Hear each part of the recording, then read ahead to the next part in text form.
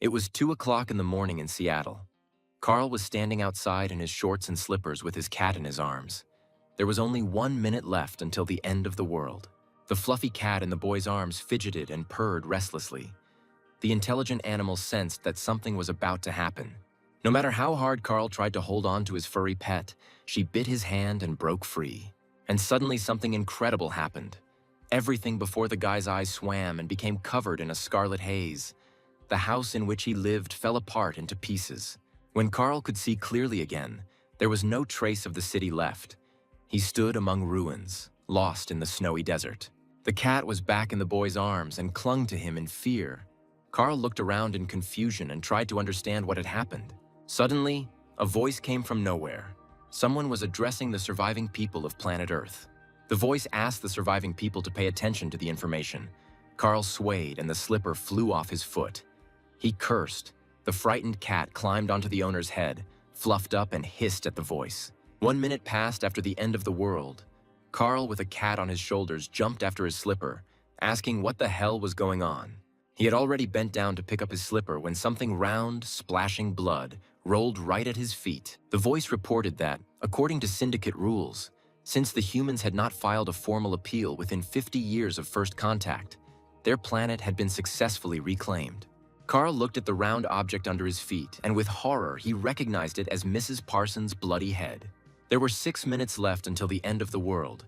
Carl, lounging in a chair, was playing a computer game. The cat was sitting on his lap. Something was bothering her, and she jumped off the chair, moving her soft paws. She scurried around the guy's apartment. A happy couple was smiling at the apartment owner from the wall. Carl, his girlfriend Bee, and, of course, the ubiquitous cat.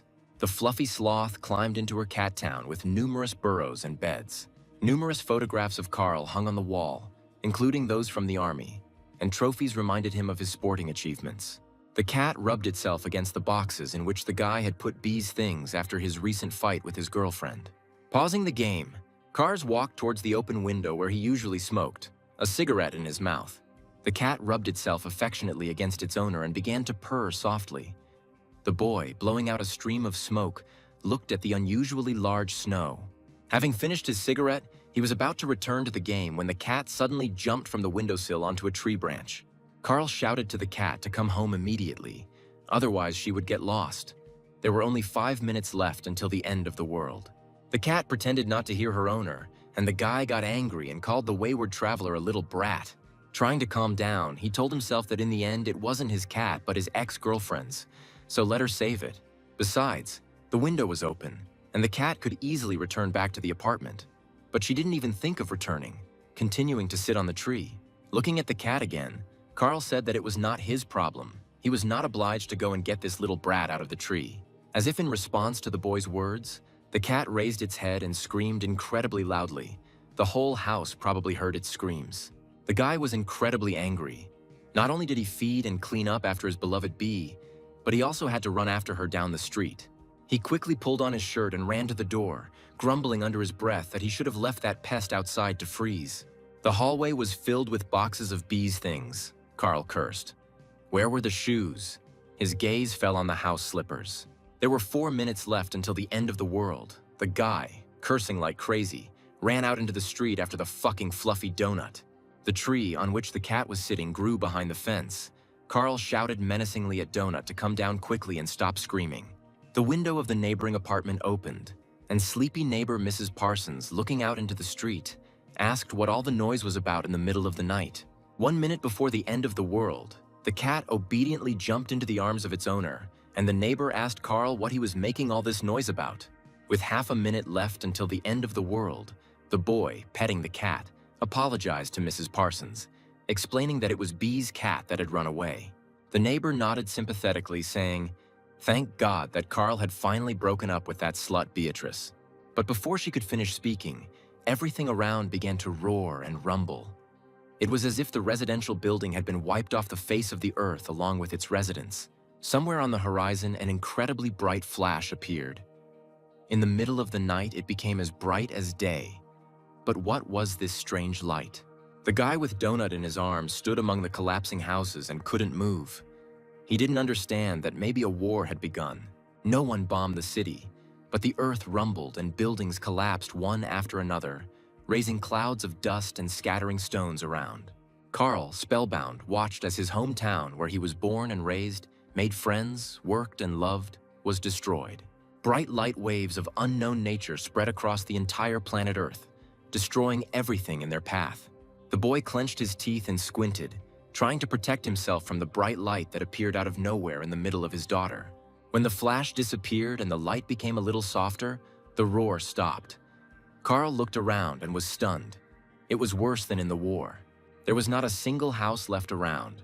The densely populated city had disappeared, as if it had never been there, and all around was a continuous field. The guy looked around silently. Suddenly he thought that maybe this was a dream. He would wake up in his bed now and everything would be as always. But, bending down to pick up the slipper, he saw the bloody head of his neighbor, Mrs. Parsons, horror frozen in her dead eyes.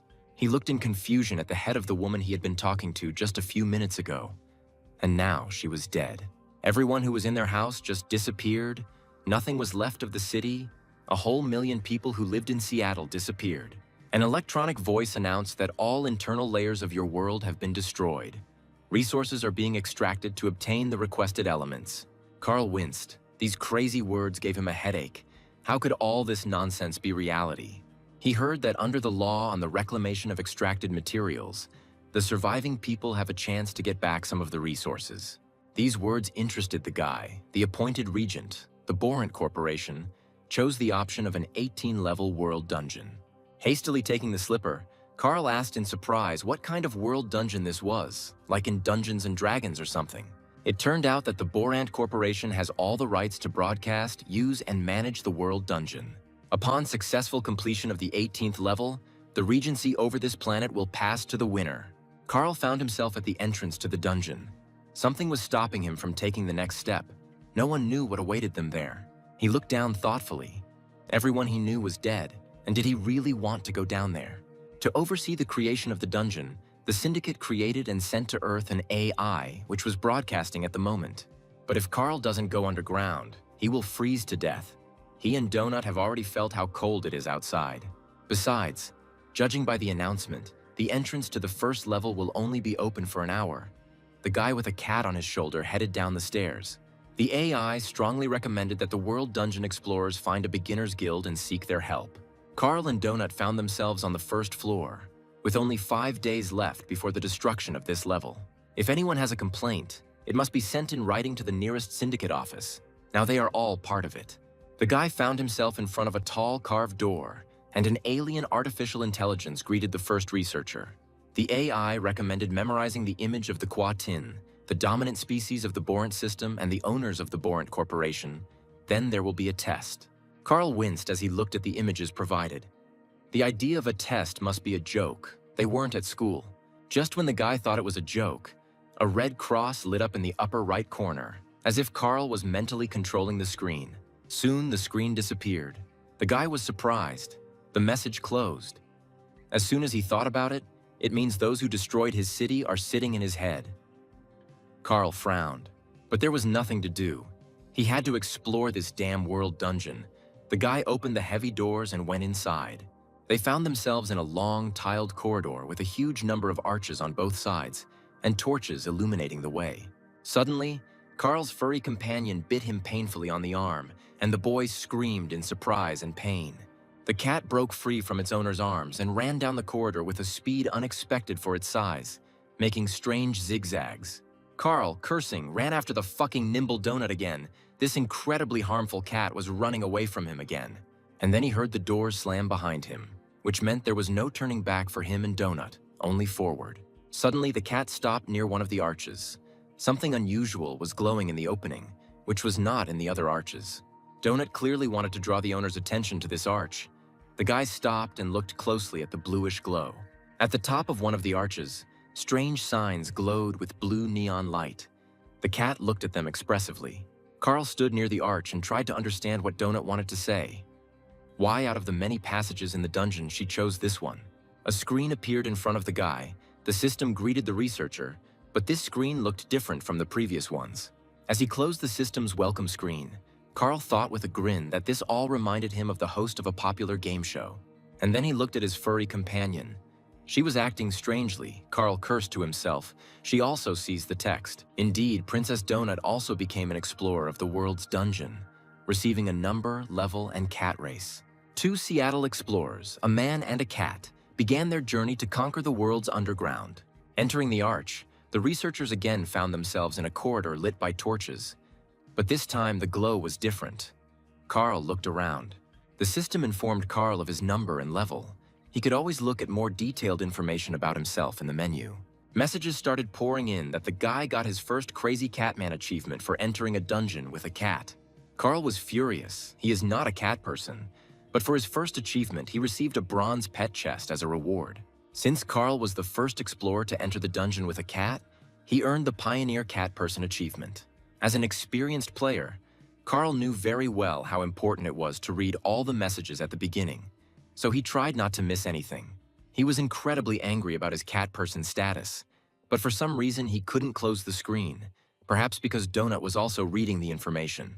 The World Dungeon system offered Carl the chance to see the prize he had just received, the legendary pet chest.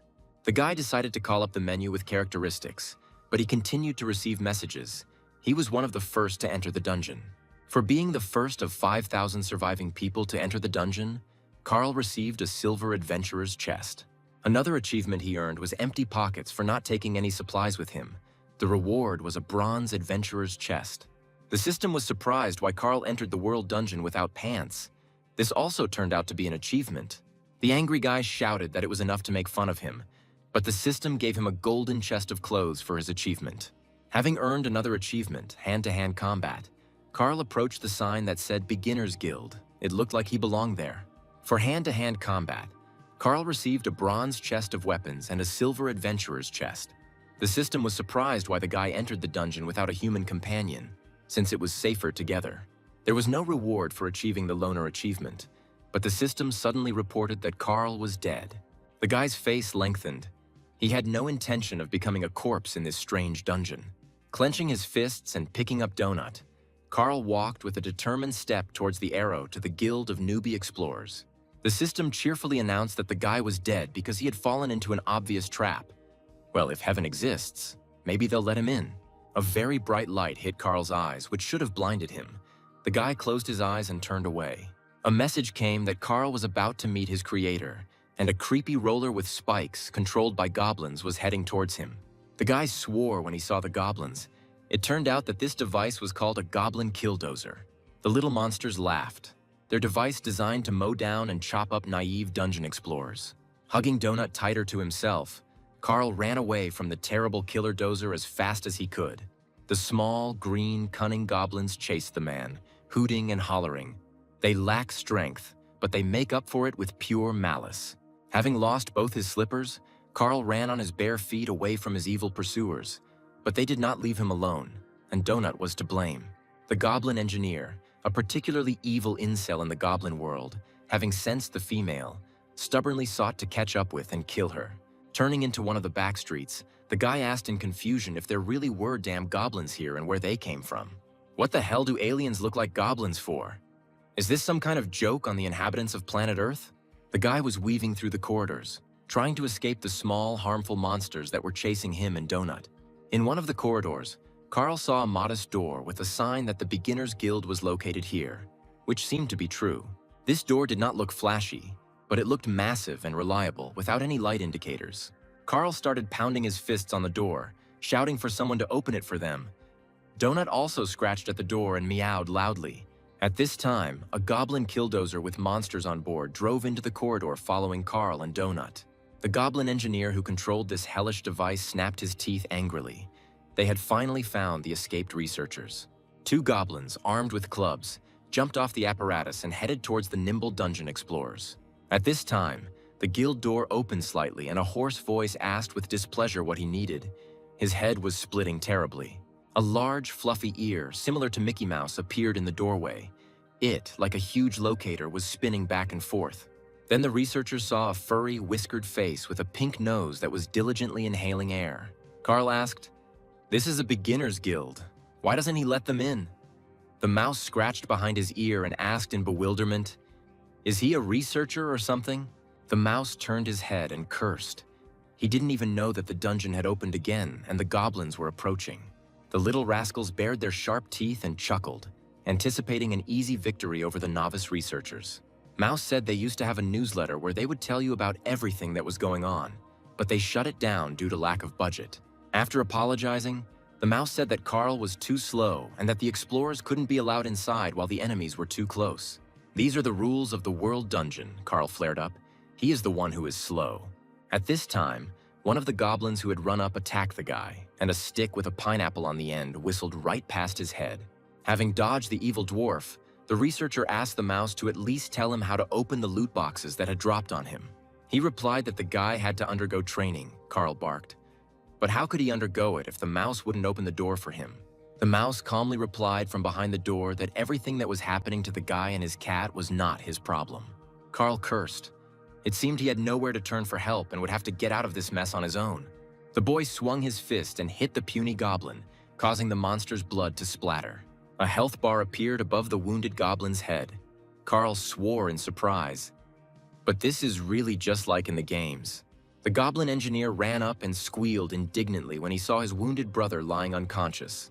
Not wanting to mess with a strong man, the goblin decided to make a run for it and rushed towards the killdozer with surprising speed.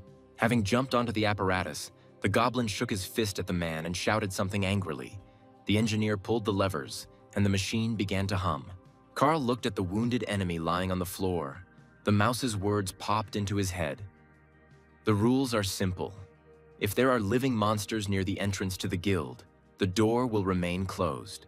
So, in order to enter, there must be no living enemies left nearby." Carl raised his muscular leg to finish off the wounded monster. He kicked the monster with all his might, and the scarlet blood of the small, green, evil goblin spilled across the corridor. Turning to the mouse, Carl, covered in blood, calmly said, "There are no more living monsters nearby." System messages poured in. The mouse indignantly exclaimed for the boy to take his animal back. The cat deftly slipped inside. Mouse said he would be in big trouble if he was discovered to have let the researcher inside. But Donut didn't listen to anyone. Slipping into the guild room, she pressed something. The chain on the door swung and fell. At that moment, a goblin death harvester was roaring down the narrow corridor. The monsters decided to avenge their murdered comrade. Carl instantly jumped inside the room and slammed the door behind him. Another second and the killdozer would have turned him into mincemeat. The owner of the room was standing on the carpet near the fireplace and snoring discontentedly. These researchers burst in on him without permission. The guy asked if there were any other exits besides this door, and the mouse frowned and replied that there were no others. Opening the door slightly, Carl carefully looked out to see if these goblins would really be waiting for him near the door. The mouse replied that one would definitely keep watch, and the other would run for help, and in half an hour their entire huge family would be here. The guy cursed. It was absolutely impossible to allow a crowd of these vile creatures to gather here, which meant none of them should leave. Frowning, Carl told Donut to stay there for now. The cat climbed onto the top shelf and listened attentively to her owner. Suddenly, the cat approached a pot on a shelf and knocked it onto the floor with its paw. The mouse exclaimed in horror. The pot of white powder fell to the floor with a crash and shattered into many small pieces. The mouse grabbed his head, while Carl quietly opened the guild door and crept outside unnoticed. The guy understood that he couldn't remain idle. As long as these little creatures were confident in their strength, he would try to deal with them. Now they are both here, which means we need to deal with them as quickly as possible. Carl sneaked up and quietly climbed onto the goblin's apparatus. The guy, having climbed onto the killdozer, quickly grabbed one of the monsters sitting on the roof of the device by the neck. Carl threw the green enemy against the wall of the corridor with all his might, and the goblin squealed helplessly. Hitting the wall hard, the light goblin bounced off it like a ball and flew straight into the sharp blades of the killdozer. The guy frowned. What the hell happened? Did he miscalculate the force of the blow? He only wanted to stun this bastard. The puny monster hung on the spikes of the hellish apparatus, which pierced him through, and streams of blood flooded everything around. Carl spat in disgust. How disgusting! Pieces of goblin got right into the guy's mouth. He carefully peered into the cabin of the goblin killdozer. There remained a goblin engineer, the strongest and most evil one in this team. Hanging on the cabin, the guy kicked the monster, intending to knock out the enemy. The goblin growled angrily. Judging by the health bar, the wound did not cause him much damage. Carl realized that this one was stronger than the others. The guy clenched his fists and dealt the monster several blows to its green face, knocking out sharp teeth and causing goblin blood to splatter. The metal ladle that served as a kind of helmet for the monster flew off the goblin engineer's head. Carl hit the enemy several times with a metal ladle because he didn't have any other weapon yet. The blows he received sent the goblin engineer flying out of the killdozer's cabin and landing on the flagstone floor. The monster sat down on the floor and clutched his bruised head. His health had decreased, but not too much. Carl angrily threw the metal ladle he used to wear on his bald head at the little bastard. Having received the blow, the goblin fell. The guy realized that his kicks and blows did very little damage. Something else was needed. Carl frowned. Damn you all, he didn't like killing these puny green creatures at all. But there was nothing to be done. The engineer had to be killed, and the guy, taking aim, jumped from the apparatus straight onto the lying goblin. Under the weight of the jumping researcher, the goblin's body turned into a bloody puddle, drenching everything around with streams of blood. Looking at the result, Carl felt a little nauseous. He wanted to avoid throwing up on the flattened goblin corpse. Suddenly, Carl heard the goblin's device hum and shake. Something was clearly happening to it. The guy frowned. What the hell? An information message appeared that the steam engine of the goblin killdozer was damaged, and spare parts were flying out of the device. The guy realized that this thing was about to explode. Cursing, he ran as fast as he could back to the beginner's guild room. Slamming the door behind him, Carl, covered in goblin blood, screamed at the top of his lungs for everyone to lie down on the floor. Shielding Donut with his body, he told the cat to be careful. At that moment, a deafening explosion was heard in the corridor. The heavy door to the newbie guild sagged slightly, but withstood the blast wave, letting through only a few bright beams. The mouse turned to the door and looked at it carefully. It was clear that everything in the corridor had been smashed to pieces. Carl, hugging the frightened cat, also raised his head and turned to the door. They would definitely have died in the corridor. Turning to the guy, the mouse menacingly asked what the hell this bastard had done here, and even climbed into his place with the beast. In front of Carl was Mordecai, a rat hooligan, the head of the newbie guild, a non-combat NPC of level 50. Approaching the guy, Mordecai leaned towards him. His eyes flashing angrily, Donut hissed threateningly at the head of the guild. Sighing, Carl asked what the hell was going on here. What kind of dungeon was this? The cat, supporting her owner, growled. Did all the people really die? How does it all work? And who is Mordecai anyway? Why is he here and what is going on? The head of the guild waved his hand, trying to calm the boy down. He understood perfectly well that he was confused and did not understand anything. Mordecai was also once a dungeon explorer like Carl. He went down to the 11th floor. The catch is that there is an exit on the 10th floor, offered by Quatin from the Borant Corporation. But the deeper you go, the better the rewards. Mordecai made a deal on the 11th floor and is stuck here as an instructor for newbies until he fulfills his contract. Carl asked, so Mordecai is an alien. They are all here from another world. Then how does the dungeon know about incels and other things? The guy frowned angrily. He still couldn't understand what the hell was going on here. Mordecai shook his head. This was the 7th or 8th world inhabited by people, and every time it was the same. The guild leader sadly lowered his head and sighed. People always want an answer to the question why. The mouse asked the boy if he couldn't just accept the circumstances that had happened and move on. Carl's eyes widened in surprise. Could this really be far from the first world inhabited by people? But how is this possible? Mordecai realized that he had shocked the newcomer with unnecessary information and waved his clawed hand in a conciliatory manner and moved a chair closer. The mouse invited the guy to sit down too. Now he would briefly explain to him what was happening here, where and why he had ended up. The first thing Carl needs to understand is that his world is ending. Mordecai knows it sucks, but it's true. Once upon a time in his world, Mordecai was a sky-winged man, and he sighed as he picked up an old photograph in a massive round frame. He showed the photo to the guy, saying that he looked something like this, only more handsome. On the 3rd floor, he changed his appearance. The syndicate populates the planet with different species, and then, after a while, returns when civilization begins to emerge. This meeting with a functioning government is considered the first contact, and the countdown begins from this moment. Earthlings have 50 years to claim the land, otherwise legal mining begins. The Borant Corporation is buying up mineral rights on the planet. They have bought a huge number of worlds, and now it's Earth's turn. Carl remembered. The voice said something about resource extraction. The mouse grinned. The amount of resources they extracted here could fit into one transport. It's about 100,000th of everything on the planet. The guy was amazed. And for this, they killed all the people on Earth. The head of the newbie guild shook his head. That's not true. In fact, the syndicate needs the planet's inhabitants. Now this entire planet is dotted with passages into the world's underground, and a huge number of people have already entered them. By entering these passages, people become new participants in a bloody and exciting adventure show. It's the most popular show in the entire universe, watched by billions, and astronomical amounts of money are involved. With the capture of another planet, a new season of this super popular show begins, in which newcomers fight for their lives. Residents of many worlds are glued to their screens, placing bets, arguing, discussing what is happening, and writing comments. And so the new season of the show, called The World of Explorers of the World Underground, Planet Earth, has begun. The guy was stunned. So this was all a show or something, and these goblins couldn't do him any harm. Mordecai objected.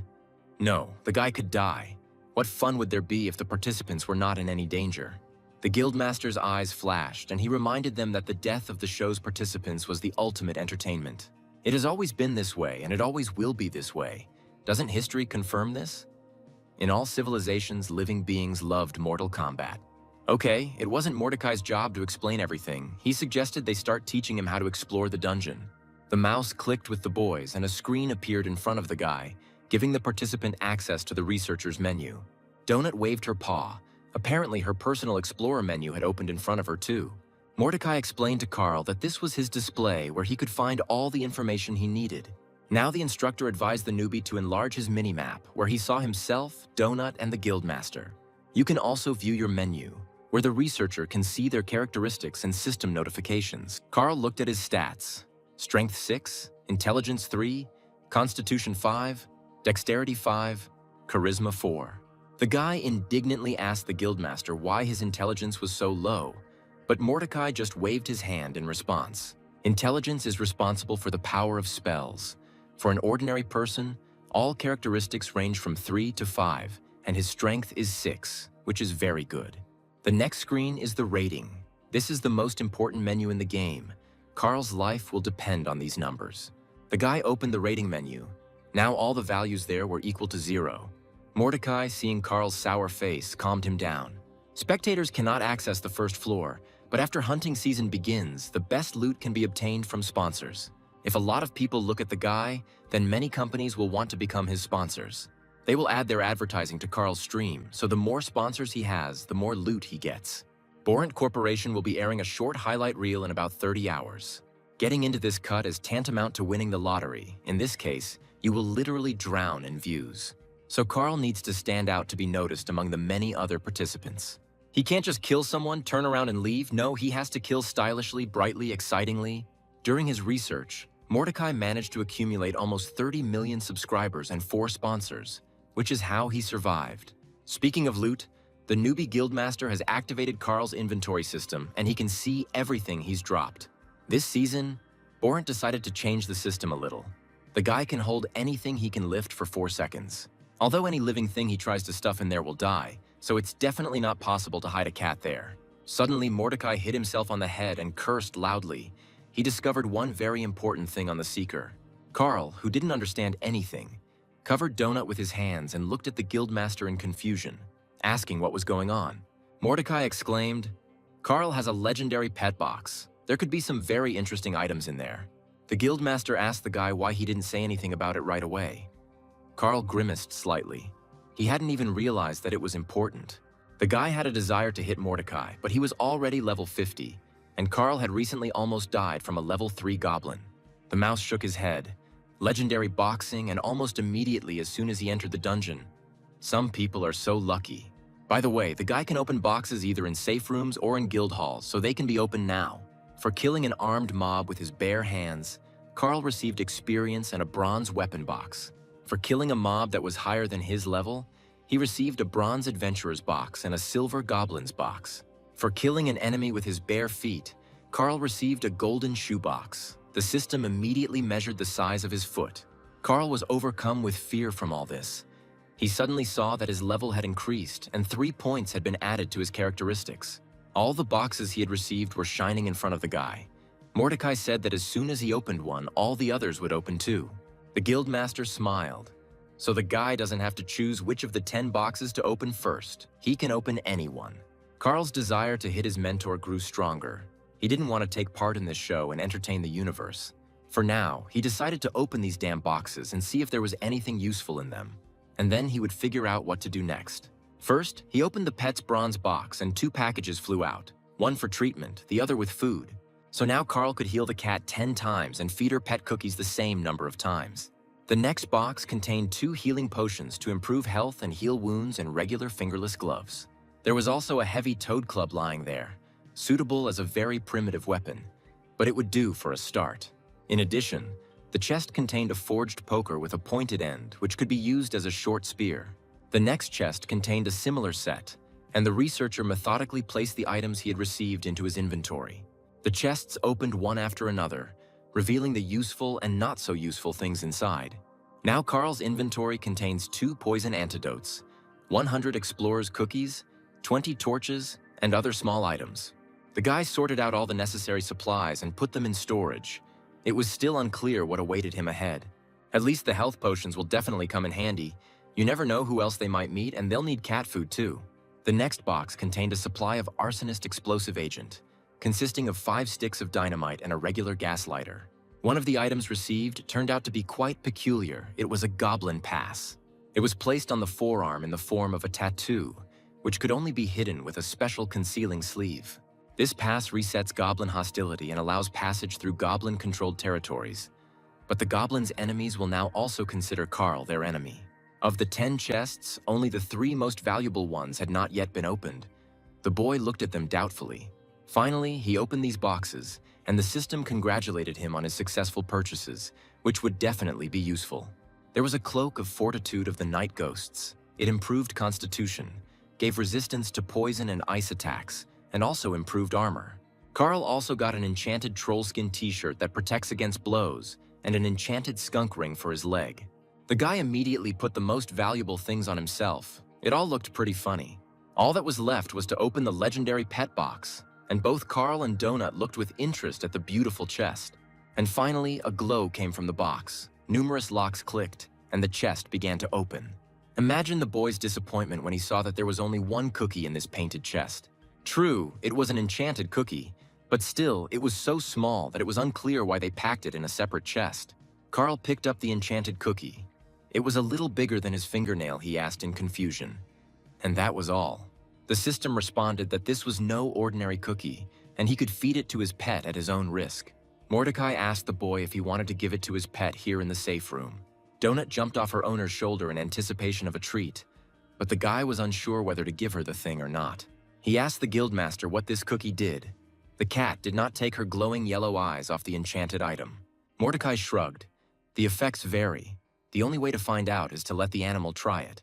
Or you can keep it until you stumble upon a store. Such a thing can cost several hundred gold. The cat looked at the guy with glowing eyes. She clearly wanted to get the enchanted pet cookie. But Carl was tormented by doubts. What if this thing would harm the cat? What if it would turn into something incomprehensible? He looked again at the naughty Donut, Bee's wayward pet, whom she had left with Carl along with his things. The guy sighed. He was the only one she had left, which meant Carl was responsible for this wayward ball of fur. But if Carl gives her this cookie, how useful will Donut be in the dungeon? She's just a cat. Carl can't even protect her properly, no matter how terrible it is.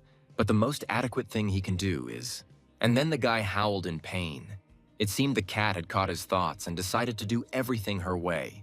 Donut sank her sharp teeth into Carl's hand, in which he held the enchanted cookie and ate the item. The angry boy shook the cat off his hand, cursing loudly. But there was nothing to be done. The cookie had already been eaten. Donut, somersaulting in the air, purred contentedly. How delicious this very pet cookie was. Having fallen to the floor, the fluffy cat stopped moving. Now she looked more like a rug in the hallway. Carl looked in surprise at what the cat had turned into after swallowing the magic item.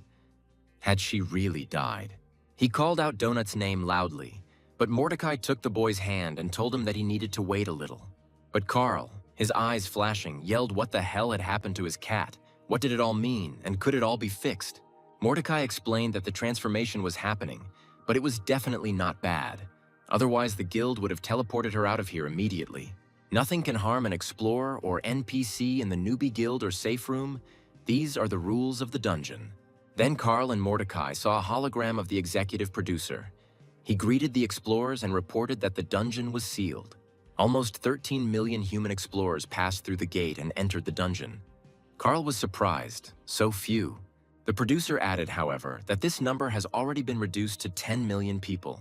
Also, the entrance to the second floor won't open until the introductory episode of the Dungeon Explorers World program begins, which will happen in about 30 Earth hours. On behalf of Borant Cascadia Corporation, the showrunner thanked everyone for their participation and wished them good luck and happy exploration. The guy sadly lowered his head, which meant that out of all the humanity on the planet, only 10 million people survived.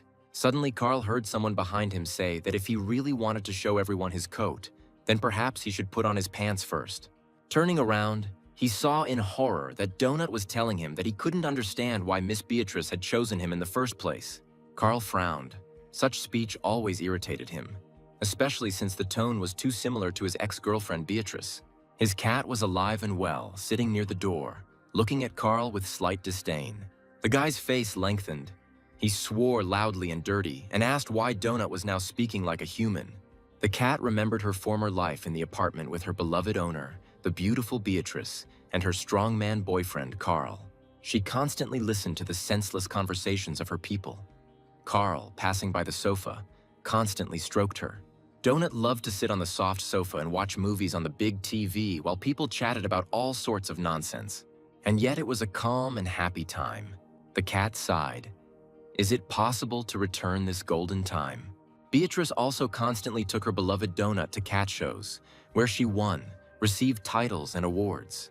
A contented Miss Beatrice gently hugged her furry pet, saying that her girl was the most beautiful. Then Donut stayed with Carl, sitting in his arms. She carefully watched as he played computer games. True, he was not as gentle as Beatrice, and after finishing the match, he regularly tried to throw the cat off his lap. But Donut resisted, and the guy quickly gave in, allowing the furry brat to continue sitting on his lap. One day, Donut heard that Beatrice was leaving Carl, and he replied that he didn't care and that she could stay in the Bahamas. He promised to look after the apartment and Donut until her parents came and took the cat. And even though Carl said he didn't care, Donut saw that the guy was sad, and the cat felt very sorry for him. She climbed into his arms and purred loudly, rubbing herself against his strong chest. He stroked her, and tears rolled down his manly face. Donut indignantly told Carl that she was the grand champion of the breed, the national winner Princess Donut Queen Anna Pushinovna. But she does allow us to call her simply Princess or Princess Donut Mordecai. And Carl looked at the cat in bewilderment. After thinking for a moment, the cat added that in front of members of high society, she must be called by her full name and with her titles. Donut looked closely at the guy, apparently trying to figure out whether he understood her statement or not. Since no one objected to her, but everyone was looking at her attentively, she added that they would agree on Princess Donut. Mordecai's mouth dropped open in surprise as he looked at this unusual dungeon explorer he hadn't taken into account. Unexpectedly, the guildmaster burst out laughing, suggesting that Carl look at the characteristics of his furry companion. The guy opened his menu and found the squad tab where he and Donut were listed, and looked at her characteristics. The cat's strength and intelligence were each 11 points, physique 2, dexterity 8, and charisma 25. In addition, she had buffs for accelerated growth and charisma. Carl was shocked. What a stat. The guy was especially offended by the fact that the cat's intelligence was so much higher than his, more than 3 times, and he found this offensive. Mordecai considered, other stats no longer gaining points meant she was stuck with a base constitution of 2 and agility of 8. With such charisma, she should take a closer look at the Bard class. The constant +2 to charisma does the trick. The guildmaster explained that other explorers were immune to her charisma, and so were guides like Mordecai. But other creatures in the dungeon were still susceptible. Looking at the cat, Mordecai said thoughtfully, for the first 2 floors, these are very high stats, downright sky high. The guildmaster, collapsing into a chair, noticed that since a second researcher had appeared, he would have to conduct the training again. But Donut generously answered the head of the newbie guild that there was no need for that. She heard everything he said to her servant. Carl's face twisted with anger. Since when had he become a servant to a cat? but Donut calmly said that it was time to begin. The cat, turning to Mordecai, said that her servant was stupid. His intelligence was only 3, so the guildmaster should not be angry with him. Carl was seething inside. He clenched his teeth in anger. How dare this impudent ball of fur talk about him like that? The cat remembered a scene from her favorite movie, which she was watching at home when her owners forgot to turn off the TV when they left. There they said about the main character that he had already become close to the family, that they wouldn't have the strength to let him go. That's what the cat thought about Carl. The head of the newbie guild told Donut that in that case he would activate her menu and inventory. It turned out that during the short journey from the entrance to the dungeon to the guild, Donut managed to obtain as many as 5 boxes of items. The cat immediately opened them, and the items inside each chest flew out. The adventurer's silver box contained many restorative potions and torches. Princess Donut also received a magical tome called the Magic Shell and Animal Cookies. Only the legendary 4-legged box, the most valuable of the 5 received by the cat, remained closed. Inside the chest was a valuable magical item, the enchanted tiara of the 6 Slob. Carl was surprised at the stupid name, but Mordecai advised him to read the description of this thing first. To begin with, Donut decided to study the magic book of the magic skill Magic Projectile. Mordecai politely addressed Princess Donut, seeing that she had already learned Magic Missile. This was simply wonderful. And that other item, although very valuable and powerful, is also very dangerous. Before you put it on, it's worth remembering. But before the newcomer's guildmaster could finish his speech, an enchanted tiara began to shine on the cat's head. Mordecai sighed heavily and lowered his head. This tiara increased strength, but had a very serious side effect. The wearer of the tiara gains the permanent effect of the royal blood of the Sultan's heir, and even removing it will not remove the effect. This effect will force the seeker to kill all members of the Sultan's clan. Carl exclaimed that he shouldn't have worn this tiara. Donut purred. This magical tiara is purple, and purple is her favorite color. Does Carl know how many purple ribbons she won? And does he know what she did for the purple ribbons? The mouse said that the elusive object meant that it would crumble to dust as soon as she picked it up. In this case, a copy of him will appear somewhere in the dungeon, and if another explorer finds the tiara, he will become the next victim on the cat's list. At this time, Donut was putting away all the items she had received into her inventory like a boss. Carl glanced sideways at the cat. He didn't like the prospect of having a bloodthirsty psychopath next to him all the time. The guy cursed and asked what he should do now. Donut calmly answered, instead of the guildmaster, everything couldn't be clearer. Stretching, she told Carl to help her reach level 18 so she could leave this godforsaken place. The system reported that Donut had named the squad Princess Donut's Royal Retinue and changed Carl's title to Royal Guard. The guy shuddered. Was this serious? Mordecai explained that she had the best stats in the squad, so she was appointed leader. The cat congratulated Carl. He was promoted from servant to guard. Seeing the boys upset, Mordecai told him not to worry. Titles weren't that important here. Right now, Donut is a little stronger than Carl, so for now, it's better for them to stick together, and then we'll see. The cat walked up to the front door and ordered it to open, the guildmaster added, at least until they reached the 9th floor. As he walked Carl to the door, Mordecai advised the boy not to forget the main thing. The crown was on her head, not his. By the way, since Mordecai prepared them, when they enter the beginner's guild, they will be instantly transported to this room, so if they have any questions, he will always help them. Carl nodded his head in agreement and wished Mordecai luck with his damn contract or whatever he had with that corporation. The guildmaster lowered his large round ears and frowned. He muttered good luck to the explorers as well. Suddenly, Mordecai jumped up to Carl and quickly grabbed him by the cloak, pulling him towards himself so that he could hear the whisper. The guildmaster whispered to the surprised boy that they shouldn't tell him, that no matter what they promised, it wasn't worth it. Mordecai now knows this for sure.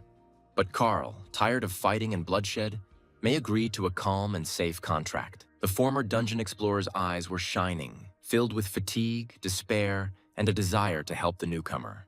He added that negotiations should not begin until you reach at least the 12th floor of the dungeon.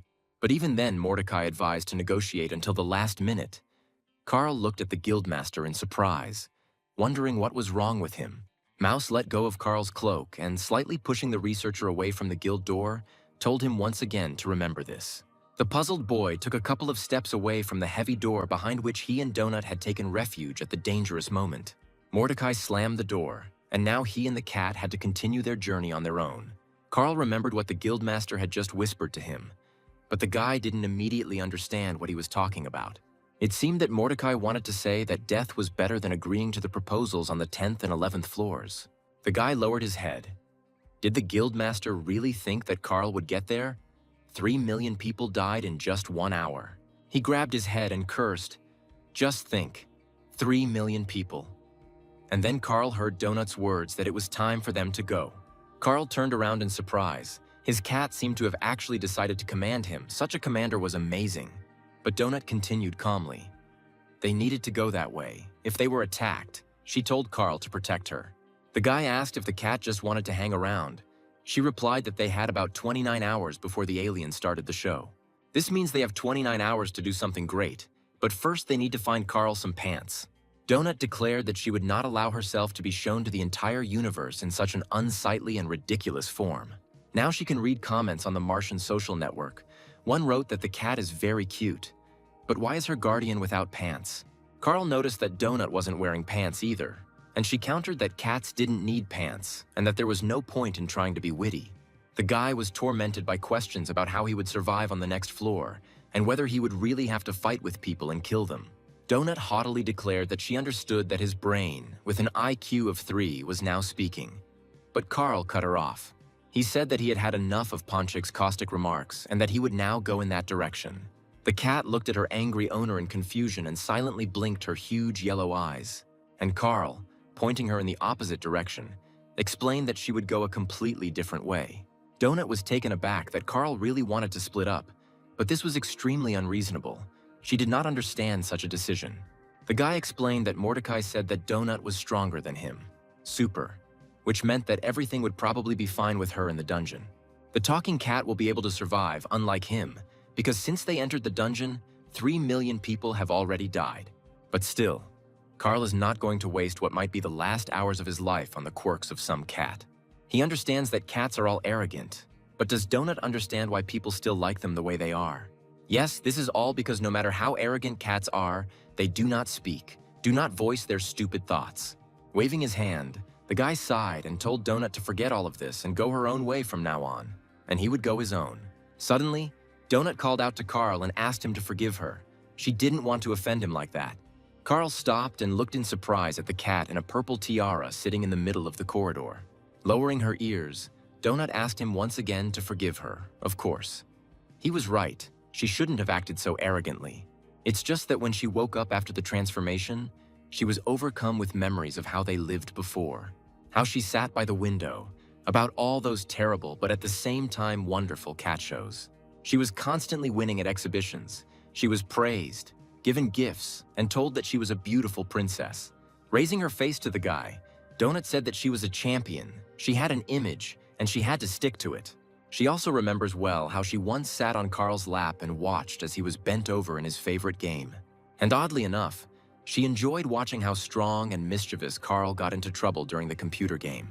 Donut saw how the guy was overcome with emotions. He was angry, swearing, clenching his teeth, but still did not give up the game. Carl's face became sad. He really did lose often, and sometimes he got hit hard during matches. The cat reminded him that he had snatched a lot of it back then and was incredibly angry at the whole world. But despite everything, he continued to play Donut, didn't understand why then. But she liked that about him too. The guy asked, "So what now? Will she suddenly stop being a typical bitch princess?" The cat sighed. "She's still the same princess, but she'll try to be softer." Donut asked the young man to understand that they needed each other. The cat admitted that she was scared and did not want to be alone. The cat knew that Carl didn't want to be alone either, and the guy asked her in bewilderment what she was talking about. Donut jumped onto the guy's shoulders and gently rubbed herself against his head. Carl gasped in confusion. She recalled that on the day the road was cleared, he could have taken her to Beatrice's parents, but he didn't want to. Instead, the guy searched online for an apartment where he could live with cats. Carl was silent. Donut noticed everything correctly. He was surprised at how smart and observant this little animal was. The cat purred quietly, almost in the guy's ear, and then she realized that he wanted to kidnap her. The guy tried to deny it, embarrassed, but he knew that this is exactly what he was actually doing at the time. Donut whispered in Carl's ear, "It wouldn't have worked. Beatrice's father would have found and returned the cat to his daughter almost immediately." After all, Carl's ex-girlfriend's father was a rather famous and influential lawyer. The boy lowered his head. He knew all this very well. But despite this, he wanted to try to take the fluffy donut with him. Sighing, Carl said, "Okay, so be it, they will go on together." The cat purred contentedly. He casually stroked her soft, fluffy fur. Donut's purring somehow calmed him down. Turning into one of the corridors, the guy said that they would go in this direction. Judging by the map, there was nothing dangerous here. As he walked, Carl told Donut that he was actually without pants because she decided to jump out of the window in the middle of the night. The cat replied that if she hadn't jumped into the tree, then they would already be dead. Carl asked why she did that. Suddenly, Donut became alert. In an instant, the soft animal turned into a string. Her eyes flashing, she said, "There is something there." In front of them was a dark, but at first glance, completely empty corridor, Donut growled. Carl asked what was there, if she saw anything. Magical rays erupted from the cat's eyes as she literally scanned the corridor. Donut used the magic projectile skills she had recently learned from Mordecai in the Beginner's Guild. The rays from the furry princess's eyes darted along the narrow corridor, trying to detect the alien. Sometimes, however, they destroyed the walls. Carl, who was watching what Donut was doing, asked what the hell she was doing, and suddenly he noticed a strange creature in the depths of the corridor, definitely not of earthly origin. His blood-red, glowing eyes were already clearly visible in the corridor. It seemed that a new enemy had appeared before them. The monster opened its toothy mouth and growled loudly in pain. Donut's magic projectile had wounded her. The contented cat, having settled comfortably on Cal's shoulder, said triumphantly, "This is how you can wound an enemy from afar." She told Carl to finish off the enemy, but he replied that it would be a good idea to first find out who we were hitting before firing randomly. And if there was a person there, Donut could easily kill him. The cat responded irritably. It's obvious that it's not a person. And indeed, Carl saw that in front of them was a strange-looking animal that was clearly going to attack them. He screamed in fear at Donut to launch the projectile faster before the monster trampled them. The cat fluffed up and fired a beam, very similar to a laser. Their enemy was close, so it was easy to aim. Donut's magical blast hit the monster right in the eye and completely burned it out, making the enemy even more angry. The system informed them that they were facing a bad third-level llama. She might bargain, or she might spit. Then things would be very bad for them. And indeed, the angry llama's chest swelled, filling with something golden-orange. The next second, a fireball flew out of the llama's toothy, hissing mouth, and she spat fire at the dungeon explorers. Donut immediately hid behind Carl's broad back. Because the llama was aiming at her, the guy dodged, and the fireball flew past. Carl looked with interest at what the llama spat at them, and was surprised to discover that it was real lava. The guy was shocked that a llama could spit lava, while several pools of burning lava were already blazing around him. He shouted at the cat to fire another projectile at the dangerous animal, but Donut replied that she had no mana. Rushing to the llama, Carl asked the cat if she hadn't been given a mana potion, but there was no time to think. The llama was about to spit again. Flying up to the monster, the guy hit the llama on the chin, changing the direction of the lava flow. Now it flew in the other direction. Without giving the monster time to recover, Carl dealt the llama blow after blow to prevent it from generating another batch of lava. Suddenly, he felt the bones in his right hand breaking from the powerful blows against the monster's body. But despite the sharp, burning pain, Carl continued to fight, gritting his teeth. He beat the bad llama until it swayed. Finally, the llama's long legs began to move apart. It began to sway, and blood flew out of its toothy mouth along with lava. The dying monster tried once again to spit at its enemy, squeezing out a few drops of burning liquid. Carl's broken arm was shaking. He felt incredible pain, but he clenched his teeth and endured it, not allowing himself to even cry out. The guy concentrated. He couldn't relax now. The fight wasn't over yet. The llama was wounded but still alive. The danger remained. Carl remembered the army, everything he had been taught then, and suddenly his face became calm. He clenched his fist and rushed back into the fight. The guy put all his remaining strength into a blow to the llama's chest. He hit the very bag in which the fiery saliva collected. The force of the blow caused the bag on the llama's chest to burst and lava to spill out. This blow proved fatal for the monster. The llama coughed, kicked its hooves helplessly, and fell to the floor. The animal shook its head painfully. Now the bad llama was no different from an ordinary earthly animal. Finally, she began to quiet down. The eye became cloudy, and the bag of lava became paler and paler, as if the lava had begun to harden. Carl grabbed his hand. He cursed under his breath. It hurt so much. Only now did he allow himself to fully feel the pain. The guy remembered that he had healing potions in his inventory. It was time to try their effect on himself. By clicking on the healing icon in the menu, Carl selected the appropriate action he needed. The system showed the researcher the healing process. It turned out that in the fight, Carl managed to break as many as 6 bones in his arm. To the guy's surprise, the pain in his arm went away almost instantly. He was amazed. It worked so quickly, but how is that possible? Donut ran up to her wounded companion and worriedly placed her soft paws on his broken arm. She said how careless Carl was. It was bad.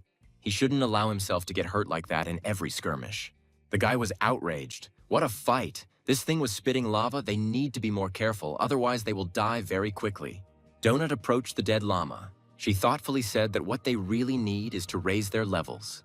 The cat opened her inventory and replenished her food supplies with the meat of the killed animal, as well as the fluffy skin of a llama.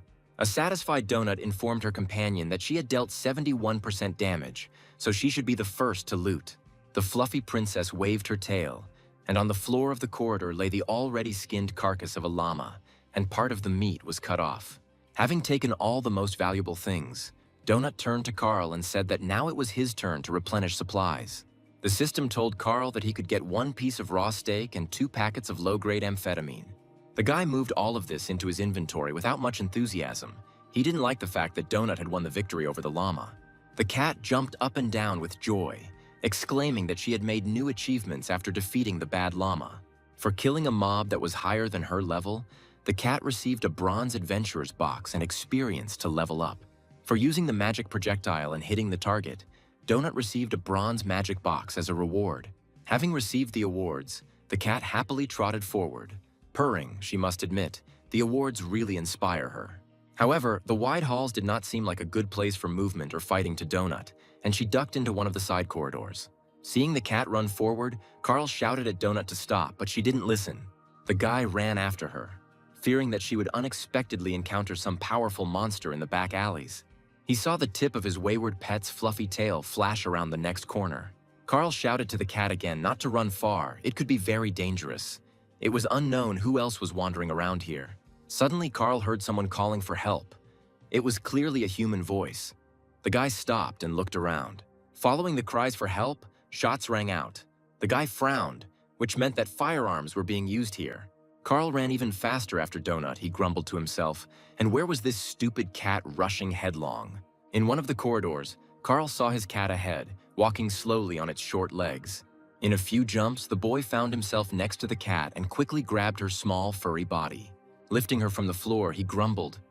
Why did she run away if she herself wanted them to go together? What kind of willfulness? Donut frowned and said that grabbing the princess like that was the highest degree of humiliation, but she would forgive Carl. He told his fellow traveler that they did not know who or what awaited them ahead, and asked her not to run away headlong anymore.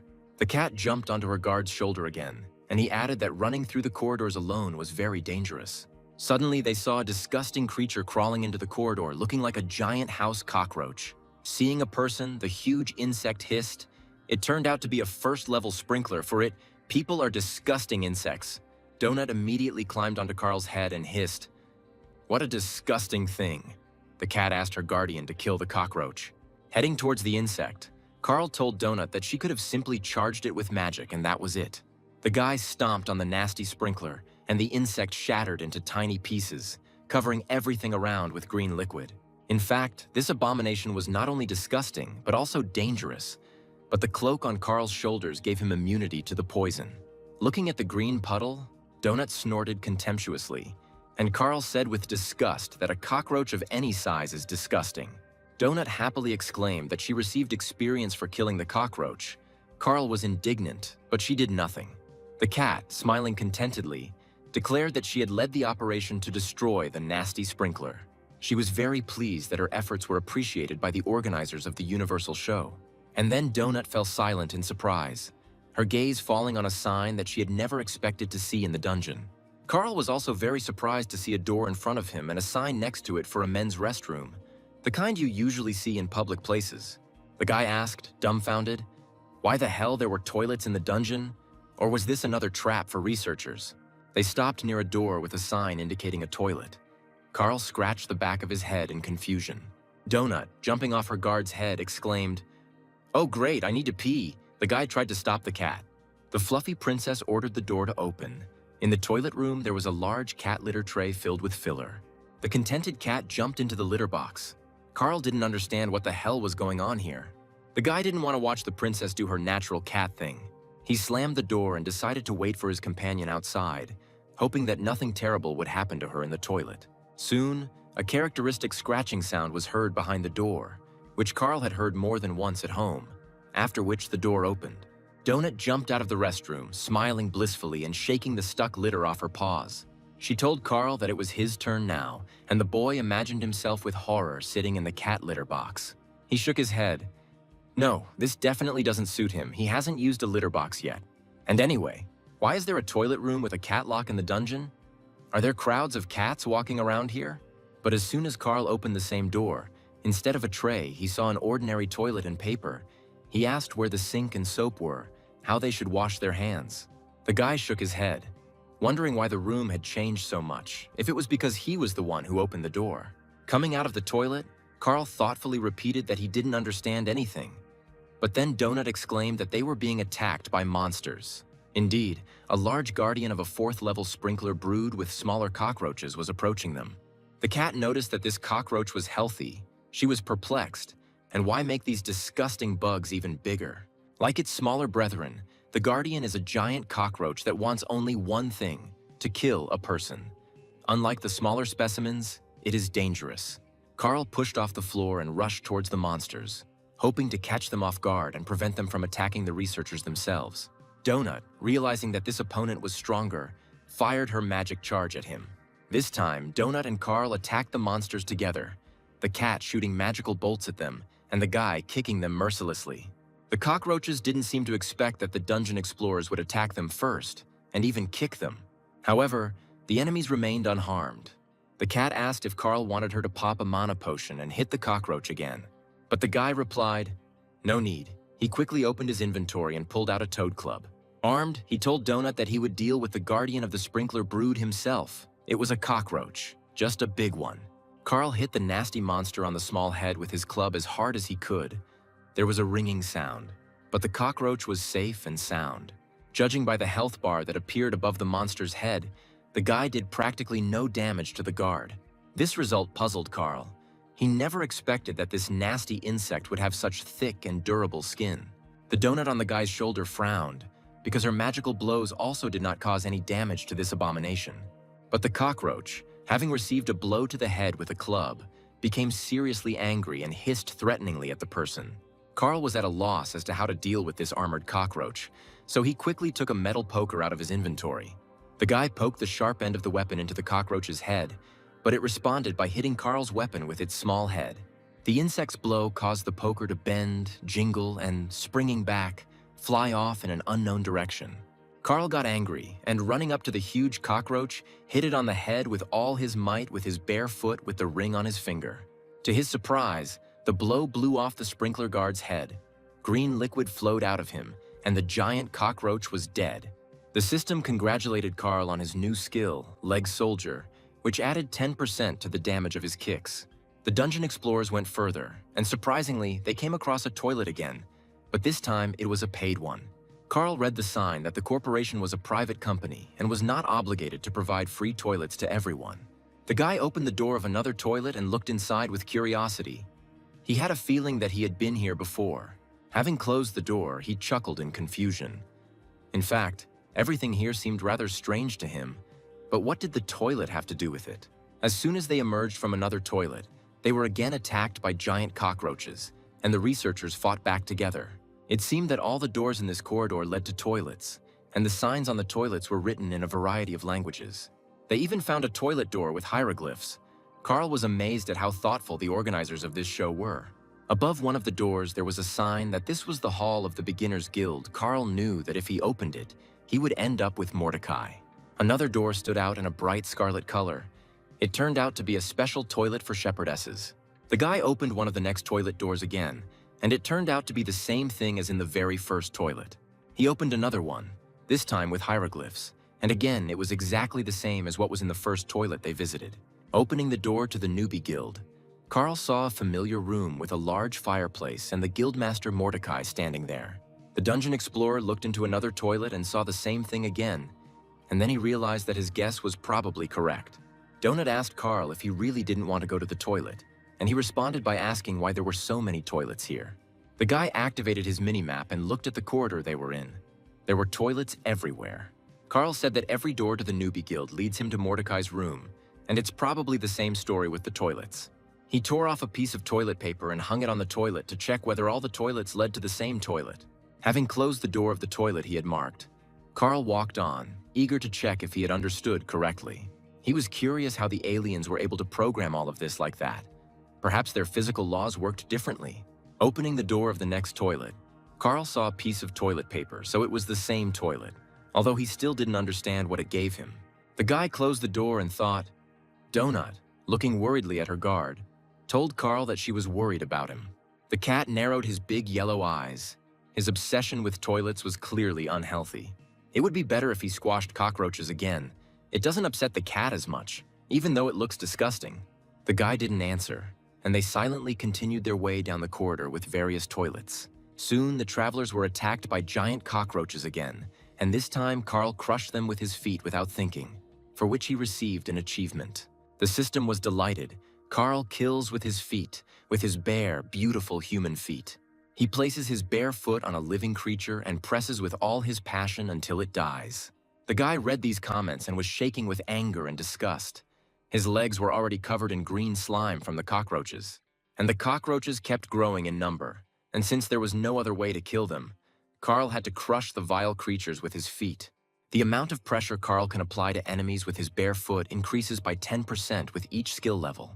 Donut said thoughtfully that they probably wouldn't buy Carl's shoes. His bare feet worked much more efficiently. But the guy didn't agree with the cat. They would buy him shoes, and as soon as possible, he was already fed up with these comments about bare feet. The cat pointed out to her companion that the show's organizers seemed to like him just the way he was. Well, or at least they like Carl's legs, which he uses so skillfully to kill his opponents. Ponchik was sure that this sympathy should be taken advantage of. If the organizers liked them, perhaps it would be easier for them. Carl understood that there was some truth in Donut's words, and perhaps that was what he should do. But it was very unpleasant for him. The cat objected. He was wrong. Being eaten by a bad llama, that was really unpleasant, and the rest was bullshit. Jumping into the guy's arms, Donut purred that Carl was probably just very tired, which is why he thought so. Once he gets some sleep, all these jokes about bare legs and the like will seem like nonsense to him, because they didn't sleep all night. Carl thought, God, it's not even morning yet, but it feels like several days have already passed in this damn dungeon. He told Donut that they needed to find one of those safe rooms Mordecai had told him about and get some rest. Perhaps in this room they will also get more answers about where they ended up, what awaits them, and how best to behave. Soon the guy found what they were looking for. Donut was delighted. She asked her companion what this magical place was. The cat's eyes sparkled. She exclaimed happily and squirmed in Carl's arms, clearly eager to explore the room. The boy let go of Donut, and she rushed towards her intended target, her fluffy tail flashing among the tables and chairs. Leaning against the glass wall, she exclaimed, "This is the biggest cat tree house she has ever seen."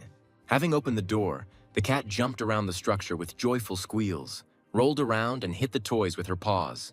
Carl looked around. It looked like he could eat here in peace. Besides, there were several screens hanging on the wall that looked like televisions. The guy walked up to the bar counter. There was someone there, but only the owner's hat was visible from behind the counter. Carl leaned over and looked behind the counter. A stocky gnome stood there looking intently at the guest with large, sad eyes. The guy greeted Tally, the keeper of this safe room, a non-combat NPC of level 63. Tally looked sullenly first at the guy, then at the frolicking cat, then asked Carl if they wanted to eat. Carl smiled. What, Tally is inviting them? Maybe there is some kind of menu here. He is new here and doesn't know anything yet. Tully knows the guy is new because the dungeon just opened, but it opened without warning, so Tully didn't have time to prepare. But he can cook food for a human explorer, but not for a cat. But he has milk. It is better than pet cookies. Donut was absolutely delighted. She shouted to Carl. This place is simply amazing. He can see for himself how much fun she is having. Carl smiled. Actually, the cat loves yogurt, but you can't give her too much. Carl stopped short. For some reason, he suddenly remembered his ex-girlfriend Beatrice. Whether she was alive, whether she had also gone into the dungeon. Coming to his senses, Carl said that cats need meat to survive. Tally promised to bring meat. He again asked if the man wanted to eat. Tally would cook. Watching Donut play, the boy asked what Tally would advise him to eat since he didn't know the menu. Carl watched with a sad smile as the cat frolicked among the toys. It reminded him of his former carefree life. Turning to the safe room keeper, the boy said that he didn't know what would be best to prepare for him. Gnome Babka asked Carl if he wanted Tally to choose what to cook for him to eat. The guy confirmed that it would probably be better that way, since Tally knows everything here better. The only request is that it not be a fish. Tully asked what level of spiciness he wanted between 1 and 5. Carl said he liked it hotter, so 4, but only if that was on the human scale. The keeper asked the guy if he would rent a room. The preview announcement would only be in 10 hours. Carl didn't understand what the announcement was, Tully explained. An announcement of the show World of Earth Dungeon Explorers. They'll explain everything there. After thinking for a bit, the guy decided that they would take the room. By that time, Donut had played enough and returned to Carl. Tully said that everything was fine. The human researcher could go take a shower and get some rest. Just when the guy wakes up, Tully will prepare food for him and he will be able to eat before the show announcement starts. Carl thanked Tally and headed to the room indicated by the keeper. Donut jumped into the guy's arms as he walked. As he left the common room, the boy wished the sullen Tully good night. Perhaps this would be their last good night. Tully looked after his guests and also wished the dungeon explorers good night. The lights went out in the common room. The researchers went to their rooms, and Tally headed to the kitchen to prepare a treat for his guests. Babka's eyes were very sad. He sighed heavily. He clearly did not like being in the dungeon. The first thing Carl did was take a shower. The hot water had a calming effect on him, and he wanted to wash the cockroach blood off his feet. Everything fell on him so suddenly that he didn't even have time to think about it all properly or comprehend what was happening to him. But it's very hard to think about what happened. It's hard to imagine that all this crazy nonsense could be true. Coming out of the shower, Carl asked where the towels were. It turned out that he had nothing to dry himself with. Donut stared wide-eyed at her wet owner as he emerged from the shower. The guy looked for something to dry himself with, but found nothing. Carl shook the water out of his hair. The cat closed her eyes and said contemptuously that only dogs shook off water like that. But the guy didn't pay attention to his furry companion's caustic remark. He said that this place was as wonderful as it gets. Having dressed again, Carl fell onto the bed. He remembered that with all these events, he had not slept for about 2 days. He hugged the pillow and whispered tiredly that it was time for them to take a little nap before this damned Universal show began. As he fell asleep, Carl thought that maybe when he woke up, this would all be over and would turn out to be just a long, drawn-out nightmare. As soon as he began to snore, Donut jumped out of her bed and lay down next to the peacefully sleeping Carl. The cat curled up into a ball, pressing her warm, fluffy side against the guy's back and began to purr loudly. Several hours passed. Donut woke up first. Carl continued to lie down, and the cat became worried whether he was alive. Finally, Carl woke up. Unfortunately, everything around him remained the same, and the guy suggested going to breakfast. The keeper of the safe room, seeing that his guests had woken up, hurried to put 2 cups of food on the table. Carl breathed in blissfully. The smell was simply amazing, and it looked very appetizing. It was not for nothing that he trusted Tully. Armed with a spoon, Carl began to eat his breakfast. He didn't even notice how half of the portion ended up in his stomach. Licking the spoon, the guy exclaimed how delicious it was.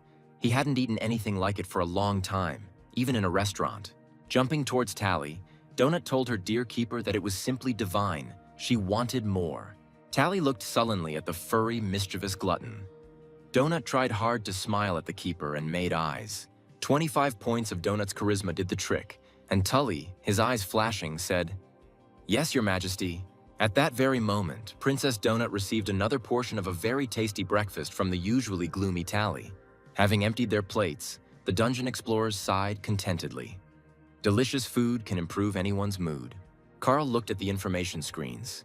It said that the leaderboard would appear after the 3rd level crash. There were 3 days and 17 hours left before the level collapsed, and there were just over 4 million dungeon explorers left. The guy almost jumped. Why are there only 4 million people left when just recently there were 10? Carl was in shock. 2/3 of those who entered the dungeon died before even reaching the start of this damn show. Finally, the screens came to life, and the announcement of the new season of the most popular reality show in the universe began to air. Donut settled down on the table and watched attentively. Maybe now they would be able to find answers to all their questions. The host welcomed everyone to the official preview, warning everyone to watch until the end to see the teaser. The dungeon has a colorful history, and the syndicate's most trusted companies will tell it to viewers. Tully grumbled from behind the counter. It's not interesting to watch. There's no deep immersion into the atmosphere. The show's host was confident that many viewers still remember the stunning finale of the show's last season. The keeper of the room didn't like the competition last season. The Squim conglomerate presented the battle for the planet Errol. Tully said the planet's inhabitants were divided into groups and told that their loved ones would survive if they killed each other. And naturally, the Aurelians began to do this. Blood flowed like a river, mountains of mutilated corpses, incredible cruelty. As a result, the strongest and most bloodthirsty became the winner of the show's season, killing all the other inhabitants of the planet. Carl asked if it was true that their relatives survived, and that the syndicate had not deceived the winner of the show on that planet. Tully sighed. Yes, that's true, but Squim completely sucked the atmosphere out of the planet. Everything there died anyway. The safe room keeper said that a quick death was better. Borant at least gave people a chance to survive. The show's host smiled widely before they began the preview, giving the floor to their sponsor. A serious voice began to praise the Borant Corporation in every possible way as the most reliable partner in the entire universe. This is not the first season of the show World of Dungeon Explorers, which is presented by the Borant Corporation. All seasons have been a great success. The corporation's administration hopes that this season will bring all viewers a lot of emotions and exciting adventures. Carl winced. He hated commercials and tried not to watch or listen to them, but there was no way around it. The commercial ended and the show's host said he had been convinced and was ready to trust Borant Corporation in any matter. And now, a short educational program about planet Earth awaits the esteemed viewers of this fascinating show. The Syndicate once selected humans to populate this planet, but this particular batch has some interesting characteristics. However, the results of the research are still ambiguous.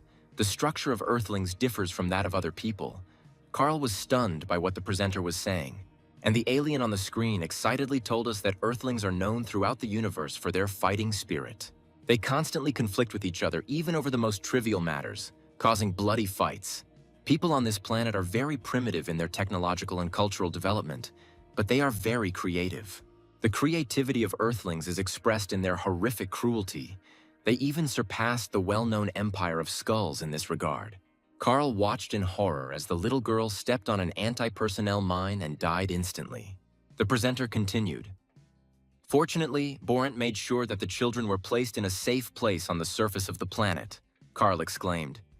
But they are showing a frame from a film. The showman also said that Borant also took care of preserving the Earth's important cultural heritage. The rules are similar to those of Borant's last season, with ladders located throughout the floor, but some have bosses assigned to them. Suddenly, the broadcast was interrupted, and only color-setting tables flashed on the screens. Carl asked what the hell was going on. The broadcast was restored. The presenter announced that this was the entire teaser. I wonder if any of the researchers will be brave enough to challenge the boss. The alien was sure they would find out everything at the premiere of the new season of the show World of Underground Explorers, Earth. Donut was surprised. She didn't think that Earth was so terrible, Carl objected. Half of all this was from the movies. They try to make it look like they are saving Earthlings from themselves. The cat sighed. It wasn't that important anymore. They needed to find the boss and kill him. That way they would definitely get into the show. Jumping down from the counter, Donut said that while they were in a safe place, they should open the chests they had received. The cat smiled affably at her companion and said that if Carl wanted, he could open his boxes first. The guy received a few more torches, healing potions, bandages, and a ring that added points to his constitution. Carl didn't want to take any of these items right now, so he carefully moved everything into his inventory. Donut exclaimed that for being among the first 100 who raised the level of her magic projectile, she was given mana restoration potions. And in another of the cat's chests, there was a slate decoration in the shape of a small butterfly. It gives +4 points to lightness of legs and +1 point to intelligence. Donut was delighted. Now the winged fairies would not be hostile towards her. Moreover, the cat received a blessing from them. She was literally flying around the room. Carl asked her to be more careful, This skill does not mean that she cannot get hurt when she lands. But Donut didn't listen to Carl. She ran around the cat town faster than the wind, squealing with delight. Carl asked Tally where he learned to cook so well. He must have been a dungeon explorer before. The safe room keeper shook his head, his eyes growing even sadder. He told Carl that this was not so. Judging by the size, this topic was very difficult for Tully, but he told his story. It turns out that the Syndicate doesn't select all worlds in the universe for its show. Sometimes the planet's inhabitants are offered a deal, and that's what happened with their world. One day, representatives of the Syndicate appeared on the planet and announced their conditions to Bobka. These conditions were simple. They would take the inhabitants, and in exchange, they would promise not to conduct excavations on their world. Tally had a family, but everyone understood that those who signed the contract would be making a small contribution to the survival of their home planet. The Syndicate came, and the world of the planet of the Bobka people began to perish. Then Tally decided to take a contract in the dungeon. He didn't want to calmly watch his people die, and he couldn't. Now he had to be here so that his family could live. Donut said it was sad and they needed to be interesting so they could get fans and get on the show. The cat added, and they also need to become stronger as quickly as possible, otherwise they simply won't be able to survive here.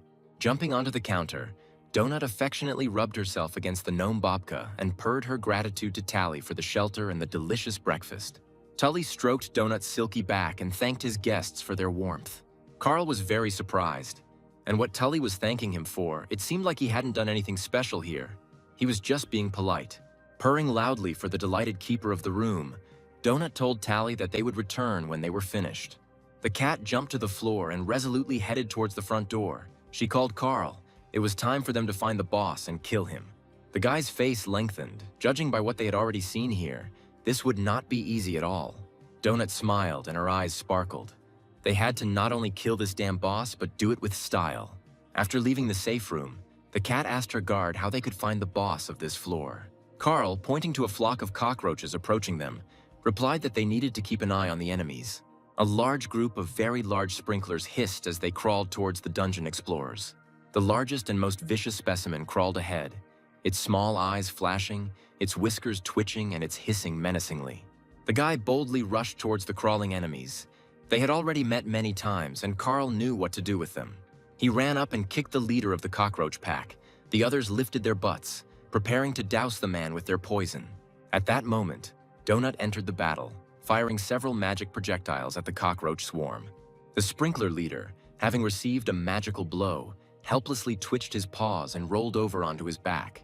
The cat continued to hit the cockroaches with charges, not allowing them to get up and spray their poison around. Paralyzed by magic, the sprinklers fell to the floor and were unable to move for some time. Donut continued shooting at the swarm of giant cockroaches. She had already learned to aim and almost never missed. And Carl quickly finished off the paralyzed creatures, crushing them with his bare feet, which the show's organizers liked so much. Attacking the enemies together, Carl and Donut quickly dealt with a large swarm of giant cockroaches. Finally, the fight was over. The guy wiped the sweat from his forehead and noticed that the swarms of insects were getting larger. Judging by the number of enemies and their size, the researchers are approaching their nest, and perhaps the boss is also located there. Remembering their last fight, Carl thought that it was quite possible for the two of them to kill the boss. True, in order to win, they need to do everything smartly, work together, not rush into things at random, and first scout everything out. Donut jumped off Carl's shoulder and ran forward, avoiding the green puddles of disgusting, poisonous cockroach blood. The guy suddenly asked his furry companion if she knew how to make an incision. She answered, "Of course she could." The cat flashed her sharp claws. She could make a 4th-level cut and scratch too. Her strength was already 15. Carl noticed that Donut had more strength than him. The guy's strength was now equal to 9. This means that even if the mana for magic runs out, Donut will still be able to deal serious damage due to his strength. He smiled and invited her into his arms, saying that it was time for them to move on. It seemed he had figured out how they would defeat the boss. Donut jumped up and pressed herself against Carl. He decided that they would simply act more carefully due to the cat's low constitution stat. He stroked her small body. She seemed so vulnerable and fragile to him. The cat said she had dropped some sprinkler hemolymph, and the explanation said it was an alchemical ingredient. She purred and asked Carl to get more of these things. They seemed to be very useful. The guy agreed, and they moved further down the corridor where they had encountered so many giant cockroaches. After scratching Donut behind the ear, Carl said that they made a great team. They could deal a lot of damage, even from a distance. Maybe they would survive. At the end of the corridor, the dungeon explorers found a large gate with a warning sign hanging on it. Carl read in Spanish that it was forbidden to enter here by order of the health department. The guy said to the cat, I think it was Spanish, it said something like, "Do not enter on orders." He asked if Donut understood anything. The cat frowned. She didn't understand Spanish and couldn't guess what it could mean. Seeing how upset Donut was, Carl told her to forget about it. They would come in now and they would understand everything right away without any signs. He quietly opened the door and whispered to the cat if she could smell anything, as she had a keen sense of smell and unparalleled vision. Donut jumped out of Carl's arms and carefully entered the open doors of a dark and very large room. The cat's fur immediately stood on end. She felt a huge number of enemies on her skin. Donut whispered, "There are a lot of first and second level sprinklers here. Just an incredible number." The cat looked closely, and there was something else, but she just couldn't figure out what it was. Turning to Carl, Donut whispered, "Something stinks terribly. The cat is about to burst into tears from the incredible stench." The guy activated his mini-map to get his bearings on where the largest concentration of enemies was in this room. Pulling a stick of dynamite from his inventory, he warned Donut to get ready to run on all fours. The system said the guy was holding goblin dynamite, and he needed to be careful with it and not squeeze it too hard otherwise. Carl looked at the stick of dynamite in surprise. He couldn't understand why the system stopped in the middle of a word. And then the guy clenched his teeth. The system simulated the sound of an explosion. Carl already decided that the saber had exploded right in his hands.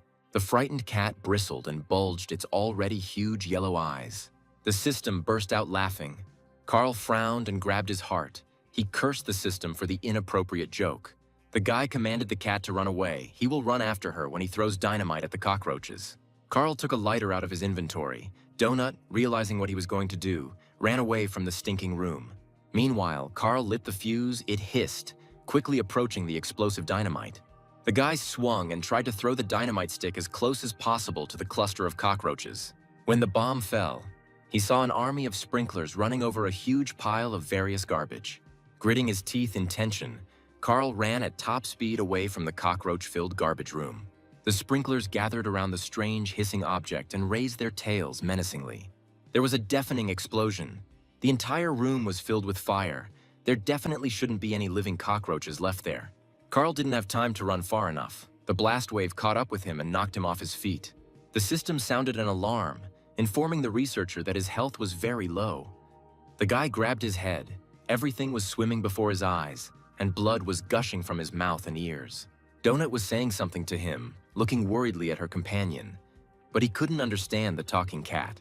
Having patted her behind the ear, Carl quietly said, "Everything is fine. The main thing is that Donut is fine." The cat answered him something, but he did not hear what. Opening the menu, Carl saw that his health was extremely low, but after a successful attack on the sprinkler nest, the guy had already reached level 5. His skill with explosives also increased, and the level of the goblin explosives themselves also increased. Half an hour later, Carl's health was almost completely restored, and they returned to the room. It seemed they had killed all the cockroaches. Donut did not see anyone inside. Entering the room, the guy stepped on a can. He wondered why it was necessary to rake all the trash here. It looks like he really needs shoes. Donut asked if Carl could hear the music. The system informed them that they had dealt damage to the dungeon boss, but they would find out about the reward in a couple of minutes. And then the massive doors slammed behind the seekers. The bolts on the doors closed by themselves, and heavy chains appeared on top of the bolts. Donut jumped onto Carl's shoulders in fear. The guy was holding a burning torch in his hand and looking around, expecting an attack. There was a huge pile of rubbish right in front of him. It hadn't been damaged much by the dynamite explosion, only smoldering a little on top. Suddenly, Carl noticed that the edges of this pile of garbage were engulfed in flames. The garbage began to hiss and catch fire. Soon, the room became as bright as day. The system announced that the seekers had found the lair of the local boss. Now it was time to play seriously. Donut jumped off Carl's shoulder and ran to the exit, babbling that she didn't like it and asked him to take her away from here immediately. The cat scratched the gate with her paws and capriciously told Carl to quickly open the door and let her out. The boy walked up to Donut and silently took the fluffy princess into his arms, calming her down a little. He turned to the trash heap and told the cat to get ready for a fight. Apparently, a boss was about to emerge from the heap. There was an explosion. The trash caught fire violently, flying in all directions, and the room was filled with a terrible stench. And then, from the burning garbage, an incredibly dirty man of unknown gender appeared, with cockroaches crawling all over his body. In this battle, on one side was a team of 5th-level dungeon explorers Carl and Princess Donut. On the other hand, there was the local boss of the 7th level, Plyushkin, a homeless woman who lives in the trash along with the cockroaches. A terrible woman, herself resembling a huge cockroach, crawled out of the burning garbage, her tattered clothes already beginning to smolder. Her hands were covered in tiny sprinklers, apparently where they had hatched and grown in the warmth, dirt, and debris. Carl pulled out another stick of dynamite from his inventory, preparing to blow up this disgusting, stinking creature along with the cockroaches. Suddenly he frowned and cursed. Unexpectedly, Carl heard human speech. It was not a monster in front of him. This woman really looked terrible. She seemed to be homeless. She looked up and asked in Spanish for help. Carl lowered his hand with the stick of dynamite. He realized that it seemed the organizers were using Earthlings as opponents. These are the people who were inside the houses at the time of their collapse. The Borant Corporation is using them. The woman spoke Spanish. She didn't understand what was happening. She had a very painful stomach. Carl was sure there was a person in front of him. She extended her dirty hands with bitten nails to Carl and asked him to help her. Her whole body was covered in sores. The guy told Donut that they should help her. Of course, this woman is probably a tramp. She looks terrible, but she is a person. Suddenly, the Spaniard began to vomit, spewing out a stream of green poison from the sprinklers along with small crawling monsters. When Carl saw this, he shuddered with horror, and Donut said that her answer would probably be negative. Sitting on the shoulder of her bipedal guardian, Kat fired magical bolts at Plyushkin, causing the boss to stagger. The huge woman, covered in cockroaches, said that she didn't know where she was, that she was very scared, and again begged for help. Seeing the size of the sprinklers running towards them, Carl swore that they had never seen such huge creatures in the corridor. Donut said, "This is just disgusting," and fired magic projectiles at them. There was no time to waste. The cockroaches kept increasing in number, and they also grew significantly in size and became very aggressive. Carl told the cat to drink another mana potion. They had a very tough fight ahead of them here, and there was no way to retreat. Donut jumped off her companion's shoulder and was about to deal with the mustachioed army of giant cockroaches. The cat struck the poisonous insects with magic, stunning and killing the crawling creatures, of which there were countless numbers here. And Carl, with a torch in his hand, ran to the boss. He still hoped to find a way to get her back, although he did not know if it was possible. Running through the trash scattered around the room, the boy stepped on a piece of glass, and blood gushed from his bare foot. He screamed and lifted his wounded leg, spraying blood. The smell of fresh human blood immediately attracted cockroaches. Carl ran up to the Spaniard and asked if she understood him, but she responded by raising her huge fist and shouting that she had a stomach ache. She hit the place where Carl had just been standing, and he managed to jump to the side, trying to reach the dugout. The Spaniard again spewed out a stream of green poison and incredibly large sprinklers. Carl asked the lady to stop. Hiding behind bags of garbage, the boy watched in horror as his former human, Borant, did this to her. But no matter how sad it was to admit it, Carl understood perfectly well that the woman had now become a monster and she was dangerous. He found a long, strong chain among the garbage bags, wrapped it around his hand, and decided that they had to stop the boss. Carl knew how to handle chains very well. Having untwisted the ring, he wrapped the chain around the poisonous Spanish woman like metal fetters. Having wrapped the chain around the boss, the guy pulled it by both ends, shouting to Donut to distract the enemies for now. The cat replied that Carl should act as quickly as possible, as there were more and more of these giant cockroaches. Donut clicked on her inventory to replenish her mana reserves with a special potion, but she was unable to do so. The cat said in surprise that she couldn't drink another potion to restore mana. The system wouldn't allow it. She won't be able to shoot for another whole minute, which means Carl will be left without magical fire support for that time. At this time, the guy was circling around the Spanish woman, wrapping her in several rings of a metal chain. Having jumped onto the boss's shoulder, he deftly wielded the chain. Now all he had to do was somehow throw the chain around the giantess's throat. Taking aim, Carl began to spin the chain, trying not to let it get tangled in the woman's long hair. And now a huge metal lasso was wrapped around Plyushkin's neck, and now Carl had to tighten the noose. The Spaniard felt something pressing on her neck with concern. She sighed and fidgeted. Carl, firmly grasping both ends of the chain in his hands, jumped off the giantess's shoulder, pulling her huge, ugly body along with him. She grabbed her neck, trying to throw off the chain that had dug into her skin. Blood spurted out, and the woman begged him to let her go in Spanish. The guy pulled the chain with all his might. The giantess wheezed and began to fall. Carl said that he could use some support now. The cat, jumping high above the pile of garbage, purred. "Carl is doing a great job. He came up with a great idea with the chain." Carl chuckled. He didn't mean that kind of support, but something more effective. He was already surrounded by cockroaches. Straining with all his strength, the guy continued to pull the chain. He really didn't like it, but there was no other way out, so he cursed. At this time, one of the giant cockroaches quietly crept up to Carl because the cat had stopped shooting. The huge sprinkler sank its teeth into Carl's already wounded leg. Blood spurted out, and the boy cried out in pain. He loudly cursed Donut to help him. Otherwise, the cockroaches would bite him while he was strangling the boss with a chain. Carl shouted that if the cat couldn't shoot, she could certainly use her damn sharp claws. Donut replied, "The boss is almost dead.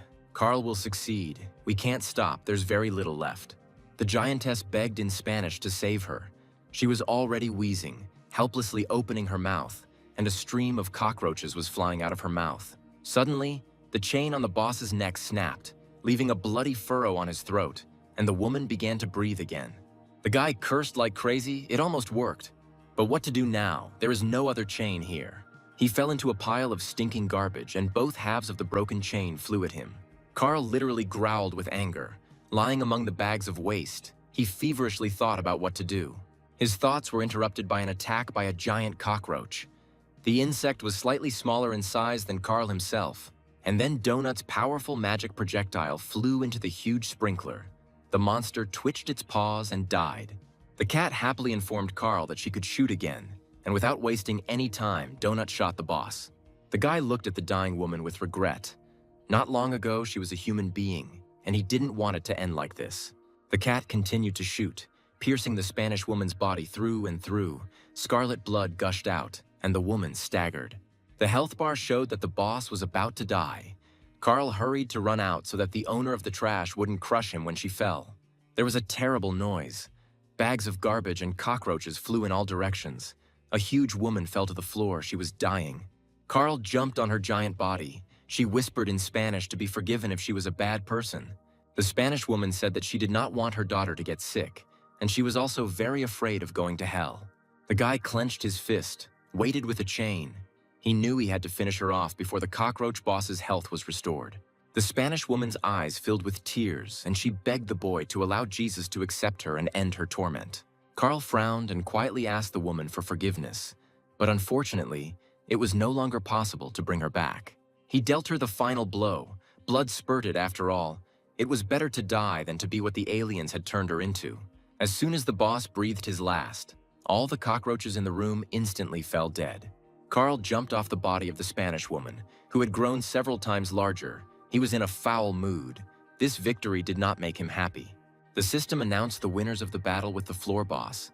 Victory went to the Donut Princess's retinue team, which includes Carl. The team is led by Explorer Princess Donut, a member of the Earth Cat class. Carl couldn't forget what Borant had done to the Spanish woman. Perhaps the same fate befell everyone who was inside at the time of the collapse. He frowned, his eyes flashing with anger. The aliens want people to suffer and kill each other like other races. They want to break the inhabitants of the Earth, turn them into clowns to entertain the universe, or into obedient slaves like Tully. But Earthlings are accustomed to freedom. The aliens were right to point out that people are creative and will definitely figure out how to free themselves. Suddenly, Carl saw a piece of paper flying straight towards him. It was strange. The system suggested that it was a map of the area. He reached out and caught the piece of paper. They had already defeated the floor boss, so it seemed like there shouldn't be any more trials here. The guy squeezed the caught leaf in his hand, and his mini-map opened in front of him. But now, it was a little bigger. Carl realized that after defeating the boss, his mini-map had expanded, and he could now see what was happening around him. Taking a closer look, he asked in confusion, "What's this?" It seemed like someone was approaching them. He called Donut to also look at the expanded map of the dungeon area. It seemed there was a person there. But upon closer inspection, the boy realized that in front of him was the corpse of Level 3 researcher Rebecca. Carl's face fell. He sighed heavily. They were too late. The girl was already dead. There were no living people nearby. A message came from the system that for advancing up the career ladder and killing the first boss, they receive a bronze boss chest. Donut snorted in displeasure. Why only bronze? It was not an easy fight at all. She was even scared. An expanded map of the first floor of the dungeon also fell on the disgruntled cat's nose. Throwing the card off her face, Donut grumbled. She thinks that she deserves at least the legendary boss chest. Carl, without looking away, looked at the red cross that marked the dead girl. What a pity she was already dead. Apparently, she went to rest or open chests and died right next to the safe room. What a shame. She didn't quite make it. Donut suggested searching the dead girl's body. Maybe she had something valuable. But Carl replied that it was too early. Her killer could be nearby. Looking at the map, he said that they were not far from the guild. It was better to go take a rest and open their chests. Carl also really wanted to chat with Guildmaster Mordecai about everything he had seen here. Soon, Carl and Donut found themselves near a door marked Beginner's Guild, which would take them to Mordecai. Entering the familiar room, the researchers saw that the Guildmaster was sleeping, and next to him stood a whole battery of empty bottles. Mordecai clutched to his chest a portrait of the same Skywing that he had shown Carl at their first meeting. The guy cursed. It seemed the Guildmaster was tormented by his inner demons and was trying to drown his sorrows in alcohol.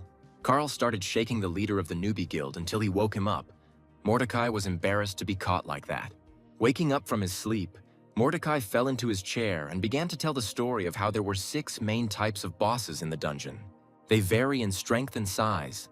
There are local bosses, district bosses, city bosses, regional bosses, country bosses, and floor bosses. There are also elite, super strong ones, but it's too early for them to worry about them. They won't meet them very soon. Carl asked. So they killed the easiest boss? Donut couldn't believe that they fought the easiest boss. Mordecai grabbed his head. How loudly they speak. Yes, it was the easiest, the guy asked. And which side is easy? The Guildmaster reassured him. In fact, even against bosses like these, researchers usually go in a large crowd. Looking into the bottle, Mordecai said that such things have certain rules, and that they would meet other bosses at the premiere. By the way, to watch the premiere, they need to find a safe room. Donut said that now she will open the chests and then they will go straight away.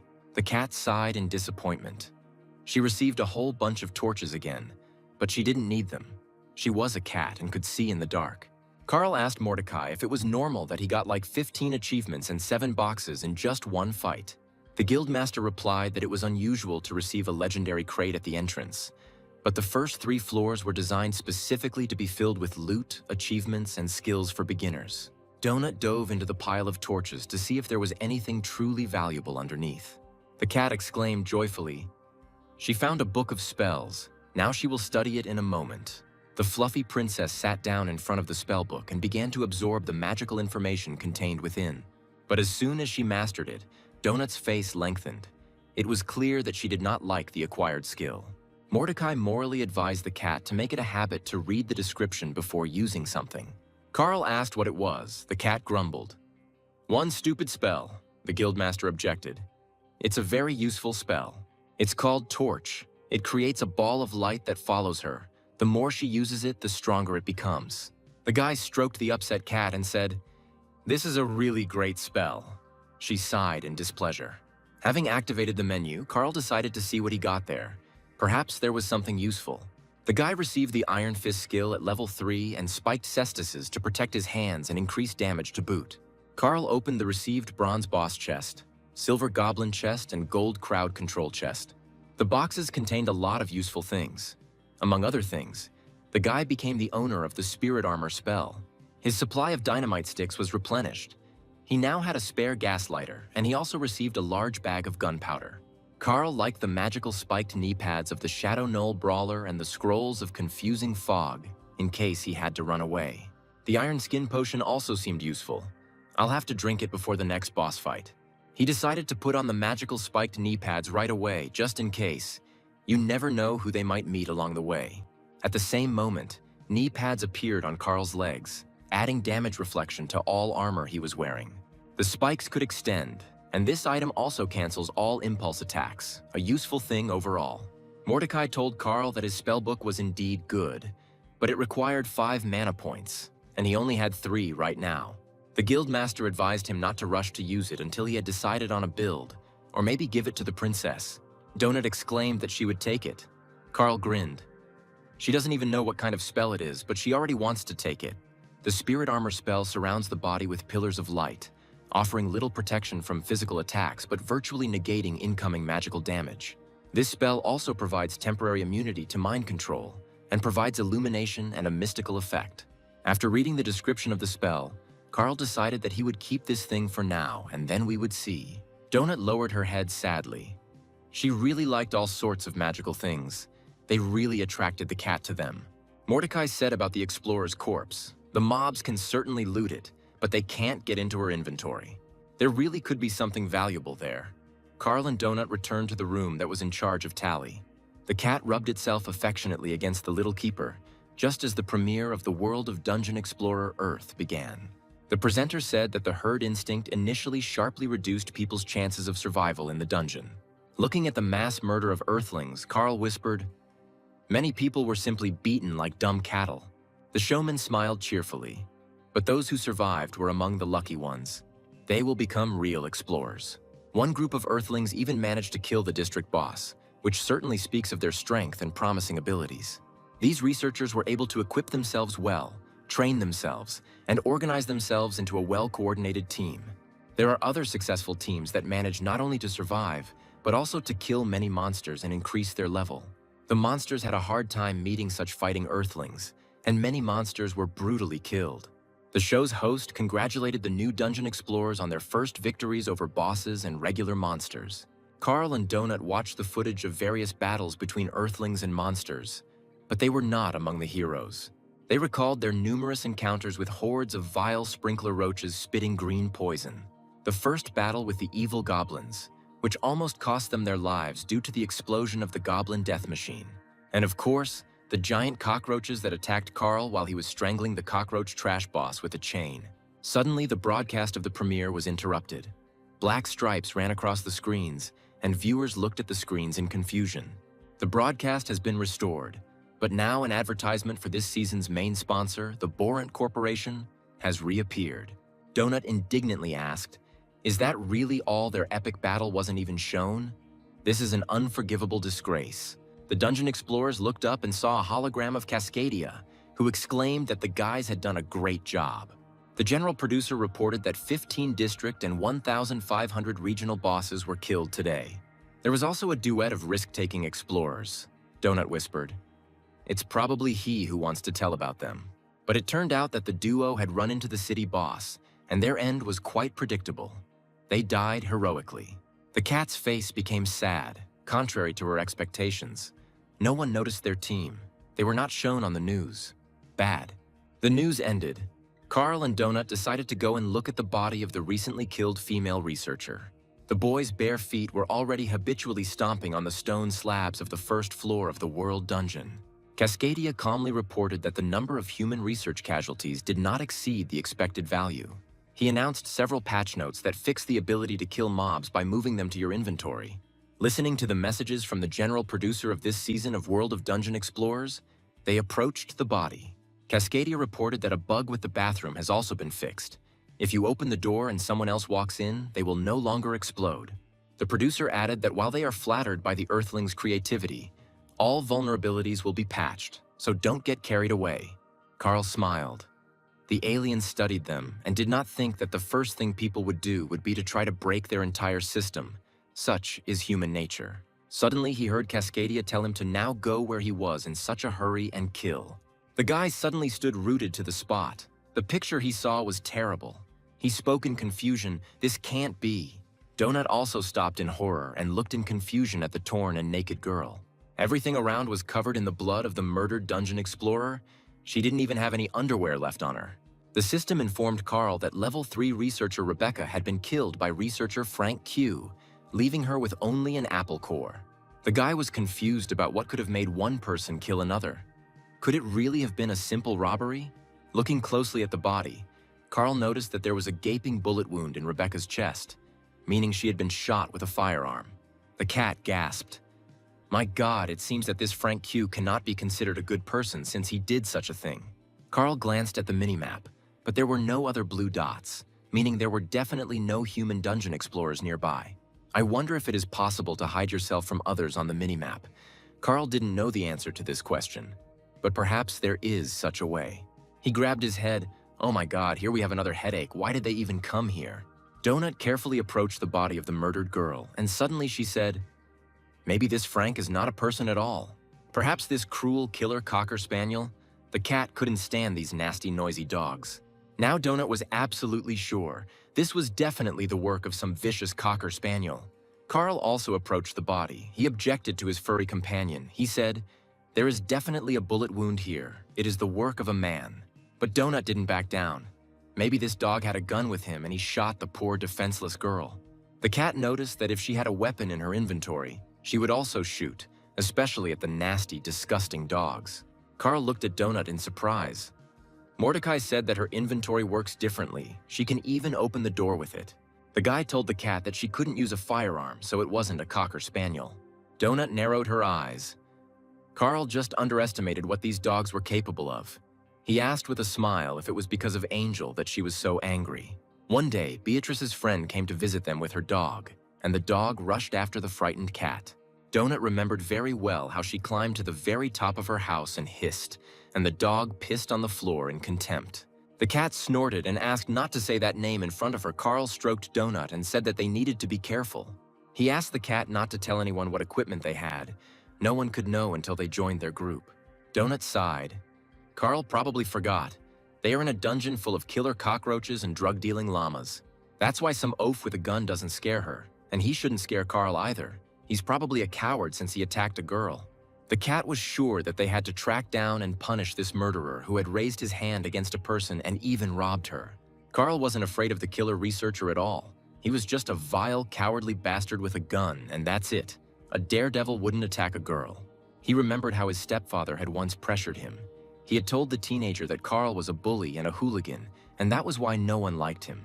And it was precisely because the young man was so bad that his own mother left him that Carl hunched over from these painful words. The grown man grabbed the boy by the head and, looking at him angrily, said that Carl shouldn't like him at all. But despite this, the little bastard Carl should respect him, because he is an adult and strong, unlike the kid. Seeing that the guy was lost in his thoughts and frowned, Donut hastened to bring her companion back to reality. He stroked the cat's soft, silky fur and said that Donut was essentially right. They should track down and punish the villain. I wonder who this woman is and what she was doing in this corridor at 2:30 in the morning. They will probably never know. Judging by the expression in her wide, dead eyes, she was very scared, and perhaps the attack came as a surprise to her. Carl remembered the system's message that she had been killed by researcher Frank Q. Yes, to survive that and be killed by another person. Someone had already searched and robbed this girl's body, taking everything she had, but leaving this fucking apple core as a mockery. Frowning, Carl told his furry companion that he wanted to find this Frank Q and punish him for betraying the man. Donut, hearing this, became worried. Was Carl really not afraid of this guy? Seriously, without jokes and showing off. Carl furrowed his thick eyebrows. A stubborn expression appeared on his face, and he firmly replied that he was not afraid of him. The cat noticed that her companion was a complete psycho, and they needed to stay as far away from him and his kind as possible. The guy jumped in surprise and stared at Donut in amazement. 2 seconds ago, she had said that the oaf with a gun didn't scare her. The cat snorted. Then she thought that Carl was scared, but she did not expect that he had already managed to become Charles Bronson from Death Wish. The guy was extremely surprised how the Donut knew about all this. She explained that the owners always left the TV on when they left for work. Beatrice kept the Home Improvement channel on, and Carl kept the channel that played the A-Team and Bronson movies non-stop. Carl smiled, picked up the cat and stroked her affectionately. He asked her not to worry and promised that they would act carefully. Suddenly, a dark screen appeared in front of the guy. It turned out to be a researcher's chat. Carl typed a message to Donut that if necessary, they would use the chat to communicate with each other. Donut was absolutely thrilled with this new opportunity. She sent the message again, like they were spies on a secret mission. Having figured out the functionality, Carl discovered that it would be possible to type in the chat without using his hands if he disabled the keyboard input function. Donut was happy. It meant the guy would stop shaking his fingers in the air like a fool. He remembers how she feels about shaking. Having figured out how the chat worked, the guy clicked on the map. He decided to wander around the area for now since they now had a large map. They can deal with the remaining red dots because they need all the experience they can easily get here. And then, as soon as the door to the next floor opens, they'll head to the stairs to hunt for the killer researcher Frank Q. Thanks to her acquired skills, Donut could easily hover in the air and fire magical projectiles at enemies from a safe distance. The researchers encountered several aggressive rats with sharp claws along the way, but the cat easily dealt with them. Carl said that because of the use of magic projectiles, Donut runs out of mana very quickly. She should use Cleave. The cat replied sheepishly that she had never done anything like that before, so she had no idea how to use it. What if the enemy hit her back? The thought sent goosebumps down Donut's fluffy back and his eyes widened in horror. She doesn't want that. She sighed, looked at Carl, and quietly admitted that she was very afraid that she might get hurt. This confession really surprised the guy. How Ponchik manages to be so lively, even aggressive and timid at the same time. But a cat simply cannot control its instincts. Just a few generations ago, its kind were wild tigers stalking prey in the jungle.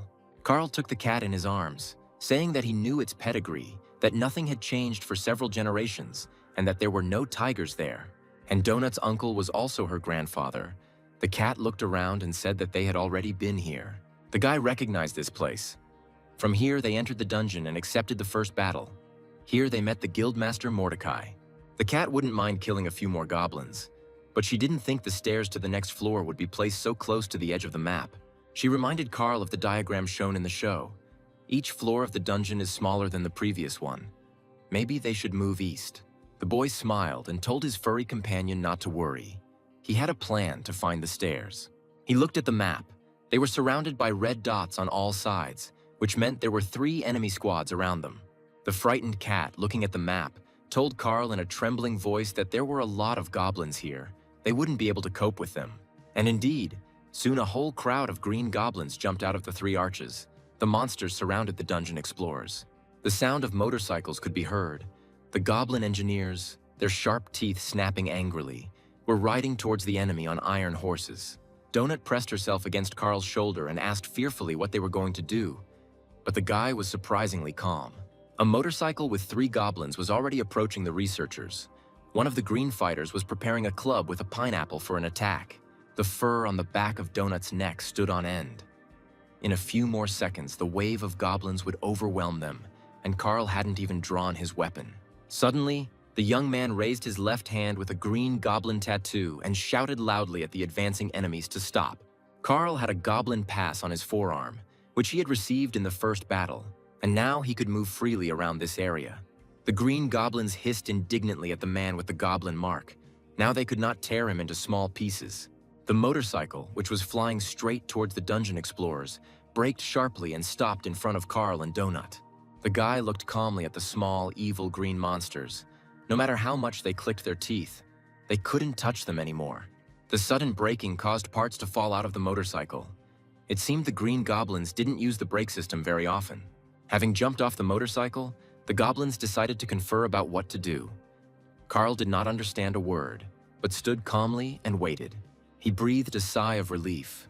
The tattoo had worked. Now the goblins weren't shown as enemies on his mini-map. Their color was neutral. Finally, one of the goblins approached Carl and, frowning, asked where the man got this goblin pass mark. The guy knew that this question would definitely be asked when meeting the goblins, and he had been preparing an answer for a long time. But suddenly Donut intervened in the conversation. She said that they blew up their nasty tractor, and the brains of 3 of their friends were smeared on the cobblestones. She waved her paw to the side, saying, "They are a little further away in this area. Suddenly they want to scrape their remains off the floor." Carl whispered a curse at the cat and said that he would be the one doing the talking. What was she talking about? They would turn her into cat meat now. Hearing the cat's answer, the goblin hissed angrily, baring his sharp wedge-shaped teeth. How dare she mock him? But literally the next second, the green monster's eyes lit up, his muzzle turned pink, and he looked at Donut with admiration. Carl reminded the cat that he actually had the tattoo with protection, and she good-naturedly patted him on the head with her tail. Winking, Donut replied, "But she has 37 charisma points, and now let Carl watch carefully." Jumping off the guy's shoulder, the cat approached the goblin and, calling him Sunshine, asked him to answer a few of her questions. The goblin, enchanted, looked at the strange furry creature with a shining tiara on his head. She asked what his name was. The green monster was confused. It turns out he didn't have a name. These goblins were considered lower creatures and they only had roles. Donut purred. What a pity. But this is so inconvenient, she will have to fix the situation and come up with names for these creatures. Standing on her hind legs, she told her first interlocutor that from now on she would call him Bachelor. The cat, purring loudly, named the second goblin, who was sitting behind the wheel of the crumbling motorcycle, Morda. The third green goblin enchanted by Donut also received a name. From now on, everyone will have to call him Murdoch. The three young goblin fighters looked at each other in confusion. They felt very strange and did not understand anything. Donut whispered to her companion why they had come here at all. Carl whispered that he needed the goblins to do something for him. The cat tenderly asked the bachelor's darling to take her and Carl to their goblin engineers and inventors of various gadgets. Most likely, these are the gentlemen who wear kitchen utensils on their heads. Donut remembered the evil creature that was chasing her. The goblin bachelor stuttered as he told the cat that he would do whatever the ma'am wished, and turned to show the explorers the way. But Donut stopped him. She didn't like the way her new admirer was addressing her at all. These goblins were completely ill-mannered. She fluffed up her fur, raised her tail like a pipe, trying with her whole appearance to show importance and charm at the same time. Turning to the goblins, the cat, frowning, declared that she was not ma'am, she was Princess Donut, and demanded that they call her that. Turning to the bachelor, she asked if he understood. The goblin stuttered and mumbled that he understood everything. Not hearing her title, the cat bristled and hissed menacingly. The frightened goblin hastened to answer. "Okay, Princess Donut." The squad of goblins obediently moved towards their lair. Carl asked the cat what the hell that was. Did she really know that everything would turn out like this? Donut reminded me about her stats. It's simple. Mordecai said that her charisma would influence the creatures in the dungeon. There are also certain limitations. The cat's charisma affects the inhabitants of the dungeon if their icons are not red, if they are not bosses and not higher level. When they fit the conditions, Donut can control them. She smiled contentedly. She really liked it. The goblin engineers, with cooking ladles on their heads, turned to face the strangers. The presence of the female greatly disturbed them. But Donut's charisma did its job. The green monsters looked at her with oily eyes, ready to do anything. Mordecai had once told her that on the first 4 or 5 floors, she would be able to convince every creature to obey her. Before the Seekers stood a level 5 goblin bombard, an expert in explosives that could strike with destructive force even at long range. Even his fellow goblins looked at the bombard with apprehension, because he always had bombs in his hands that he could throw. The explosives expert looked at Carl suspiciously, like everyone else. He was puzzled why the man had a goblin pass. Having learned that strangers had appeared in the lair, a 7th-level goblin shaman headed towards the researchers of the world dungeon. The goblin shaman is the most revered class in this species, coming immediately after the chieftain and warlord and specializing in torment magic. To graduate from the shaman university, goblin mages must fulfill 2 of 3 mandatory conditions. First of all, they must have sex. This condition is usually fulfilled by everyone first and with great pleasure. The second condition is that graduates must know how to cook, at least to properly brew potions, and maybe even food. The third condition is that they must eat their own parents, in which way the shamans are free to choose for themselves. After completing all the training requirements, young female students receive shaman diplomas and are sent to serve in their clans. Most female students and future shamans do not choose to learn to cook, preferring to eat their parents. Approaching the guests, the shaman looked at them carefully and said that the cat could read, but humans were not welcome here. The guy said he wanted to buy a motorcycle from them. They would have to travel a lot, and he hoped the goblins would help with this. The shaman growled, "Man is a stupid, dirty semblance of a monkey. Does he really think that the truth can just appear here?" Here Donut intervened in the conversation, calling the shamanka darling, and everything began to swim and sparkle before her eyes. Pleased with the effect obtained, the cat, purring, suggested to the shaman that they discuss everything again, but she was unable to resist. Ponchik said that she understood what the shaman was trying to achieve with her look. It looked like she wanted to emphasize her cheekbones, but she overdid it, and her face ended up looking like a sponge scraper. But that shaman who was walking towards them didn't start shoving so many pieces of iron into her face. The cat looked closely at another representative of the goblin shaman class, who was heading towards the guests. Donut wrinkled her nose. My God, she's wearing such a plain bone necklace. A respected shaman could wear something brighter. But the cat decided to talk about the second one later. For now, she needed to win over the first, more aggressive shaman. Donut asked the green girl if it was all because she was forced to eat her parents at university. The goblin didn't expect this question. Her eyes widened, her ugly face twitched. She remembered her parents. Suddenly her nose wrinkled and her eyes filled with tears. Carl was stunned. Could goblins really cry? The shamanka fell to her knees next to Donut and burst into tears. Yes, that's why there was so much metal in her face. The second shaman heard the cat's remark about her necklace and was about to hit her with a staff with a pineapple. But it was enough for Donut to look into the goblin's eyes and her expression changed dramatically. The cat named the shamans Rory and Lorelei, and now they both cried, remembering their parents eaten alive. Donut asked Rory if she could help them buy the big thing her friend was talking about. The shamanka replied that they couldn't just give away the killdozers, they were very valuable. The leader would kill them for such arbitrariness. But she can make them a human-sized bike with a stroller, which is better than walking through the dungeon on foot. Rory pointed to the motorcycle in the corner that the goblins were racing around the floor on as an example of a means of transportation. Stroking the purring cat, the shaman said that this would not be for free. The person must give her something in return.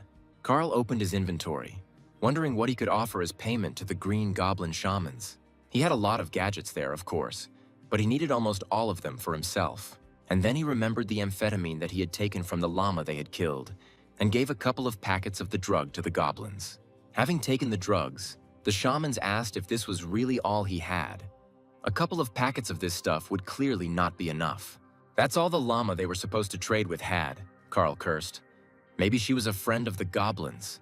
Lorelei tried the resulting amphetamine. She immediately realized that it was made in the dungeon. The person did not bring it from outside. Frowning, the shaman angrily asked the guy where he got it from, where he could have gotten the local drugs. Carl was confused. He understood that it was dangerous to admit to killing the bad llama.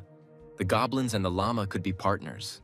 The guy stubbornly said that he would tell the goblins everything in detail about these drugs after they got their bike. Rory doubted whether she should agree to such strange conditions. The man was behaving very dubiously and suspiciously. Standing on her hind legs, Donut smiled and told Rory to agree.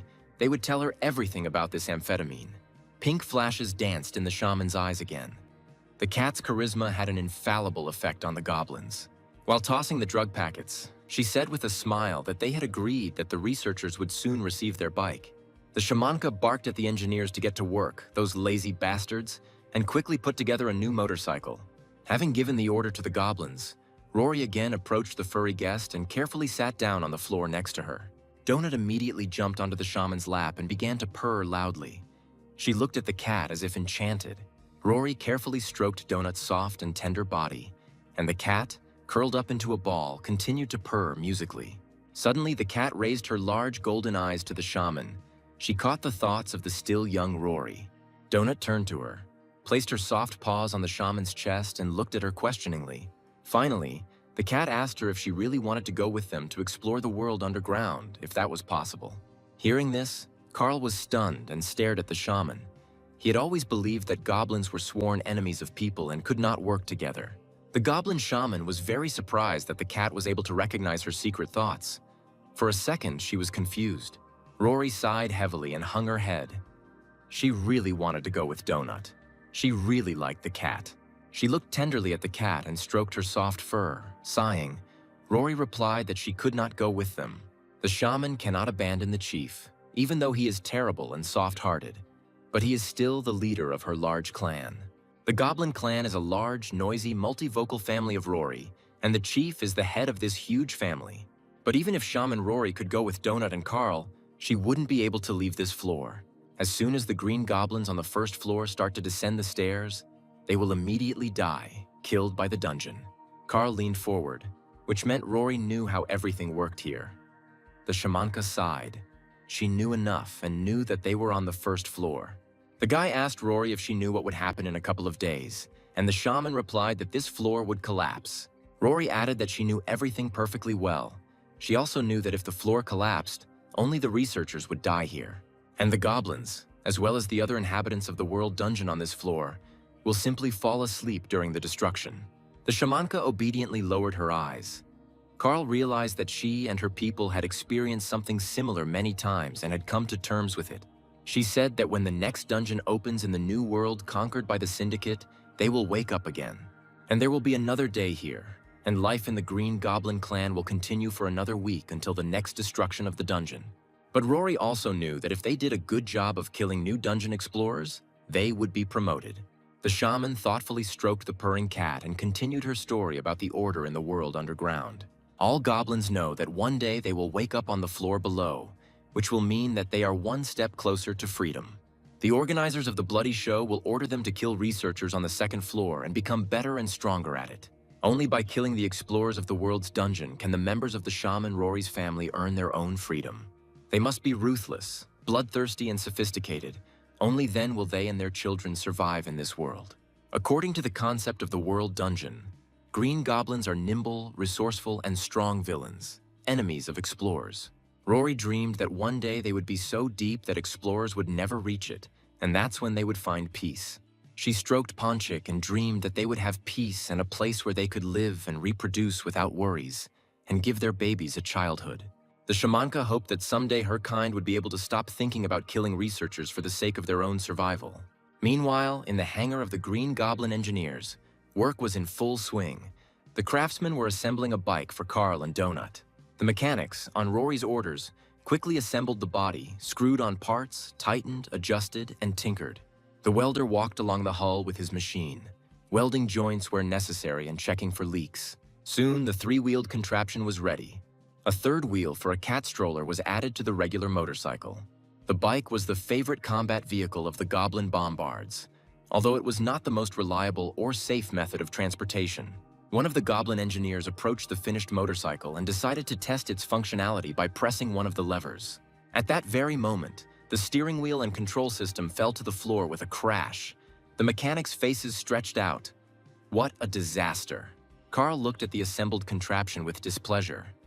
It wouldn't take long to kill yourself on a bike like that, even on the narrow roads of the dungeon. Gathering the Goblin engineers who were busy making the bike, Donut ordered them to make it bigger and paint it purple. The work began to boil with renewed vigor, inspired by the cat's charisma. The goblins disassembled and reassembled the motorcycle with astonishing speed. Soon, a shining purple three-wheeled dungeon transport appeared before the astonished eyes of those present. The bike was ready, and Rory demanded that Carl, as agreed, tell her where he got the amphetamine. Ponchik, jumping into a fluffy cat cradle in a bike, asked the shamanka if she was interested in those same drugs. They got them here, in the dungeon, in the neighboring district, across the road. The drugs were from a bad llama. The researchers shuddered as they recalled their encounter with a llama that spat molten lava at all its opponents. Rory growled. She knew that these cunning llama traders were hiding something from them. The shaman shouted for the fighters to gather. There was an incredible bustle in the lair.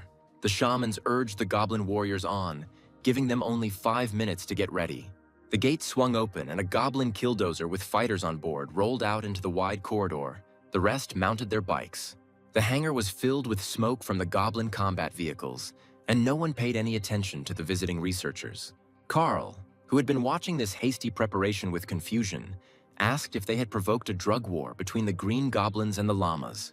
A few minutes later, only Carl and Donut, who had already settled into her place on the bike, remained in the goblin hangar. She purred contentedly that this was indeed the case, and that now the goblins and llamas would cruelly kill each other. Everything happened exactly as the cat had planned from the very beginning. Donut was incredibly pleased with herself. She asked Carl if he wanted to go and kill their leader. She could really use another boss box. The guy looked thoughtfully at the door from which both shamans were leaving, most likely. That's where the tribe's leader was. It was very tempting to loot everything there was to find here, but something still held Carl back from opening that very door. Of course, they are all alone here now. They all went off to fight the drug-dealing llamas, but the leader may have his own security. Donut looked at her companion with a smile and asked if they would go and kill the leader of this tribe of green goblins. But Carl knew that they had no idea what was hidden behind that mysterious door, or what kind of enemy they would meet there. The goblins are much stronger than the sprinklers that guarded the trash boss Plushkin they fought. But even in that battle, they had to strain themselves to emerge victorious, and there were countless cockroaches there. Moreover, Plushkin turned out to be an Earth resident who had been disfigured by the show's organizers, which in itself was unpleasant. Carl then almost died trying to defeat the enemy without killing him. But unfortunately, this was no longer possible. And since the goblins themselves are stronger than cockroaches, that means their leader will also be many times stronger than Plushkin. So, going there without knowing any information is very stupid. Carl clenched his fist. He didn't want to fight with the leader of the goblin tribe.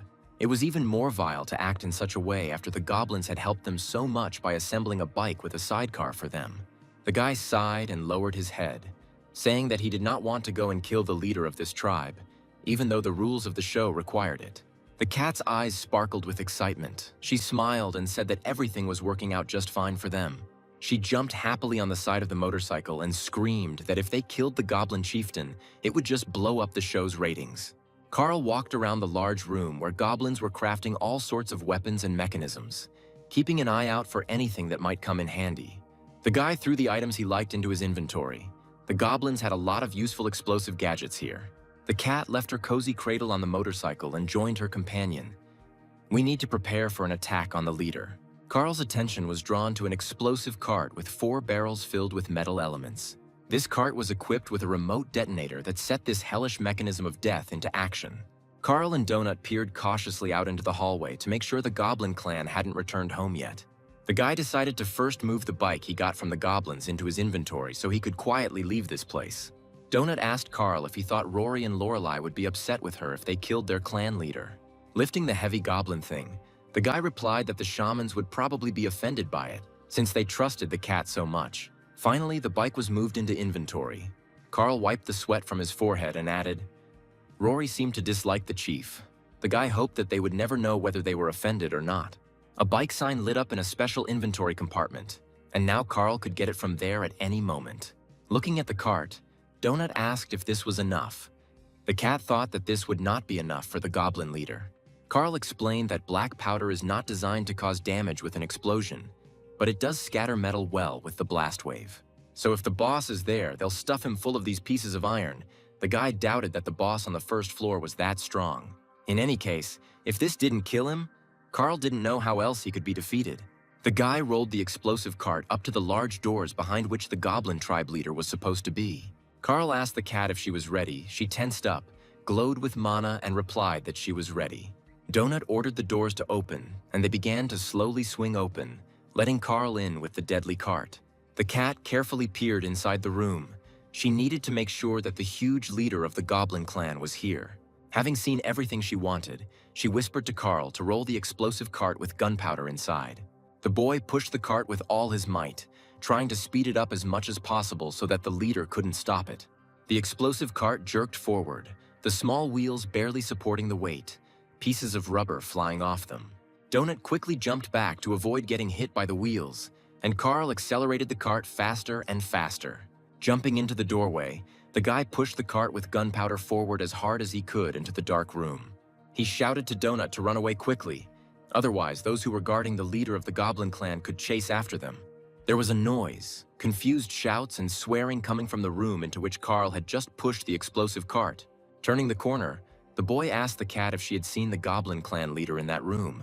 Maybe they had pushed the cart there in vain. Donut confirmed on the run that yes, there was a very large, nasty, dirty goblin sitting there. Carl was pleased. It meant they had calculated everything and done it perfectly. He pulled out a remote detonator from his inventory. The cat stretched out on the cold floor tiles and groaned that she hated running. Her short, delicate paws were tired. She suddenly remembered that very tribal leader whom they were now going to blow up in his own lair. Donut told Carl that when she looked into that big room, the chief was sitting in a huge chair and reading a book. The guy picked up the remote detonator, his thumb already resting on the red trigger button. The cat, rolling from side to side, told her companion to blow it up faster. We need to bomb this leader to glory. Carl pressed the red button, sending an explosion signal to the 4 barrels on that very deadly cart. And then the cat added that there were, of course, a bunch of children of different ages in the room with the leader, but they were goblins. The guy's face lengthened. He frowned and turned to Donut. He asked why she hadn't said this before. And then an explosion of incredible power thundered in the lair of the green goblins. Most likely this explosion destroyed everything. The fire from the explosion filled the entire long corridor leading to the goblin workshop where Carl had recently assembled his motorcycle. The guys staggered from the powerful blast wave that reached them, and Donut pressed herself to the floor. Pieces of ash and dust raised by the incredibly powerful explosion fell on Carl's black cloak, and the guy felt uneasy. He cursed, cursing at Donut. For the umpteenth time, he was convinced of the amazing cruelty of this cute animal. And she, looking at him in surprise, asked in bewilderment what had happened, what Carl was so unhappy about, what was wrong. He asked the cat if there really were children in that room along with the leader of the Green Goblin clan. The cat calmly replied, "Well, yes, there was a whole crowd of them, from the smallest to almost teenagers, so what's the big deal?" Even though she only caught a glimpse of them, they were cute, some of them in oversized jackets, just like Baby Yoda, so cute. But there, along with that huge goblin, there were not only children, there were also old goblins sitting there. And a little further off to the side, there were also pregnant women, literally about to give birth. They all looked like a big goblin family. It was very interesting to look at them, especially the little ones, who were still so cute and not evil, unlike the adults. Some even had nipples, these green-eyed goblin babies, but they could grow up big and evil. Donut was sure that Carl had crushed one of those Yodas with a cart when he accelerated and pushed her inside. The cart was heavy, so that little one died quickly without even needing an explosion. Carl listened to the cat and felt worse and worse.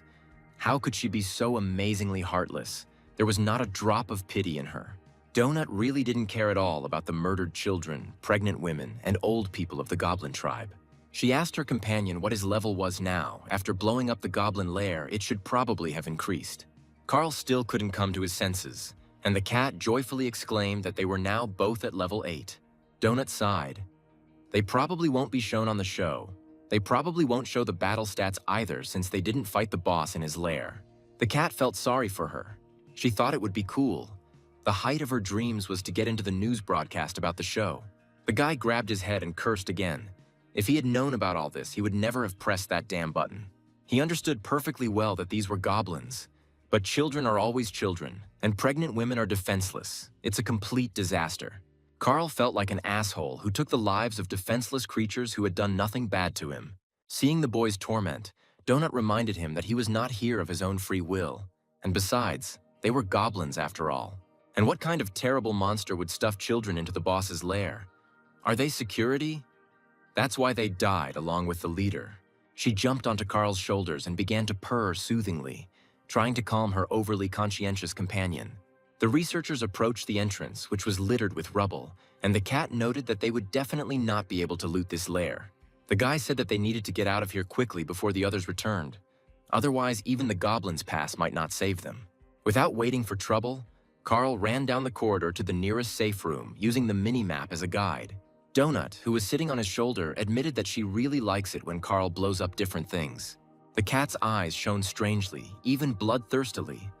After a short silence, she added that she really liked it. The guy silently glanced sideways at Donut and once again thought that it would have been better if she hadn't eaten that enchanted cookie and had kept quiet. Finally, they found themselves on the threshold of a safe room, where there was no need to fear the revenge of enraged goblins. They entered an empty hall. For some reason, the room's keeper was not visible. The guy cautiously entered the room. There was a plate of cookies on the counter. Donut, her eyes sparkling, asked if this was probably a treat for them. They should try it. A little further on in the display case, a large arrow indicated where the men's and women's restrooms were located. One of the stalls in the women's restroom was strangely lit. There was someone there, but he was trying to make sure no one noticed him. There was a man sleeping in the cabin. This was clear from his even, deep breathing. It was strange that he chose such an unusual place. It was definitely a dungeon explorer, but there were 3 skulls burning above his head, meaning he had killed 3 people. Carl and Donut walked over to the plate of cookies. They really could use some refreshment. The cat took the cookie and began to gnaw on it with gusto. The cookie turned out to taste quite acceptable. As soon as the cookie was eaten, Donut saw that she had gained experience points, and the cat jumped with delight. Carl also ate the cookie, and a notification about receiving additional experience appeared in front of him. The cat's muzzle lengthened. She snorted with displeasure that the guy stole her experience. It was so unfair, after all. She was the main one in their squad. Carl chuckled and reminded Donut that they were in the same group, so their experience was split equally. But the cat was unhappy. Jumping off her companion's shoulder, the cat ran to the plate of cookies, wanting to eat them all to gain more experience. She lowered her muzzle into the plate and began greedily gnawing on the magic cookies that give researchers experience. The boy calmly gnawed on a cookie, watching with a grin the greed of the ambitious and insatiable cat. Having eaten her fill, she opened her menu again and looked. Carl had swallowed the last piece and said that now they had an equal share. Jumping off the counter, Donut headed to the toilet, since they were in a safe room and there was no need to be afraid of anyone. Carl decided to look around here for now. He turned his head, hoping to see the keeper of the safe room. He also looked at the screens. There were 2 days and 12 hours left before the first floor collapsed, and the news show was supposed to air in 15 minutes. The screens also showed that there were just over 3.5 researchers left alive, and that someone was dying every second. Each explorer was also offered an experience cookie to eat, as they deserved it for being there. The guy was curious how many people had managed to find a safe place where they could hide until the stairs opened. How many will be able to sit quietly like this for the remaining 2 days without being torn apart by the monsters of this floor? Suddenly, Carl heard Donut's desperate cry. The cat was screaming that he was here, in the toilet. The guy couldn't understand what she was talking about. The cat ran into the room with its eyes wide with horror and screamed in fear that he was sitting in the women's restroom. The guy asked the frightened cat who was sitting there, and she blurted out that the same researcher, the killer of Rebecca V, was there. The horrific image of a bloody murder appeared before Carl's eyes again, and now they met Frank Q. The guy immediately ran towards the toilets, from where his frightened furry companion had just flown out. Looking at the map, Carl was surprised when they came here. His point was definitely not on the map. He specifically looked to see if they were alone. It couldn't be a misunderstanding. Since they found themselves in the dungeon, Carl has been watching the map almost constantly. It seems like this guy has some kind of ability to hide his presence. He can even fool the system. Seeing the toilet door opening, Carl braked sharply, a bristling cat standing next to his leg. An elderly man with tired but hard eyes, covered in stubble, came out into the corridor and waved his hand, apologizing. The system showed that the person in front of them was level 8 researcher Frank Q. He was covered in weapons and wearing a bulletproof vest. Q had a large battle axe on his shoulder and said he hadn't meant to scare the boy's little cat. 3 skulls were burning above Q's head. The system reported that 3 researchers had been killed by him. He asked with a smile, "Is it a cat?" Donut puffed up her face and growled menacingly at this man. He frightened her terribly with his calmness and armament. He explained to Carl that he thought that if he slept in the toilet, no one would be able to get to him, neither monsters nor people. The closer Frank Q got, the louder Donut hissed and growled, showing her small but very sharp teeth. Q said he didn't know the toilets in the safe areas were different from the ones in the dungeon passages. Looking at the guy standing in front of him, Frank asked Carl in surprise, "Where are his pants? Why is he looking like that? And where are his shoes?" He asked Carl in bewilderment. Had he really been walking around the dungeon barefoot all this time? And the researcher's name is strange. The system called him the Royal Protector Carl from Princess Donut's retinue. And the cat's name was the greatest dungeon champion, Princess Donut, the commander of Princess Donut's royal retinue. Carl noticed that this Frank Q spoke like a cop, or someone who was used to everyone obeying him unconditionally. The guy asked Q if he was currently sleeping in the women's restroom of this safe room, trying to hide from everyone. The man didn't answer right away. It all looked, to put it mildly, not very nice and somehow not quite manly. He replied, "Well, yes, that's true. He needs to rest somehow. No one had ever found him in such a shelter before." Carl said he didn't see Frank Q's dot on the minimap when they entered that safe room. "That's weird."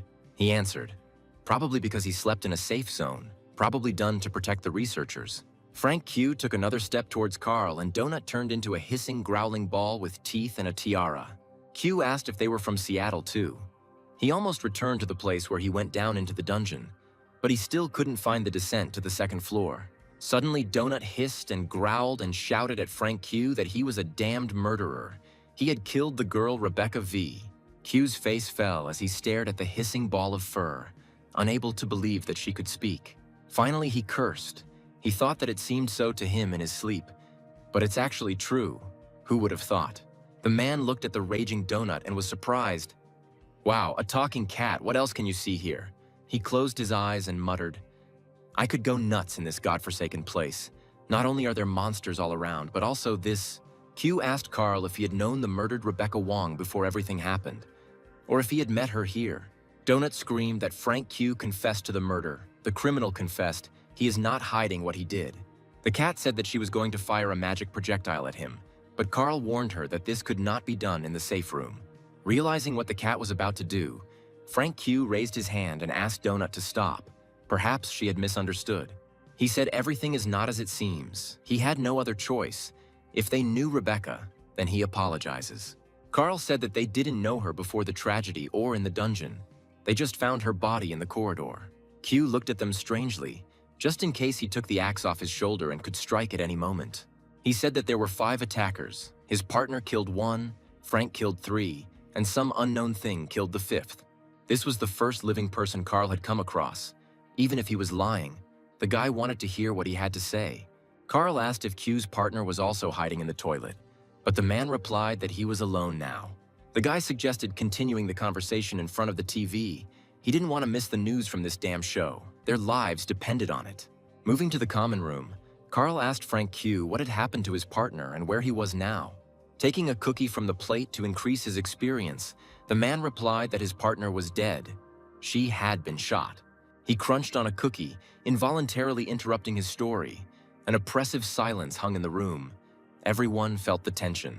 Finally, Frank Q added that his partner had been shot by Rebecca Wong, and now it was just him and his trusty axe. After listening to the man's story, Carl said meaningfully that everything was clear. The guy did not take his eyes off the researcher. Everyone in the safe zone was staring at each other, and the guy was watching Q's expression very carefully. And he was trying to understand what impression his chatter had made on the boy. A predatory expression flashed in Frank Q's gaze. Donut sat on Carl's shoulder, looking with her big yellow eyes at Frank Q, who was hung with weapons. The show's host announced that they would next show a wonderful bloody battle with the local boss. A whole horde of brave explorers of the world's underground from planet Earth came to fight him. The cat finally managed to go to the toilet and flew into the common room, hearing the voice of the host of the show World of Dungeon Explorers. Jumping up on the counter, she exclaimed in disappointment that they had missed the start of the show's news broadcast. The cat turned to Frank Q and snorted at him. It was all his fault because he was such a jerk he was sleeping in the toilet. Carl sensed that Q was preparing to attack them, which meant the guy needed to act very, very carefully. The only exit from the safe zone is also the entrance through which he and Donut entered. Carl asked Frank Q if he had seen the latest episode of the show, as they had been delayed and hadn't been able to see what it was. He replied that he had seen it and recounted to the guy in detail the contents of the previous news broadcast, who had been recognized and why. There is also a safe room 5 kilometers from here, where Frank Q was able to watch the previous episode of the show. The man gripped the edge of the counter tightly, tensing like an animal about to pounce, choosing the right moment to attack. Carl noticed this movement and was convinced of his suspicions. This scoundrel was going to kill and rob them, like the rest of the people. This man's entire appearance was tinged with cruelty. Most likely, before all these events, he was a common criminal. The guy asked Frank Q to tell him how he got into the dungeon and how he managed to survive when everything collapsed. And on the screen was the most popular show in the universe, World of Underground Explorers, where Earthlings were killed by the thousands for the amusement of the public. Q involuntarily looked to the right and up. He was making things up, Carl realized. Frank had said that he and his partner were working at customs at the time. Q means they worked for immigration and customs enforcement, and judging by Frank's behavior, that could be true. While the man spoke, the screen showed a bloody battle between human explorers and a giant rhinoceros boss. Frank said they'd been monitoring a warehouse for a while, trying to disrupt a Chinese human trafficking operation. The man lowered his head and said that when it all started, they found themselves there, but not alone, but with those same bandits. 15 bandits at that very moment decided to leave the building for a smoke break, and that's how they were saved. But the rest disappeared. He and his partner involuntarily exposed themselves and were fired upon. But then an entrance to a dungeon opened right under their feet. Many bandits fell right there, unexpectedly finding themselves in this terrible place. But there was nowhere to go. They had to go. Among the 15 bandits who attacked them near the warehouse was Rebecca Wong, whom he killed. This graceful and pretty girl at first glance was the leader of their gang, the worst of the worst criminals. Frank Q said that the time they encountered each other in the hallway, she shot him 3 times, and only then did he respond. He shot back and immediately hit her right in the heart. He didn't feel sorry for her, because people like her are always a threat. Pressing his hand to his heart, the man admitted that he thought he was going to die from his wounds because he was bleeding. Continuing his story, he admitted that he had searched her body. Frank Q did not take his cunning eyes off Carl. The man chuckled, saying that he searches every world dungeon explorer he kills for loot. Carl stood near the exit from the safe zone and from there talked with Frank Q, carefully pretending to be a simpleton. The boy had long understood the man's plan, but Carl had learned Mordecai's lesson well and had figured out how he and the cat could escape. Q had already made up his mind. His ally was somewhere nearby and was just waiting for his signal so that they could attack together. Finishing his story, Q said that his partner Maggie grabbed one and the other decided to escape. Frank expected to die, but surprisingly quickly healed. Meanwhile, the big screen showed the boss dealing with a large group of researchers, blood flowing like a river. Q said that he once saw a giant monster crawl out of some pod and simply devour a man. The bloody battle on the screen was coming to an end. The boss was wounded, but there were almost no more dungeon explorers left who had attacked him. In the end, the giant monster fell dead among the bloody corpses of people, and the system declared a draw. And Frank Q continued to tell how he found a guild for newcomers and then tried to survive in this monstrous world. He assured his interlocutor that he had run out of ammunition long ago, so now he was using a battle axe. Donut, touched by Frank Q's fictitious story, stood up on her hind legs and looked sympathetically into the killer's face. She purred to the man what a poor thing he was, how hard it had been for him, and what a good fellow he was for being able to get out of it. The cat said that the story of his deceased partner Maggie brought tears to her eyes. The killer looked with distrust at the cat reaching out to him. Being a liar, he himself did not trust a single word of others, but realizing that the cat had fallen for his crude lie, he broke into a satisfied smile and thanked her for her sympathy. Carl asked Q if, since he was searching those guys, he might have some pants or shoes that fit the guy's size. The man looked at Carl doubtfully. Was this guy really such an idiot? Or was he just pretending? But there was no point. Frank laughed dryly and cheerfully answered the guy. Of course he would have something. It was not proper for a man to walk around like that. Carl thanked Q with a smile. So far everything was going exactly as the guy planned. Now he needed to warn Donut. He discreetly sent the cat a message in the chat, telling her not to say anything or shout, but just to read the messages. Donut's expression immediately changed. She wrote in the chat what happened. She was already getting scared. Carl thought it was good that Q wasn't paying attention to her. He again asked the cat not to write in caps. It was annoying. Q narrowed his eyes like a cat who has spotted prey, his whole body tensing, his predatory gaze never leaving his potential victims. The guy warned the cat that Frank was going to attack them, but she should not react or resist in any way. This is important. Whatever happens, Donut shouldn't shoot magic missiles. Let them do what they want. The cat should trust him. The cat was puzzled. Because Frank was an American hero, Carl replied. Q was a piece of shit. He was pulling the wool over their eyes. There was someone else hiding nearby, ready to attack them, so the cat should get ready to run away. Donut's fluffy ears drooped sadly, and she wrote to Carl that she didn't like all of this at all. Taking out a pair of bloody trousers from his inventory, Frank Q said, "These are the largest pair of trousers he has in stock." He threw the pants to the guy, adding that he had another pair of shoes, but the size was not written. Carl thanked his interlocutor. One glance at these trousers was enough to understand that they were women's. The guy texted Donut that he would set himself up so that Frank would attack first. Turning away, he pretended to put on his pants. Seeing that Carl had turned away, the man pulled out a gun, and without a second's hesitation, he shot the cat sitting next to him. Everything happened so quickly that Donut didn't even have time to scream. At that very moment, Frank Q's murdered partner Maggie appeared out of nowhere in the safe zone. There were 5 skulls burning above her head, meaning she had already killed 5 researchers. Maggie shot Carl in the back. The guy saw a bright flash and realized that exactly what he expected had happened. He and Donut were attacked by a gang of killers. Turning around, Carl smiled. They fell for his provocation and rushed to attack them right here. He beat them. The boy remembered his horror when he saw Donut helplessly sprawled on the floor in Mordecai's room. He then thought that she was dead. He was furious and yelled at the guildmaster, asking what the hell happened to his cat because of that enchanted cookie. Mordecai then replied, "There is a transformation going on, but it's definitely not a bad one. Otherwise, the guild would have teleported her out of here immediately." He emphasized then that nothing could harm the explorer or NPC in the beginner's guild or safe room. The word scoundrel appeared above the head of the researcher killer Frank Q. He was temporarily immobilized by the system. The same thing happened to his accomplice Maggie. Her body was shaking, but she couldn't move. The frightened cat jumped off the stand and started running away from the man who had just shot her. She threw herself into Carl's arms and trustingly pressed herself against him. For the first time in the dungeon, Donut was truly scared. Throwing down the bloody pants Q had given him, Carl told the cat that it was time for them to run away while the two were immobilized. Donut looked at the two with her eyes wide with horror and exclaimed why they were going to kill them. But how did Carl find out about this? Is he a psychic? And where did this lady come from? Donut's point is not visible on the minimap. The guy looked at Q's partner. It was the 9th-level researcher Maggie Mai. It seemed she was the one who commanded the gang.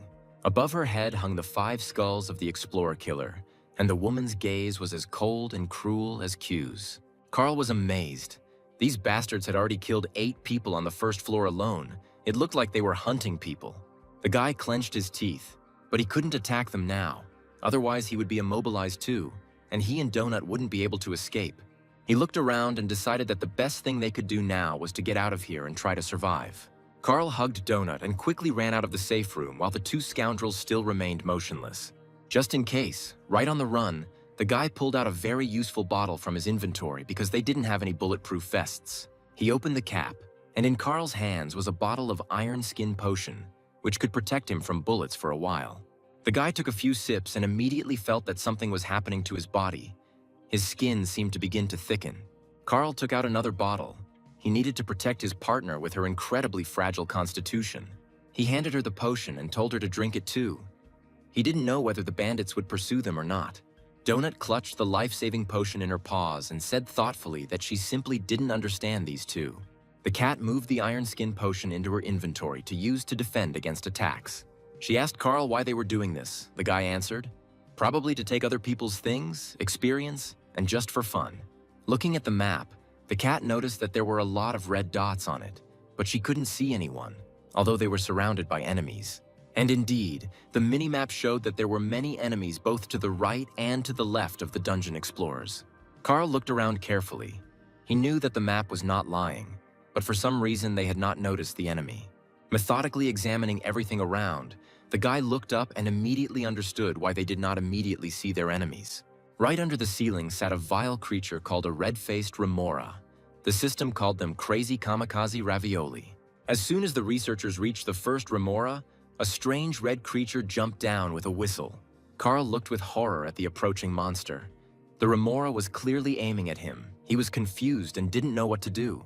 The red-faced remora lit up as it leaned against the guy's shoulder, and Carl screamed and clenched his teeth, a searing pain piercing his body. Donut jumped off her companion's shoulder and fired at the remora. The monstrous parasite exploded right on Carl's shoulder. The system reported that the knockdown was neutralized by the troll skin t-shirt. Carl cursed how painfully they bite.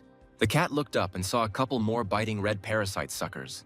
They needed to be killed before they had time to attack.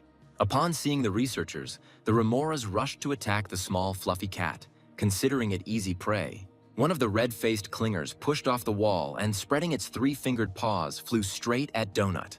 But the cat was ready for the monster's attack. She simultaneously fired magical charges at both clingers. The dead enemies lay sprawled on the floor, and Carl and Donut once again ran away from the gang of dungeon explorer killers. Suddenly, the cat stopped and asked Carl why they were running away from Frank Q and Maggie May instead of fighting them. Pointing to the recently killed remoras, Ponchik said that they were strong and could easily handle this gang. But Carl wasn't so sure about this. He also wanted to punish these cold-blooded criminals, but he didn't know if it would work. He remembered Maggie, who had appeared quietly out of nowhere and, without blinking an eye, had shot a stranger. And Frank Q's shot at the defenseless cat, which he had just thanked for its sympathy. They have guns, Frank is level 8 just like them, and Maggie is level 9. It's hard to get to 9, so she probably has a lot of skills up her sleeve. Besides, Carl didn't want to have a skull-shaped mark above his head. Even if this couple deserved to die, the rest of the people Carl met would not know about it. Donut sighed. But if they don't stop these bloodthirsty killers, they might hurt someone else. The guy understood that Donut was right, but how could he do that? They survived this time only because the system detained the killers. Carl cursed. He himself did not like retreating, but fighting 2 experienced cold-blooded criminals is not easy. But if they can't confront them head-on, then they need to come up with another way to defeat them. The guy took a goblin smoke bomb out of his inventory. It emits a foul-smelling cloud of multicolored smoke for 3 minutes. We need to set a clever trap for these hunters of human heads and objects. It seems they are not particularly bright. Carl can't see the bomb status directly from his inventory, so it shouldn't be displayed in the general information. He placed the smoke bomb in the inventory of the dead remora cat. He looked at the status. Nothing was visible. That's good. The guy decided to check if the fuse was burning, and in just a couple of seconds, the stink bomb's durability status dropped threefold. Carl remembered Frank Q. He searched Rebecca completely, even took her clothes, leaving only a fucking apple core. He took out the goblin dynamite from the storage, which he and Donut had used to blow up the army of sprinklers in the boss's lair. The fuses needed to be lit so that as soon as Q took it out of the repellent storage, the dynamite would explode instantly. People like Frank Q and Maggie May always pocket everything, even the blood-stained belongings of the people they killed. Carl doubted that the mobs would drop dynamite as loot, but if he was lucky, Frank wouldn't even think about it. As soon as he got the dynamite, it would explode, and now it was time for them to go. The cat doubted that Q worked at customs. Carl replied that maybe that was the only thing he didn't lie about. His behavior was like a cop, but everything else he said was bullshit.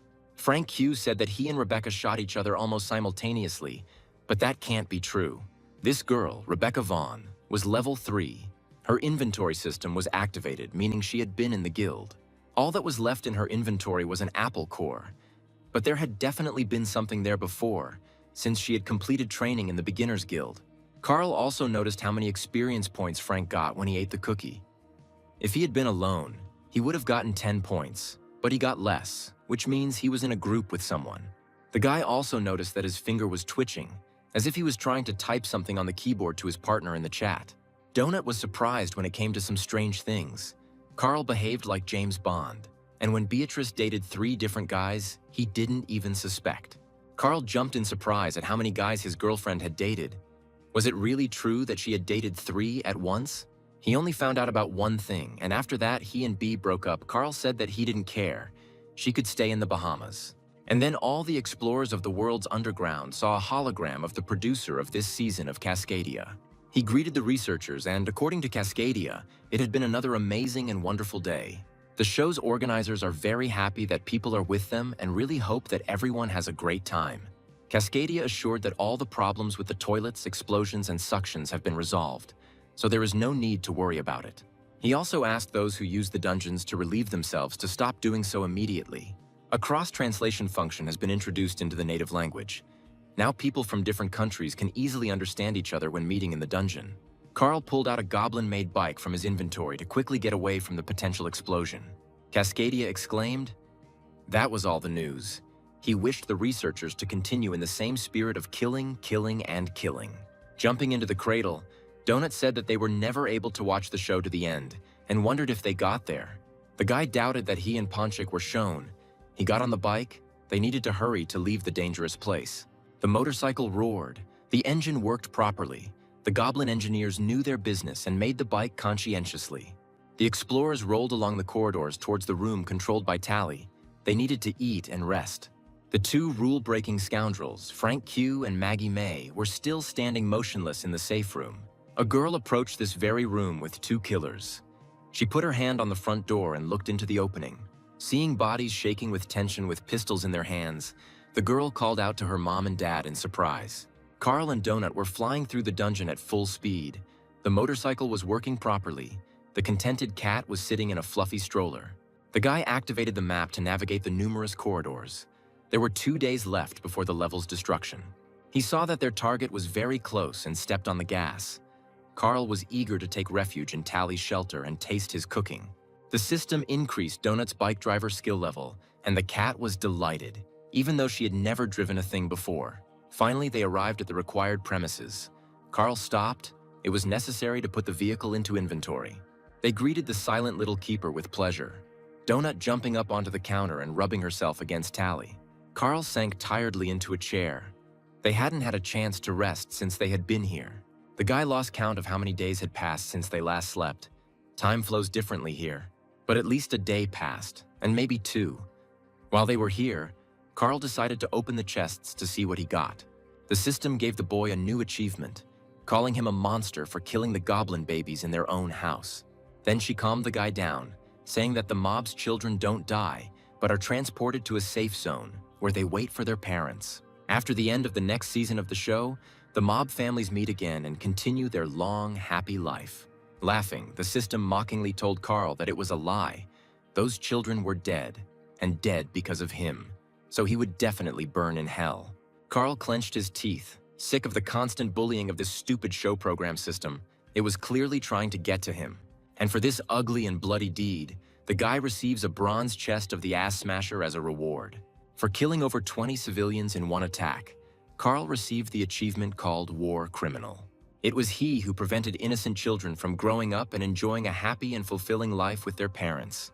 For being so cruel and unforgiving, the dungeon explorer was rewarded with the golden chest of the Ass Smasher.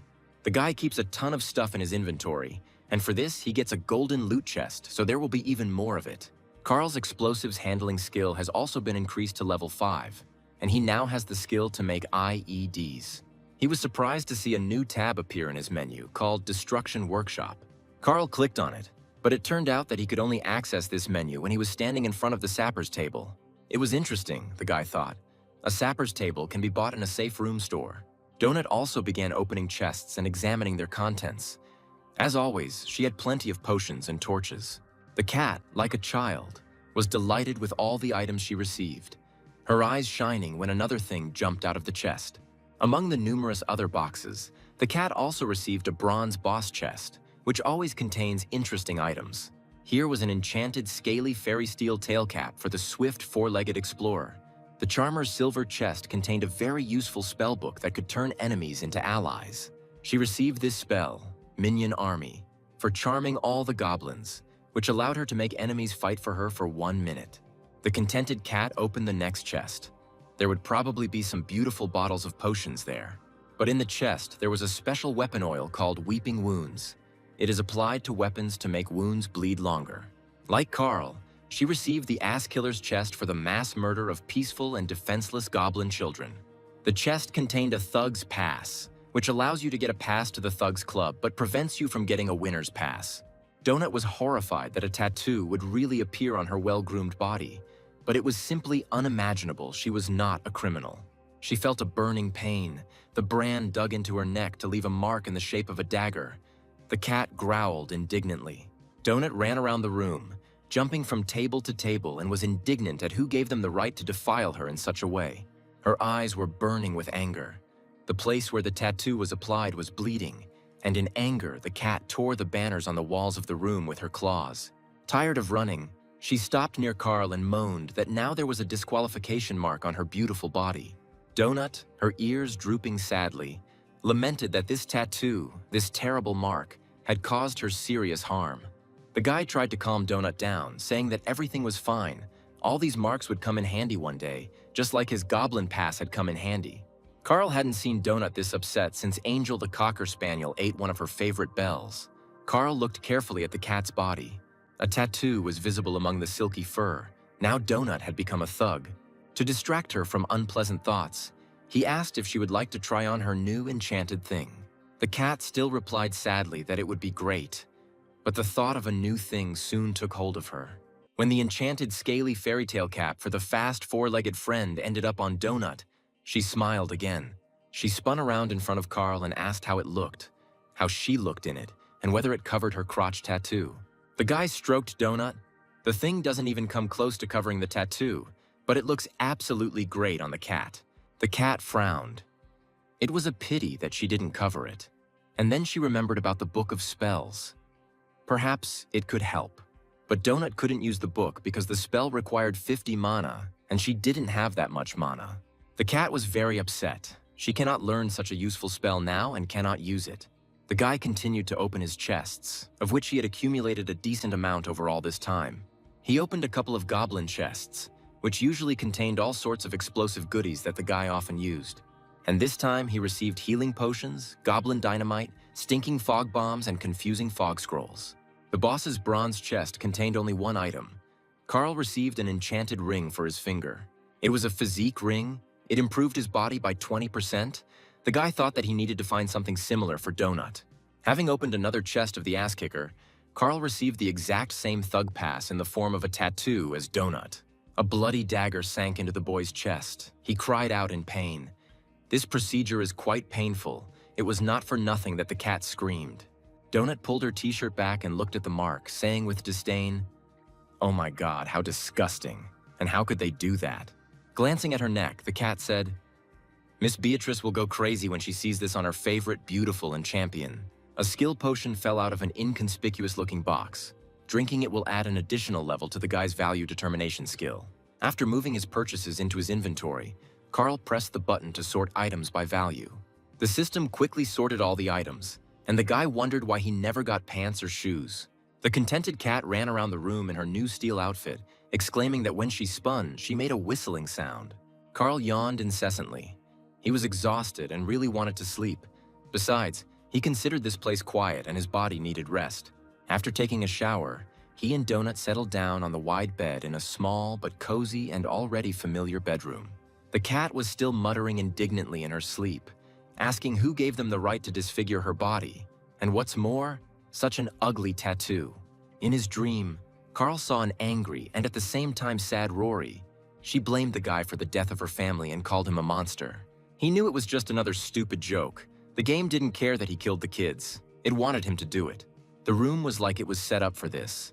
They had to clear out the workshop and they had to blow up that room. It was a trap. Those kids were put there for that specific purpose. They only existed to die. Carl cannot and should not blame himself or feel remorse for the explosion in the goblin lair. Donut was right. It wasn't his fault. But despite all these reasonable arguments, Carl still felt like an asshole. And then he saw an inscription on the ceiling of the AMV. Someone wrote it, "I wonder if this person survived or has already died." The guy reached out his hand to the ceiling with the inscription about where this place came from. For some reason, it seemed familiar to Carl. He clenched his fist, all his muscles tensed. It couldn't be this place. It was from his world, and the aliens wanted to steal it from them. Carl stubbornly pressed his lips together. He swore to himself that the aliens would not break him. They could wound or kill him, but not break him. Nearby, the fluffy Princess Donut purred peacefully, a living reminder of that world and that life that had been not so long ago. The guy's eyes flashed menacingly. He would do everything possible and impossible not only to avoid breaking down, but also to get his world back. There were 40 hours left before the level was destroyed. Carl saw an inscription. 2 crossroads to the east, 3 to the south, a staircase plus people. The guy looked at the inscription in confusion. He was at a loss to guess who had made it. Enemies or possible friends and comrades. Donut asked him if he thought it was a trap. Carl thoughtfully answered, "Maybe this way, maybe that way." He ran his hand over the inscription, and fresh paint remained on his fingers, meaning the inscription had been made only a few hours ago. They decided to take a risk, got on motorcycles, and the researchers headed in the direction indicated on the sign. The road was littered with the corpses of Level 4 ice goats, killed by researchers Brandon N. and Chris Andrews. Carl told Donut that they would go look for these very researchers who cleared the way to the stairs for them. The guys stepped on the gas and they sped forward with the wind. Carl couldn't wait to find normal people here. The system reported that Carl's driving skill had improved, and he could now step on the gas with complete confidence. Along the way, the same inscription was found here and there. It seemed the guys were showing the researchers the way to the stairs. The messages were on the walls and on the floor slabs in the corridors. Suddenly, Donut yelled at Carl to stop as they drove. The cat watched the mini-map very carefully. She showed Carl a staircase that had appeared on the map. Although it had definitely not been there before, it seemed to have opened recently. The boy asked the cat if there was anything else there. Maybe he could see anyone nearby, other explorers or monsters. Donut replied that there was something written on the ground. She suggested getting off the motorcycle and reading. After all, it was very dangerous near the stairs. Carl put the bike back in his inventory. They were going to go on foot from here. The guy didn't want to show the transport to anyone. The explorers of the world dungeon slowly and carefully moved forward. Judging by the video, the bosses here are very serious. They saw another sign on the floor. The road is safe. The parking lot is 2.5 kilometers away. They can't go any lower, otherwise the district boss will be activated. Carl cursed. How could they even defeat this district boss? All these monsters were simply terrible and strong. Donut pressed herself against the stone slabs. She felt a very slight vibration, as if someone was approaching them. She told Carl that there was some movement up ahead, but she couldn't yet figure out what it was or whether it was dangerous for them or not. Now the guy, too, could hear noise and a slight rattling of the floorboards far away in the corridor, which meant that someone big and heavy was walking. Soon, dust began to fall from the ceiling, and the dungeon explorers realized that it was definitely not a friend moving towards them. Carl told Donut that whatever it was in the hallway was very fast and extremely large and heavy. He added that this was something very, very big, and perhaps they had never encountered such a giant in the dungeon before. Above one of the entrances, they saw a raised grate. Carl understood perfectly well that this grate would fall as soon as they entered. The guy walked up to the grate and looked inside. It turned out that there were more passages further on, like some kind of labyrinth. Suddenly, they heard something rolling noisily down the corridor right next to them, and a huge brown ball appeared. It rolled right up to the grate where Carl and Donut were standing, and the researchers felt that the ball stank. The guy winced and said that it smelled terribly of sewage. Donut's eyes filled with tears from the stench. She whispered, "It's just awful." Carl suggested looking at the map. Maybe they would find the one who left all these messages with clues. Suddenly, he saw that a very large group of dungeon explorers was moving not far from them. The guy happily told the cat to look at how many people there were. They finally found a large group. Judging by the dots, there are at least 40 people there. We need to go to them. Together, they will definitely be able to break through to the stairs to the second floor. Carl's eyes lit up with joy. He was glad to see people, and Donut was also glad that they wouldn't have to fight the terrible boss themselves. The guy was sure that with that many people, they could easily take down the district boss, although it depended on their level. Turning the corner, Carl and Donut entered a corridor where, judging by the map, there were people. The guy greeted them warmly, but when he looked closer, his face lengthened. He certainly didn't expect to see this here. These were indeed people, and there were a lot of them. Donut turned to Carl in confusion. In front of them were very elderly people, some of whom moved with the help of walkers. The cat whispered, "There are only old people here, some in wheelchairs. With them, they will definitely not defeat the district boss." Carl thought, "These aren't just old people, but oh my God, I love you, Grandpa, but damn, how come you haven't crumbled into sand yet?" A strange old woman sat near a large cart with things and looked around with big, crazy eyes. She muttered that she didn't take those sandals, and there was no need to slander her. She didn't need other people's things. She was an honest person. Carl heard a young voice. Some guy shouted to him, thank God he came to their base. Two young men were walking towards Carl. One of them asked if he had probably seen their messages. Carl answered, yes, they had seen the inscriptions. Level 6 researcher Brandon N., a young man with a hammer on his shoulder and cheerful eyes, waved cheerfully at Carl. Next to him was Level 6 researcher Chris Andrews, and it was these guys who cleared the way for him and Donut to the stairs. Brandon didn't understand why Carl said we. He asked the guy who else was with him. They thought he was alone. The young man saw the strange name of the explorer, but did not understand anything about this. What kind of royal retinue this was? Maybe it was just a joke. The indignant cat jumped off her companion's shoulder and stood majestically before the two young men. She said that we means we. She is right in front of him. Can't this rude guy see her? She is Princess Donut. The stunned guys looked at each other in confusion. It seemed they clearly didn't encounter talking animals every day. Brandon apologized. He didn't understand right away. I saw them and I thought... Carl smiled. They probably thought he was crazy. Meanwhile, the cat is talking, and she may have the highest stats of all those present. Brandon Ann dropped to one knee and gently stroked the cat, saying, nice to meet you, Princess Donut. The cat was still unhappy that she was taken for a blank space, and not for an equal explorer of the world's underground. Brandon asked to forgive him if he had suddenly offended such a beauty. He had simply never met a talking cat before. Donut smiled and accepted the apology. Carl and his companion, along with the boys, went to the other fighting members of this large but strange detachment. They were met by Archer Yolanda Martinez, a level 6 explorer and member of a group called the Meadowlarks. Yolanda smiled widely and extended her hand to Carl. She happily exclaimed that their messages worked. This is very cool. They were also joined by Imani K., a 10th level explorer armed with a sword and also a member of the Meadowlark squad. There were 12 skulls hanging above the sad Imani's head, meaning that she had killed 12 dungeon explorers. The swordswoman stood a little to the side next to the old men and was in no hurry to approach the new arrivals. Donut wrote in the chat to Carl to look at that girl with skulls, another dirty killer of researchers. Carl looked closely at Imani, who stood with a sword guarding the crowd of defenseless old people and did not abandon them. He replied to Donut in the chat that he didn't think so. This girl was completely different from the cold-blooded killers they had met. There was grief in Imani's eyes. Apparently she was forced to kill these people, and this lay like a heavy stone on her clear conscience. Still, Carl looked at Imani warily, and he told the cat not to write in caps, as it felt like she was screaming. The frightened cat replied that she was screaming. The skulls above her head frightened her very much. She remembered how Q tried to kill her. The smiling archer extended her hand to Carl and introduced herself as Yolanda, very happy to see a new explorer in their squad. Brandon explained that they were night workers at a nursing home in Wenatchee and had arrived there while they were on duty with the residents. On that terrible night, they were forced to evacuate because someone decided to set fire to the trash in a barrel at the entrance to the building. At this time, firefighters, police, and others were with them, and the strange old woman wrote to Aud and Schwartz to contact her. The old lady in the red hat was named Agatha. She took a can of red paint and headed towards the nearest wall. The guy added that, in general, everything was going in one place.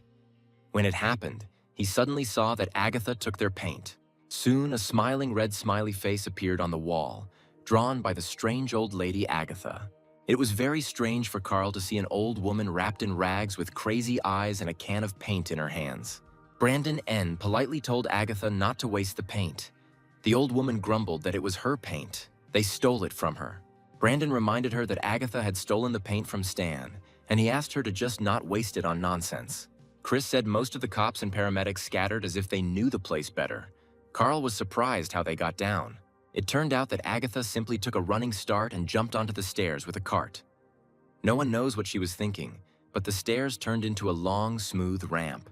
Apparently, something really wanted this strange old woman and the other residents of the nursing home to come down here. Carl asked Brandon if he had considered gathering them all in a safe room, which would certainly be more comfortable than the hallway. Donut was surprised to see a cat in the arms of one of the old ladies. The grandmother was constantly petting her furry pet. Chris said the room was already packed, like a summer cafe in the sun, with only enough meth for 30 people. Chris helped the stronger ones get there. There is this gnome there who cooks food for them and sings songs. Carl remembered Tully. Apparently not all babkas are so gloomy. There are more cheerful and younger ones, but it seems they are all very kind. The old people really like that room. There is nothing to be afraid of there. They remember their previous life, their youth, and among themselves they decided that they would never leave there again, that they would all die together in this place to the cheerful songs of the keeper of the room. Now they sit there like they're at a big party, well-fed, happy, and calm. It gives you goosebumps. The guys planned to take the old people to the 3rd floor, thinking that there they could change their class or specialization and it would be easier for them to survive. Carl stared at the toilet, next to which there were pools of blood. He suddenly remembered Cascadia's message about toilets. He asked Brandon if this was really because of the same bug that the producer had talked about, and the guy sadly confirmed. Carl remembered the message that if you open the door and something or someone comes in instead of you, they won't explode now. Brandon N. told Carl that they found Lady Tiara from the Newbie Guild, who really helped them get settled here. And then they brought people to her in groups for training and activation of the menu, inventory, and adaptation to this strange place. During one of these expeditions, they were attacked. Several residents of the nursing home were injured, and there were no healing potions. Imani had a sword. She killed the wounded at their request, but she still cannot recover from that terrible incident. Everyone understands perfectly well that it was necessary to do this so that they wouldn't suffer. But it doesn't make anyone feel any better, damned place. And those fiery skulls above Imani's head are a constant reminder of what happened. It's just terrible. Carl listened and looked at the old people.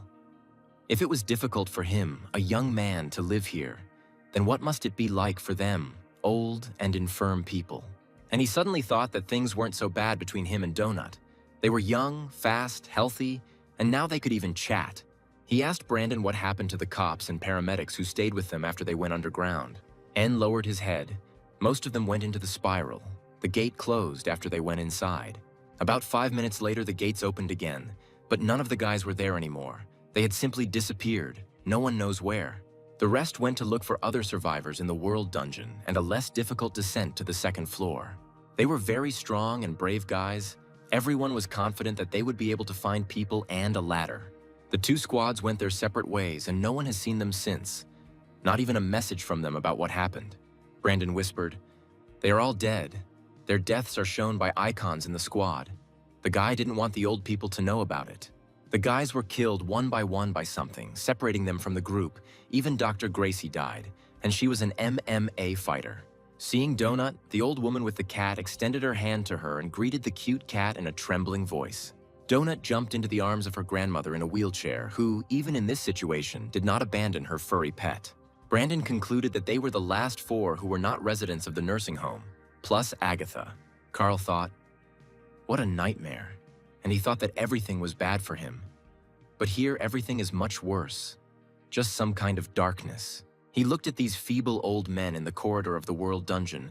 They shouldn't be here at all, but they are here. The world of Earthlings has come to an end. There is no place for the sick and the old in this bloody show. But what to do with them if they still end up here?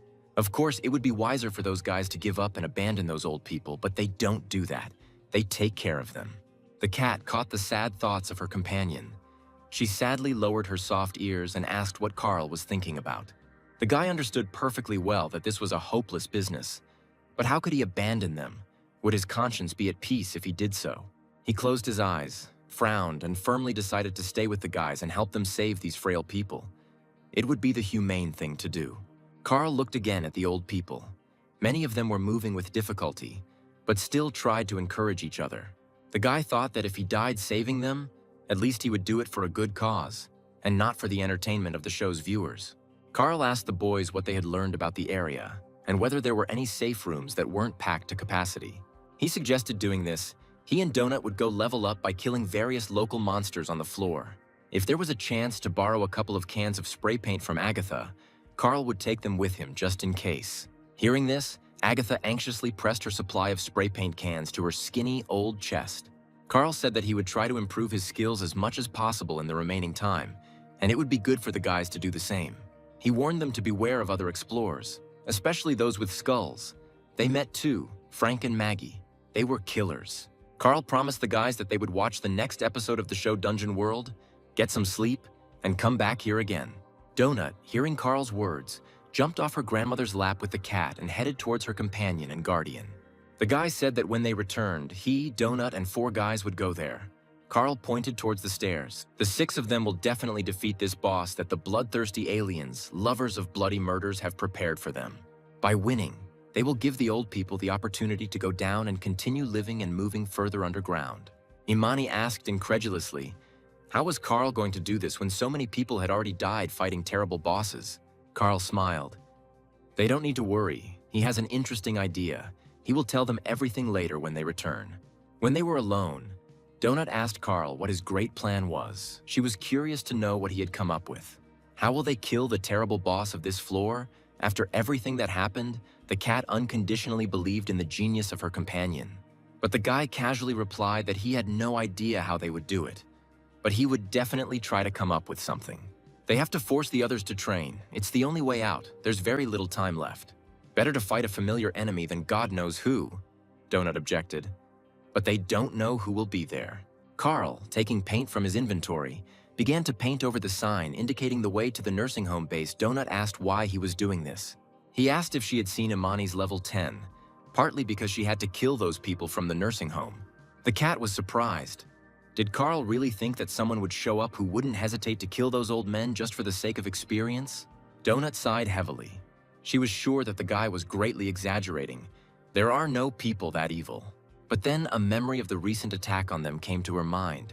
She timidly asked Carl if she was right about the people. The guy knew perfectly well that she was wrong, but he replied that he didn't know and didn't want to know, and in any case, it wasn't worth the risk. Carl remembered Frank Q's cold, predatory eyes, and without blinking an eye, he would chop down defenseless old people with his terrible axe. Donut asked, what if some good people like them showed up and walked past because Cal had painted over the messages? He replied to his companion that they were very lucky to find them. These guys are very good, kind people and real fighters. The good guys don't wander around in crowds, not in these places. Don't forget where they are. The system encourages players to kill. So here you are, either a small fish or a huge shark that is trying to eat these small fish. The cat asked Carl in confusion, who are they then? Small fish? She didn't like that at all. The guy silently turned the corner and walked away. He knew for sure that they were small fish, and many would like to gobble them up. As they wandered through the corridors, They constantly encountered enemies, but these rats were much larger than those they had encountered before. This means only one thing. They are already very close to the lair of their boss. The guy constantly asked himself if he was ready to fight him. Brandon N told Carl that they had destroyed the two bosses closest to them, securing the area somewhat. Some guys tried and killed the first district boss. They don't know them. They didn't have time to get to know them. The four of them defeated the second district boss, which increased their level and allowed them to arm themselves and level up a bit. N warned Carl that they needed to be wary of the lizard-like creatures. They were extremely dangerous in combat. Carl and Donut fought another squad of large rats. The cat successfully extinguished them with magic projectiles, and the guy finished them off. He asked Brandon to tell him more about the lizards. He replied that they jump. Some creature even bit his hand. He thought it would die. It was good that the poison wore off quickly. Otherwise, it would have killed Brandon, and now Carl and Donut were facing those very same lizards. The poison of these hideous green creatures is so strong that healing potions have difficulty neutralizing it. You need to drink many vials to survive. Donut took out from her inventory a potion of iron skin, given to her by carrying Carl, to protect her body from bites. The cat swallowed the protective liquid and felt as if her fragile body had suddenly become filled with metal and strengthened. Carl also opened his inventory and took out a piece of chain that he found during the battle with their first boss. He wrapped the chain around his fist to increase the force of his blow against the vile, poisonous enemies. According to N, they are very nimble. One of the second-level pygmy troglodytes had already rushed at the researchers. The system warned that they were fast and poisonous. Donut immediately fired magical projectiles at the approaching poisonous and biting enemies. The cat's spell level increased, and now she could not stun, but immediately kill enemies with her shots. The green lizard, having received the magic projectile, bulged its yellow eyes in surprise and helplessly opened its toothy mouth. Carl tested his iron fist by hitting the jaw of one of the green lizards that jumped up to him. It worked perfectly. The blow sent the monster flying up and somersaulting in the air. As soon as the monster was close enough to the floor, Carl jumped up to it and delivered another blow to the head. The lizard couldn't survive this blow. It was torn into small pieces, and everything around was covered in scarlet blood. The guy shook himself off. He didn't like the bloody splashes. He wondered why there was so much blood on all the creatures here. Carl approached one of the green lizards killed by Donut with a magic projectile, and it literally fried. The guy was very surprised. This didn't look at all like the 3-mana projectile the cat had previously fired at enemies. The system informed Donut that her magic projectile had reached level 5, allowing her to spend between 3 and 6 points per projectile. Looking at the stats, Carl saw that Donut's intelligence was now 24, and she could fire as many as 8 projectiles if she reduced the spell's cost to 3 mana. Approaching the roasted pygmy lizard, the cat said that she had spent 6 mana on this green, toothy freak. Carl noted that Donut would probably be able to kill second-level monsters with 1 projectile for 3 mana. The cat objected that if some monster was going to bite off her face, she would fire 1 projectile every 6 so as not to take any risks. The guy noticed that only a few days had passed, and he could already barely feel the pinch under his feet when he walked. They were getting stronger. Now they faced a fight with stronger lizards. They were larger and more muscular, but just as fast and no less poisonous. The guy had long ago noticed that the strongest mobs in this area were at most level 4. Carl really hoped that the boss would be only slightly stronger than them, 7th, maybe 8th level. Then they would be able to deal with him easily. The guy noticed a tongue appearing from the lizard's mouth. He remembered Brandon's warning. The monster jumped up and threw out its poisonous tongue. Carl turned around, covering Donut with his body. He smiled. The troglodyte trickster cast poison on him, but the poison was neutralized by the protective magical cloak of the night ghosts. Peeking over Carl's shoulder, Donut responded to the lizard's attack by firing a powerful magical projectile at him. This fight was harder than the previous one, but it also ended in victory. Carl sighed with relief, beads of sweat streaming down his face. They only have a little bit left to level up to the 9th level, then all their stats and skills will also increase. But with each level, more and more experience is required to move on to the next one. So for now, they are marking time in one place. Although Carl can't distribute stats, his combat skills are steadily increasing, meaning his attacks are becoming stronger. He understood perfectly well that the real difficulties would begin when they went down to the floor below, where everything would start all over again. Donut approached the recently killed troglodyte lizard. She usually tried to stay away from even dead monsters. Carl mentally corrected himself.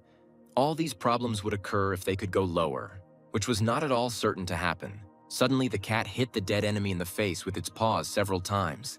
It seemed that it decided to test its strength on the corpse. She struck the lizard with her claws, and streams of blood immediately gushed from its body. Donut watched the result with interest. Suddenly, from the blow of the paw, the body of the large lizard spun in the air, and the head burst, flooding everything around with pools of blood. Carl told her again to practice hitting with her claws. His strength is 9, and Donut's is 18. She is twice as strong as him, and Carl hits pretty hard. With that kind of strength, Donut could probably easily pierce a steel sheet, even some low-level monsters. The cat winced and said capriciously that fighting with claws was inelegant, an activity not for a true lady. The guy grinned. And shooting lasers from the eyes is graceful. Is that an activity for a lady? Donut replied, well, of course, yes. Using magic projectiles, she doesn't get covered in blood like a ragged alley cat god. She can't even imagine that. Otherwise, he will look like Ferdinand. Carl asked who this Ferdinand was. It seemed like he had never heard such a name before. The cat was a little embarrassed. Carl doesn't know him. The guy even thought that Donut blushed. Who would have thought? She has secrets. Carl knew that it was useless to put pressure on the capricious cat, so he asked her to just think about it, because this was her strength. Donut frowned. She understood that the guy was right, but she really wanted to remain a princess and not stoop to fighting with her claws. A new group of enemies appeared ahead, even larger and stronger than the previous ones, meaning the researchers were close to the boss. Grabbing a club, the green troglodyte lizard rushed at Carl and Donut, moving surprisingly quickly. Another bluish-colored lizard opened its toothy mouth and thrust forward an incredibly long, poisonous tongue. Donut, as always, fired magical charges at the enemies, staying at a fairly safe distance from them. Carl used his feet and fists, smashing the monsters' heads, especially since he was immune to the creature's poison because of his cloak. Soon, this battle was also over. The researchers won, leaving huge red pools of lizard blood in the corridor. They approached the room where the lizard boss was located. Carl opened the minimap and looked carefully. This room layout will not allow the guy to use the bomb makes a boom method on the boss, as he did last time. They stood in front of the doors of the gym, and Carl could feel in his bones how dangerous this undertaking was. But they still had to do it. But if they couldn't deal with the first floor boss now, then they wouldn't have a chance to deal with the guard guarding the stairs to the next floor. They simply have to cope, and they will. He asked Donut if she was ready for battle. The cat answered that she was ready. Carl knew that in games there is always a chance to win any battle, even the most difficult one, and this show is no different from the game in terms of mechanics. He opened the doors to the fitness center and told Donut to go ahead, and they boldly entered the boss's territory with the clear intention of winning. At first glance, everything here looked like a regular fitness center: soft paths, posters, turnstiles, and an administrator on duty. Upon seeing the researchers, the green administrator lizard hissed threateningly, warning the others of the approaching enemies. Donut silently fired a magic projectile at the fitness center administrator, and he fell silent, instantly changing color. Carl said that after the shot, the lizard did not explode. The cat replied that it was a projectile for only 3 mana. She was saving her strength. Entering the hall, the guy noticed the double doors bound with chains on the side wall of the gym. He wondered what was there. Donut jumped off the turnstile and ran easily along the carpeted paths of the well-equipped gym. A huge troglodyte lizard was hauling iron, surrounded by smaller but also weighty green musclemen. The boss threw the huge dumbbells on the floor. His muscular tail twirled nervously. He felt that enemies had arrived. The green boss turned halfway and glared angrily at the dungeon explorers who had disturbed him. The muscleman stood up to his full height in front of the uninvited guests and looked down at them, flexing his steel muscles. The system announced the sides of this battle. On one side are the 8th level researchers Carl and Princess Donut. They are confronted by the district boss, the lizard-like troglodyte muscle man, a level 9 warrior who is ready to deal pain to everyone. Donut sighed. The degree of cringe in these descriptions of the game system is sometimes simply off the charts. Why all this? Carl, wrapping his beloved chain around his fist, told the cat not to pay attention to it and to stick to the plan. Seeing that his enemies were seriously preparing for battle, the duck called his assistant Bro and asked him to back him up. The muscle man picked up a huge disc from his dumbbell. It had its own name. It was the Skinny Destroyer. The lizard boss threw a massive disc at his smaller opponents, capable of taking off both of their heads if it hit. As the disc gained speed, it became engulfed in flames, and soon the object flying toward the researchers burst into flames. Carl and Donut jumped in different directions. The guy cursed, "What a strength, he definitely doesn't have that kind of strength, you have to take that into account." The guy quickly opened his inventory. If this muscle man continued throwing everything in sight, they would have a hard time. He took out a scroll of confusing fog from his supplies. This was exactly what they would need right now. As soon as the scroll was activated, the entire gym was covered in a thick fog, and none of the enemies could see anything clearly. The scroll didn't say how long the fog would last, but the fog's confusion effect was negated for their party members. "Just in case, we need to act quickly." Duck called Bro in confusion, exclaiming that for some reason he couldn't see anything. In the confusing fog, the green lizard fighters desperately beat each other, mistaking their comrades for explorers. Carl's plan was very simple.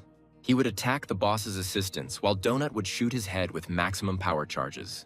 Now Kachka's henchmen were busy fighting each other, so the path for the boss's attack was clear. Carl rushed at the green muscular lizard, who was standing very close to his boss, trying to protect him. The guy dealt the lizard a crushing blow to the chin with his chain-weighted fist, and the lizard gasped and flew off to the side. Without giving the enemy a chance to rise, Carl jumped on him and dealt him a decisive blow, crushing the troglodyte's small head. The guy mercilessly beat the toothy lizard. Blood flowed from the monster like a river, but he was still breathing. The monsters were stronger here. Donut, sitting on the exercise machine, constantly fired at the muscular boss's head, not allowing him to move. Suddenly she noticed that one of the troglodyte lizards was attacking her with a long, poisonous tongue. She jumped up easily, dodging the poisonous attack. She needed to find another comfortable position and attack the boss again. Carl kicked another green fighter athlete so that he could no longer get up and attack them from behind. The guy cursed. The boss was burned by the cat's attacks, but still alive. Besides, the effect of the scroll of confusing fog ended. Carl quickly clicked on his inventory to get another saving scroll and provoke the enemies to fight each other. The muscle man, noticing the enemy's movements, threw another burning disc at him. The guy managed to dodge, but it was dangerous. At that moment, the cat resumed its attack with magic projectiles at the green muscular boss's head. Having received the blow, the duck lost control of the fiery disc and it flew into the wall, no longer threatening to crush Carl's head. Donut stood very close to the boss and shot him in the chin. The upper part of his body was already starting to darken from the attacks. Seeing that her mana was running low, the cat opened her inventory and took out another bottle to replenish her energy levels. She shouted to Carl that she was drinking a mana potion so that he should cover her and be careful himself, the guy responded, saying that he accepted the information. If Donut gets hit, it will be very difficult to hold out long enough to use another potion. And then Carl was attacked by a blue-tongued, poisonous troglodyte trickster, wrapping its tongue around the guy's striking hand. He smiled, but he doesn't have to worry about such crap. The poison of these ugly creatures doesn't scare the guy. The system reported that the poison was neutralized by the cloak of the night ghosts. Carl grabbed the poisonous tongue wrapped around his hand and pulled. The lizard was completely taken aback by the fact that its victim could pull it by its poisonous tongue. Confusion flashed in its eyes. The guy pulled the blue tongue with all his might, and the blue troglodyte trickster flew at Carla with his mouth open. Carl's arm was almost up to the elbow in the toothy mouth of the poisonous bro. He clenched his teeth, and blood gushed from the guy's arm. Carl gritted his teeth. Despite the fact that his hand was wrapped in a chain, the wound was serious and caused him acute pain. He shoved his chain-wrapped fist deeper into the troglodyte's throat, and it began to choke. Carl heard another lizard running behind him to help the choking poisonous dodger bro. The guy quickly turned around and hit the approaching enemy directly with the body of the half-dead bro, despite the streams of blood from his own hand. Carl tensed his hand. He needed to press a little more for bro's spine to break and for him to unclench his poisonous jaws. The enemies continued to attack the guy. Now he used the body of the lizard bro as a weapon. He dealt a crushing blow to another green fighter of the boss duck, smashing his head on the iron. The boss saw his friend Bro hanging helplessly on the arm of one of the dungeon explorers. The poisonous lizard was almost dead. The jock roared, addressing Bro, that this wasn't cool. Judging by the bar above the boss's head, he only had a third of his life left. Carl finally activated another scroll of confusing fog again. This could buy them time while Donut replenishes his mana. The gym began to fill with a thick fog again.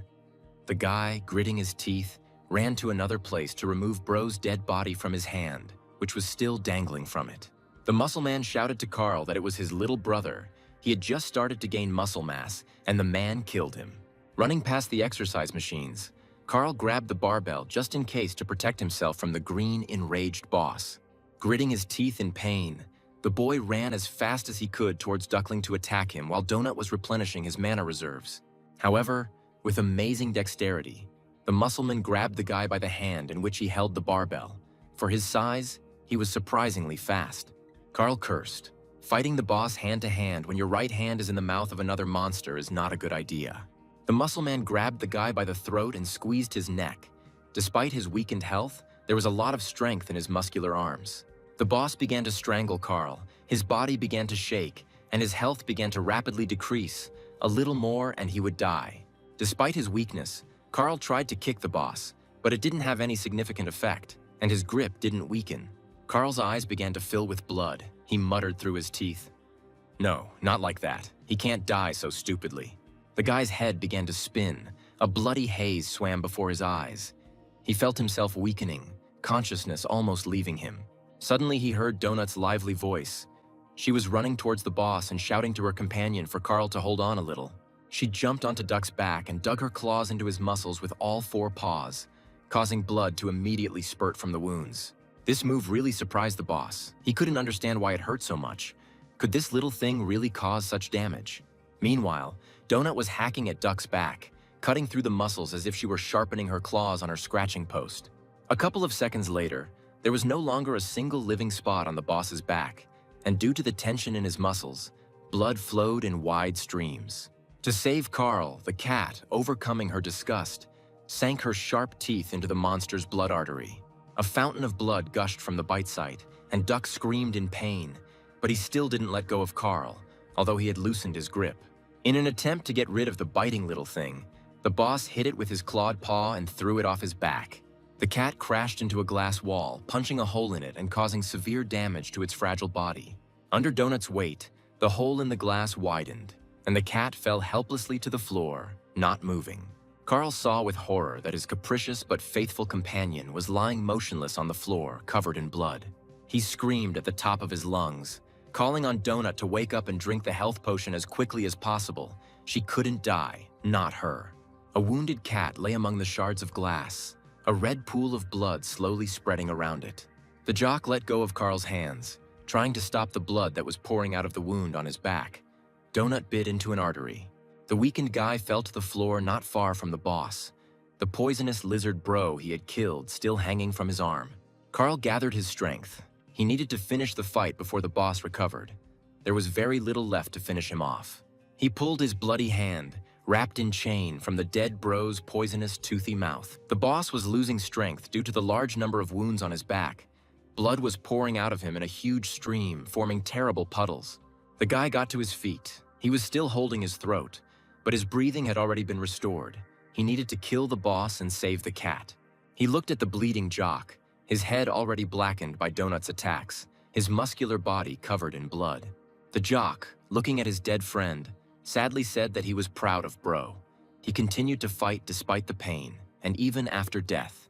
He tried to stop the bleeding, but the wounds were deep and there were a lot of them, and all of Duck's assistants were already dead. Carl gritted his teeth. He couldn't feel sorry for this monster. He needed to survive and be sure to save his brave Princess Donut. Gathering his strength, he jumped up and struck Duck on the chin with his chained fist. He swung his paws, and the blood gushed out even more. The boss fell helplessly on his back. He didn't move, but the guy knew that his enemy was still alive. Taking a running start, Carl jumped onto the huge muscular body of the jock and dealt him a final decisive kick. Having dealt with the boss, the guy ran to the cat lying on the floor in a pool of blood. He called loudly to her, begging her not to die. Falling to his knees in front of the small body, he again called to Donut, asking what to do and why she wasn't recovering. The life bar above the cat showed that she had only 1 bar of health left. She was almost dead. He extended a trembling hand to her, cursing. He told the princess that she wanted to get into the show. It was time to come to life. After stroking her silky fur, all smeared with blood, Carl asked Donut not to do this to him. The system revealed the winners of this battle, researchers Carl and Princess Donut. But no matter what Carl said, Donut didn't respond. She still lay motionless, and her health bar showed 1 bar. The boy's lips trembled and his eyes filled with tears. He asked the cat in confusion why she wasn't healing. He frantically opened his inventory. He had a pet healing scroll. The guy clicked on it. It should help. The healing scroll was moved from the storage, but the system reported that there was no suitable target. The game mocked the idiot for wasting a valuable scroll. Carl cursed like crazy, but she was still alive, so there had to be a way to bring her back to life. But what was it? He took out a green healing potion and had already opened the cap to give it to Donut because it always helped him. He was about to pour the healing potion from the bottle into his companion, but something stopped his hand, trembling with excitement. Her condition does not change for no reason. There must be a reason. You need to think and take your time. The main thing is not to harm. He remembered that before all this, she shouted to him that she had started taking the mana potion, but the recharge had to finish first. Carl understood that Donut was in a hurry, which meant she probably took the potion before starting her attack on the boss. He didn't know how long ago she took the mana potion. At that time, he was busy fighting the poisonous bro and the rest of Duck's assistants. This means that Donut is still in a mana recharge state, but this is just an assumption. Carl didn't know if she would take damage if he gave her a healing potion while another potion was active. He clenched his teeth. He didn't know the answer to this question, because he still hadn't learned all the intricacies of this game system. The guy frowned. But what could he do? He couldn't just sit and watch her die after saving him. He looked at the only remaining health bar. Any damage, even the slightest, would kill her, that was for sure. But what should he do? Carl's strong, courageous face was distorted by a grimace of grief. He almost cried, looking at Donut. So he needs to try it out for himself first, but he's not allowed to take another potion from the hotbar. But he could probably drink it right away. He summoned a health potion from his blue panel where he kept everything he needed. The system showed that the healing process would take 15 seconds, and a green light immediately began to flow around Carl. I wonder why his reload is faster than Donut's. Probably because he has a better constitution. He immediately drank another potion. The system reported that he was poisoned, but the poison was neutralized by the cloak of night ghosts. That's the answer. You can't take 2 potions. Carl swore. It turns out he almost killed Donut with his own hands. Now she can't be given anything. He can't do anything until the cooldown is over. But how do you know when it's over and you can heal? The guy sat next to Donut and quietly stroked her soft, motionless body. He was ready to do anything to make her wake up. He whispered to her not to leave him. How would he be here without her? Who would purr in his ear at night? Carl asked his furry companion with all his heart to stay with him, begged as much as he could, said that he really needed her. The guy continued to stroke the cat, swallowing back his tears, when suddenly he saw that one of the paws began to glow purple. He was overcome with joy. He realized that her paw had just recovered, which meant Donut was coming back. The health bar started to turn green. It was healing. Carl was ready to jump for joy. Like a child, the cat would stay with him. Great. Donut's eyelids fluttered. She opened her eyes slightly and quietly called out to Carl. She still felt unwell due to her weak health. Everything was swimming before her eyes. She could only make out a smiling silhouette leaning over her.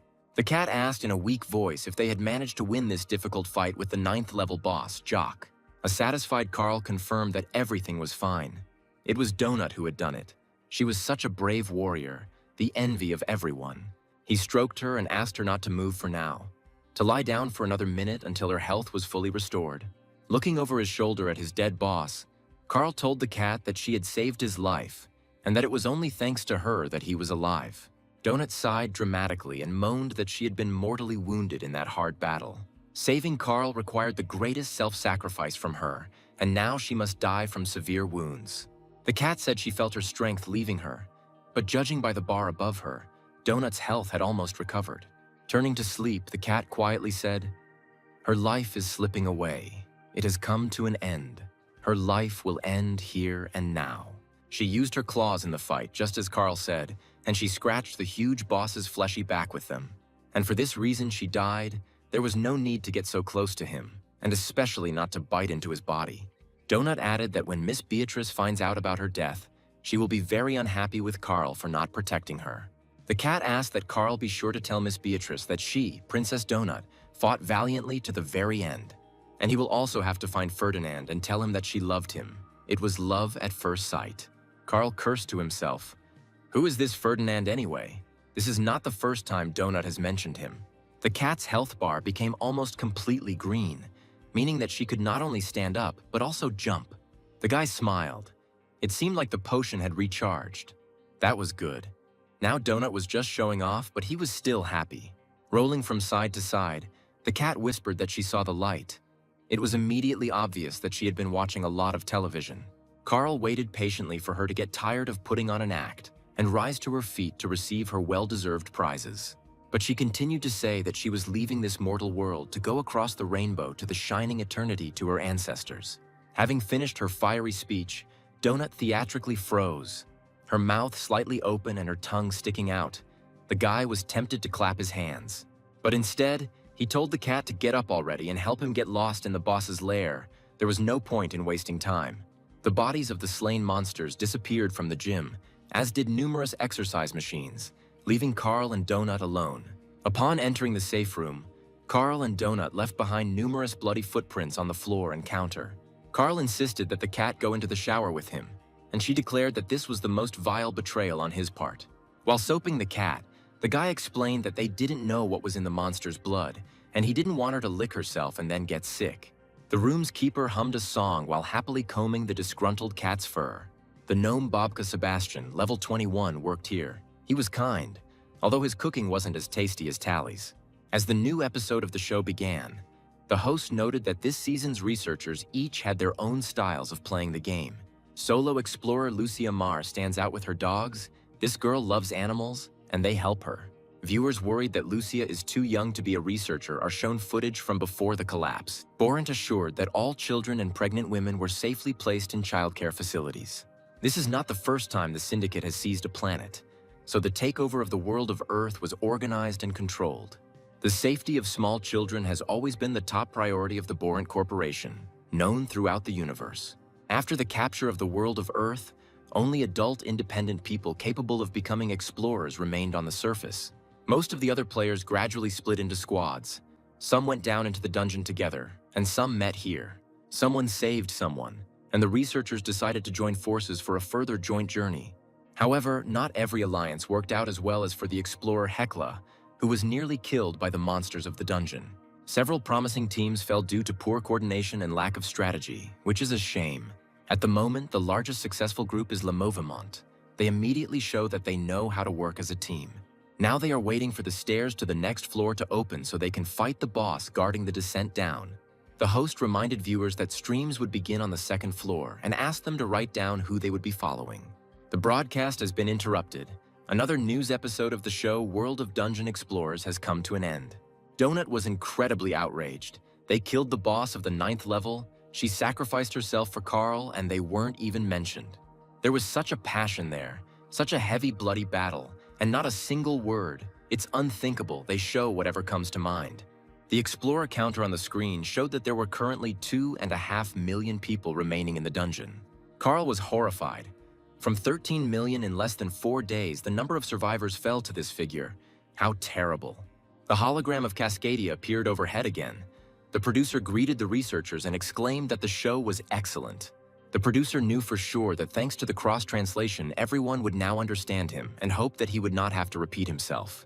Listening to Cascadia's story about the new patches, Carl and Donut headed to the newbie guild. The guy wanted to talk to the guildmaster. As soon as they entered the familiar room, the cat happily informed Mordecai that they were now both level 9. The guildmaster asked if the two of them had actually killed a level 9 boss. That was impressive. Not every large team would dare to do that. Sitting down on a chair, Carl sighed and said that it was a stupid idea. He hoped that everything would go easier and smoother. It's shitty when they don't know what they're up against. It's impossible to prepare when going into battle blind. Mordecai suggested studying the recording of the battle and analyzing their mistakes so that they would not be repeated in the future. This is useful. He pointed out to Carl that this heavy barbell would do the same damage as his fist, and it was not worth wasting his strength on it. The guy was shocked. The guildmaster said that his hand-to-hand combat was equal in power to an unenchanted weapon. He was already very strong. And during the last battle, Carl wasted the scrolls of confusing fog. They could have been used more effectively. His intelligence was 3, so their duration was only 15 seconds. Donut's intelligence would allow one fog scroll to last 120 seconds. They need to learn to understand how their stats affect everything else and plan their fights accordingly. Carl asked if that was why the cat couldn't drink potions as often as he did, because she had a low constitution.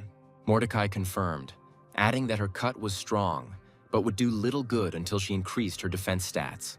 They were very lucky today that Donut didn't break her neck when she fell from the boss's blow. That was entirely possible given her build. In the future, choosing a class or race with a higher constitution will help, but not much. You need to level up your stats. Hearing this, Donut was indignant. She was already one of God's most ideal creations and had absolutely no intention of changing. She was born a cat and she will die as one. What a stupid assumption that she should become someone else. There are simply no better options. Donut stated that she even insists that Carl also choose the cat race in the future, so he will be more effective. Carl imagined with horror that he was a cat in a raincoat and shorts with hearts, arguing with the naughty Donut. He muttered in response to the cat's statement that he would never become a cat. It would be better to die than to turn into one. It's unimaginable, cat boxing and cat kicks mixed with desperate cries. "Don't touch my tummy." The boy told Mordecai that he had thought a lot about it, if there was an opportunity, whether he should change his race. Having weighed everything carefully, Carl decided that he would remain human. Donut snorted discontentedly. She liked the idea of making him a cat. The guildmaster suggested moving on, regarding the battle with the goblin boss. No comment here, they did an amazing job. The goblins are tough guys, of course. Not as tough as Jock, who has excellent stats. It's surprising that they beat him. Mordecai thought it was interesting that he had never heard of such a boss before. He only appeared in this season of the show. Carl thought that someone from his world had merged with one of the 3 troglodytes. He wasn't as smart as Playushkin. The boy remembered the Spanish woman who had stretched out her hands to him, asking him to save her, help her, and tell her what had happened to her. The organizers of this show did something to him so that he would endlessly spout unimaginable nonsense, as if someone was tugging at him. These 2 bosses were like caricatures or some kind of inflated stereotypes from the world of Earth.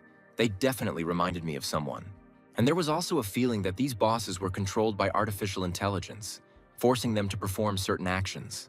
Mordecai said that now every corner of the universe is watching Earth, all because of the extraordinary popularity of this reality show. Broadcasts about Earthling culture have filled the airwaves across the galaxy, and this happens every new season of the show. Viewership numbers must continually rise, and bosses play a role in this. Everything here is geared toward audience emotions. Carl said that they were actually here because they only found one staircase down, meaning one very serious problem. The guy talked about meeting old people, the guys who helped them, and a huge, smelly boss who looked like a piece of shit. Mordecai listened attentively to this unusual story and replied that the solution to this problem was very simple. You need to skip this boss and continue looking for another staircase to the 2nd floor. There are several of them. They will be able to find it. Carl replied that they had been on the road all day before they found this one. The guy was worried that this was their only chance. He asked if Mordecai knew what kind of monster might be there so that they could at least adequately prepare for the fight. The guildmaster lowered his head sadly. He has very clear and strict restrictions, especially when it comes to bosses. Carl can come after the fight and he will be happy to analyze it with him. But if he tells about the boss beforehand, it will already be considered cheating. And Mordecai really doesn't want to get caught doing that. It's considered a serious violation of the contract he signed with the syndicate. The guy grabbed his head. Neither class, nor levels, nor race would matter if they didn't get off this damned 1st floor. And those old men are so fighters. You can only count on 6, but to win, they must prepare well. Looking up, Carl asked Mordecai hopefully if he had anything else to say to them before leaving. The guildmaster looked up and at his family photographs, at what he once was like, how he lived. These portraits seemed to reproach him for betraying his lost world, for betraying himself, his nature. Mordecai clenched his fist, throwing off the shackles of the syndicate that constantly controlled his every word, every action. Frowning, the guildmaster said, "Okay, he will tell you something, but Carl must listen very carefully." The guy was very happy. Could it really be true that all the advice the guildmaster gave him really helped him survive in the dungeon? Mordecai asked Carl what he thought Jock had in common with the bad llama that spat out hot lava. The guy mentally imagined the drug-dealing llama they had encountered in one of the dungeon corridors. After thinking for a bit, Carl replied that they were both junkies. You could tell right away. But the llama was on drugs and the jock was on anabolic steroids. Mordecai frowned and lowered his ears. No, that's not it. Carl should think better, analyze the fights with them. The guildmaster frowned. He really wanted to help the guy, but he had to learn to draw some conclusions on his own. He asked the puzzled researcher how he killed the bad llama. He needed to remember everything and analyze it. Carl said that he hit her in the throat, where the lava was gathering, and as a result, the boiling lava melted the llama's head and she died. Mordecai asked how they killed Duck. He should remember everything and compare it with the bad llama. This is very important. Carl glanced sideways at the cat with a smile. Donut played with Duck's bloodstream, practically exploding it from the inside, as if she had bathed in a fountain of blood. The cat snorted discontentedly. These memories were extremely unpleasant for her. How disgusting it was to bathe in blood. In protest, she rolled over onto her other side, turning her tail towards Carl. There was no point in reminding her of this horror. And then it dawned on Carl that they both had weaknesses, each their own. But they had them, and having found them, they were able to defeat the monsters. Mordecai smiled. That's right, good job, Carl. You started thinking in the right direction, analyzing your enemies. There was a vulnerable area on the llama's throat. Sometimes these areas are obvious, sometimes not. Maybe you need to look more closely. Take the hoarder Plyushkina, for example. Now they know that her vulnerability was the cockroaches crawling out of her mouth. If Carl had been able to kill even one before hatching, the second would not have escaped from the throat, resulting in a jam. The guy added that in this case she would have suffocated, and there would be no need to strangle her with that very long chain and finish her off later. Mordecai exclaimed, "That's right. You need to look for a vulnerability and try to exploit it. There are always clues, and there will be clues. You need to look for them." Carl wondered what they knew about this district boss and where to get these clues, while Donut decided to open the chests she had received. Looking at the contents of the chest, Donut grimaced in displeasure. She was once again presented with a whole mountain of torches. Turning to Mordecai, she said plaintively that her chests were broken, and they contained all sorts of junk that she didn't need at all. The cat looked at the 12 scrolls of healing with displeasure. Carl noticed that these were good. They didn't require an access code, and they would be able to heal each other. Donut also received a bronze chest for defeating the huge, scary green boss, Jock. The chest also had a tail. She was very happy. Such chests usually contain all sorts of cool magical things, spellbooks, for example. It was the same this time. Donut was incredibly happy. Finally, there would be a magical upgrade in her skills. She immediately grabbed the book and began to absorb the information. Carl said that she should have at least read the description first. Mordecai reassured him. This magical skill is good and very useful. It is often called blink in a puddle. Donut can teleport himself and up to 3 other people within his line of sight, which is very convenient and can save lives. There's a 10-second delay between cast and activation, so you can't spam it, but it's still a good skill. The cat rubbed itself against Carl's leg and, purring, asked what he had gotten, whether there was anything new and interesting. Carl's kicking skill has reached level 6. Now his kicks do even more damage, just like his fists. For killing 2 mobs by smashing their bodies against each other, the guy received a golden fighter's chest as a reward. He, like Donut, got a strongman's bronze chest, which contained a hat and a bunch of useful healing items, packages, potions, bandages, and other necessary little things. He also received 100 enchanted bloodlust shurikens. If you damage a monster with these things, the damage against similar monsters will increase by 8%. Carl wondered if these 8% of the initial damage were considered. Then it would be very little, or 8% of the total damage, in which case the arithmetic becomes more interesting. Mordecai looked at the description and explained that the calculation is based on the final damage, meaning that each subsequent hit will scale. It's a shame they're so fragile. The guy's face lengthened. His arms would fall off from throwing them. There are 100 of them, but they are fragile. It turns out he will only have one good moment for them. Carl opened the next box. He already knew that it would most likely contain some special potion. Opening the chest, he saw that he had again received a golden potion of determining the value, the same one that had already dropped last time. The guy sent it to the storage, noticing that there was nothing new. It seemed strange to him. Maybe he needed level 5 in this skill. Finally, a golden fighter's chest appeared in front of Carl. Opening the chest, the guy joyfully exclaimed, yes, this is what he had needed for a long time. He received an enchanted Gruul's gauntlet, which increased his strength and agility, and raised his iron fist and powerful strike by 2 levels. But if you use the item against the minions of the war god Gruul, you can turn the attack into Gruul, and this will be a disaster. Carl looked at the gauntlet in confusion. But how would he understand who was the follower of this very god of war, Gruel? Mordecai said that all ungulates revere Gruel. Horses, centaurs, or tikbalangs can also revere him. Bad llamas can also revere it. But only starting from the 3rd floor here and on the 2nd floor, there is no need to fear this. The guildmaster added that Carl should know that this Gruel was not a real god. Mordecai suddenly became very serious. He said with a frown that there were no gods in this game. Now the eyes of the newbie guildmaster looked at the guy in a special way. Carl, a little confused, asked if this was so important. He could not understand what was hidden behind Mordecai's words. The mouse lowered his smart and serious face. Unfortunately, he couldn't say anything more to the guy now. Carl wondered why Mordecai had suddenly become so serious, why he had specifically drawn the boy's attention to this. The guildmaster reminded him that Carl had said he was worried because some bosses and mobs were here, just like him, against their will. So he must remember that such people are in the minority here, especially at the lower levels, and he should not believe everything. Mordecai repeated that there were no gods here, only those who paid for the privilege, and that this must be remembered very clearly. Carl realized that the guildmaster was trying to tell him something that he couldn't say directly, and he wanted to know what it was. The guy said that he would definitely remember this and take it into account for the future, and he would also remember about the mobs. Donut asked what tikbalang was. It sounded like some kind of disease. Mordecai explained that it was like a horse, only much angrier. Carl decided to try out the combat item he had recently received. He clenched his fist to activate Gruel's gauntlet. Soon, an impressive-looking glove with spikes and fastenings for hand protection during combat appeared on his hand. He laughed. The benefit of this item was obvious. Now at least he wouldn't break his fingers during fights with a strong opponent. As soon as Carl unclenched his fist, the glove disappeared from his hand. As if it had never been there, the guy was sincerely delighted. This is so cool.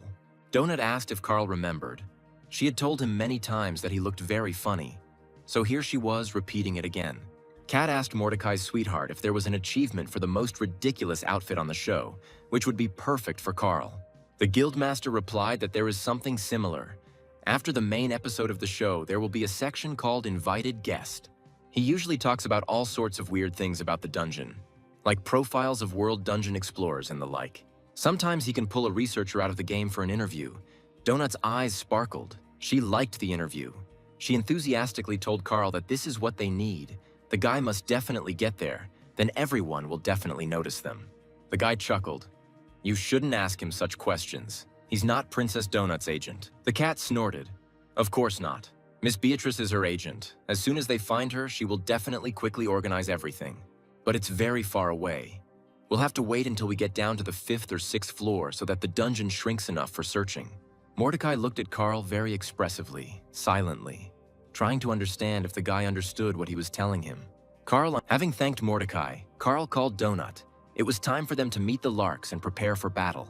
Clenching his fist on the hand that was wearing a combat gauntlet, the guy smiled. It was time to defeat the district boss.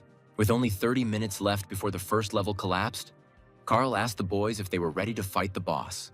Brandon N. answered honestly that they were not ready.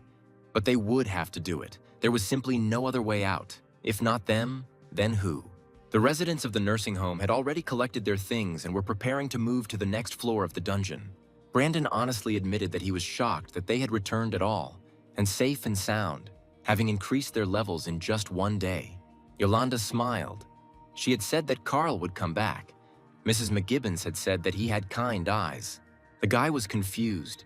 He never expected that someone could say such a thing about him. He had been considered a hooligan all his life.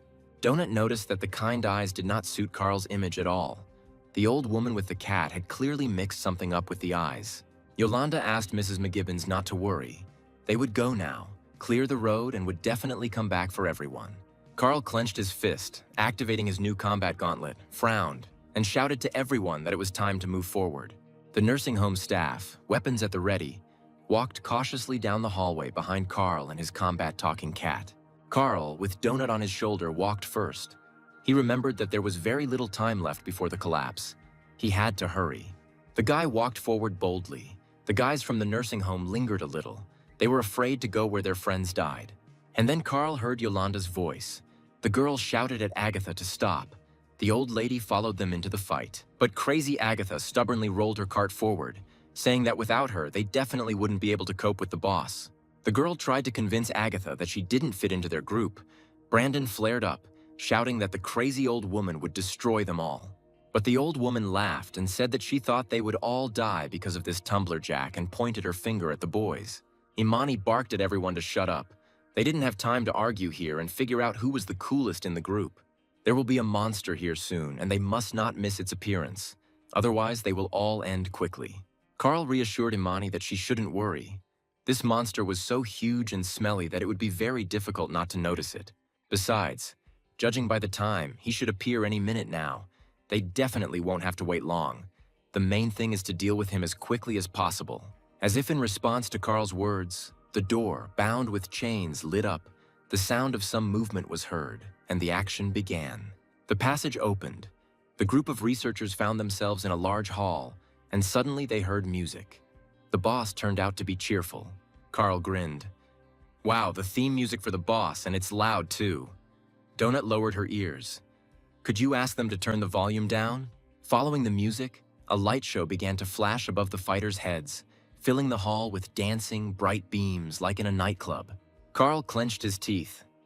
He understood that the music and bright flashes of light were supposed to distract their attention from the appearance of the real enemy. The game announced that explorers had found the lair of the district boss, and it was time for the main event for the ladies and gentlemen. Brandon N. gripped his massive hammer tightly, preparing to attack the unknown enemy to save the Elder's charges. The game was winding them up, asking if they were really ready for the fight, if they felt like the event was about to begin. Oddly enough, the calmest of the whole group was Agatha.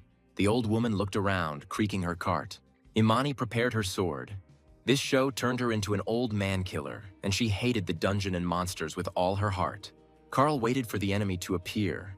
He remembered Mordecai's words about weak spots, and that there are always clues. You just need to see them. The system was pleased. A group of level 9 explorers, Carl and Princess Donut, were fighting against the boss today.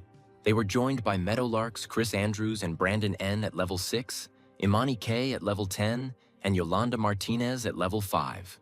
And the second-level researcher Agatha stands apart, a nimble and cunning old woman with crazy eyes and a terrible character. The district boss will come out against this group. Carl felt the heat of the fire, covering his eyes from the bright flashes of light, the guy thought. Something is getting hot. Could this boss really be something fiery? And then the monster appeared. Carl cursed loudly. It was the same huge stinking ball that he and Donut had already seen. Now everyone saw that a strange, round, enormous structure, made of someone or something, was rolling towards them. As the ball approached, the researchers saw sparkling eyes, protruding fangs, paws, and tails, and elements of strange clothing. The game announced that this is a pig ball, a level 15 district boss, one of the rarest and most dangerous battle formations of the Tusks. Brandon asked what the hell this was and what they should do with it. This ball would just crush them all into a pancake. It was huge. This ball consists of at least 60 members of Orkai society, gathered together for a special occasion. These creatures are very fond of orgies, alcohol, sex, and they also have a real passion for war, seasoned with ancient wild magic. Periodically, the Tusks form a huge, inseparable ball and begin their deadly rides through the surrounding area. The pig ball will not end its night of terror until it has crushed under its mass all the poor, wretched, and disadvantaged citizens. And then this ball rolled out onto the group of researchers. Carl noticed that the entire floor in the hall was covered with some kind of stripes. In the center of this huge structure, it seems, was the treasured saving staircase leading to the second floor, and around it were movable walls. Carl looked around warily. They should see and understand something here right away. But here's what. They need to think about it. Loud music and powerful bass. Because of this, they may not hear the approach of a huge pig ball and die. He waved to the boys, saying that they needed to go forward. Brandon N. didn't understand where they were going. Carl replied, "Away from here." Carl opened his inventory and took out the shurikens he had recently received. They turned out to be very useful, and there was no need to throw them. The guy made some spiked traps out of them for the tusks that make up this huge ball. Maybe that will help. Carl left shuriken spikes where their enemy was about to roll, hoping very much to injure him. The guy suggested that the slots in the floor were probably needed to raise and lower the walls, which meant he needed to stay away from them. And they didn't even think that the walls would move. He told the guys to look for flat and solid surfaces without gaps. Suddenly, a pig ball rolled out from behind the wall. Everyone flinched, but Carl was waiting for it to appear to test his idea with the thorns. A scream and disgruntled grunting were heard, and traces of blood appeared on the floor. The ball had run into the thorns left by Carl. He smiled contentedly, and now the boss's health bar appeared. It looked like the thorns had still touched him in some places. This plan might work, but they need to know exactly where this stinking fanged ball will roll, and it's clear that it will roll towards them. Carl saw that in some areas the walls had begun to rise from the floor, dividing the space. They needed to get out of here quickly and not remain on opposite sides of the gaps. Otherwise, the game would separate them and kill them one by one. He shouted at the boys to move faster and watch the slits if they didn't want to end up on opposite sides of the wall. With astonishing speed, Carl stuck shurikens into the planks and laid them out in the path of their unusual opponent. Agatha happily helped him, taking out from her numerous supplies the items the boy needed. A pig's ball flew past the backs of the group of dungeon explorers and rolled on. The guys flinched. No one wanted to meet this head-on. Imani saw a flat, unpaved area at the intersection and pointed ahead, saying that was probably where they needed to go. After inspecting the area, Carl decided that it was just the perfect place. The whole group gathered together so that the walls could not separate them. The guy looked around. The ball had just rolled from there, so they most likely still had about 2 more flights of the labyrinth ahead of them. He smiled and said, "Let's do it. There are dozens of defenseless old people behind them. They have to save them." Donut sat on her companion's shoulder and her eyes sparkled. Today, she was behaving surprisingly modestly and calmly. The boys' faces were tense. None of them had ever been a fighter before. But Carl's confidence and the boss's first wounds inspired everyone.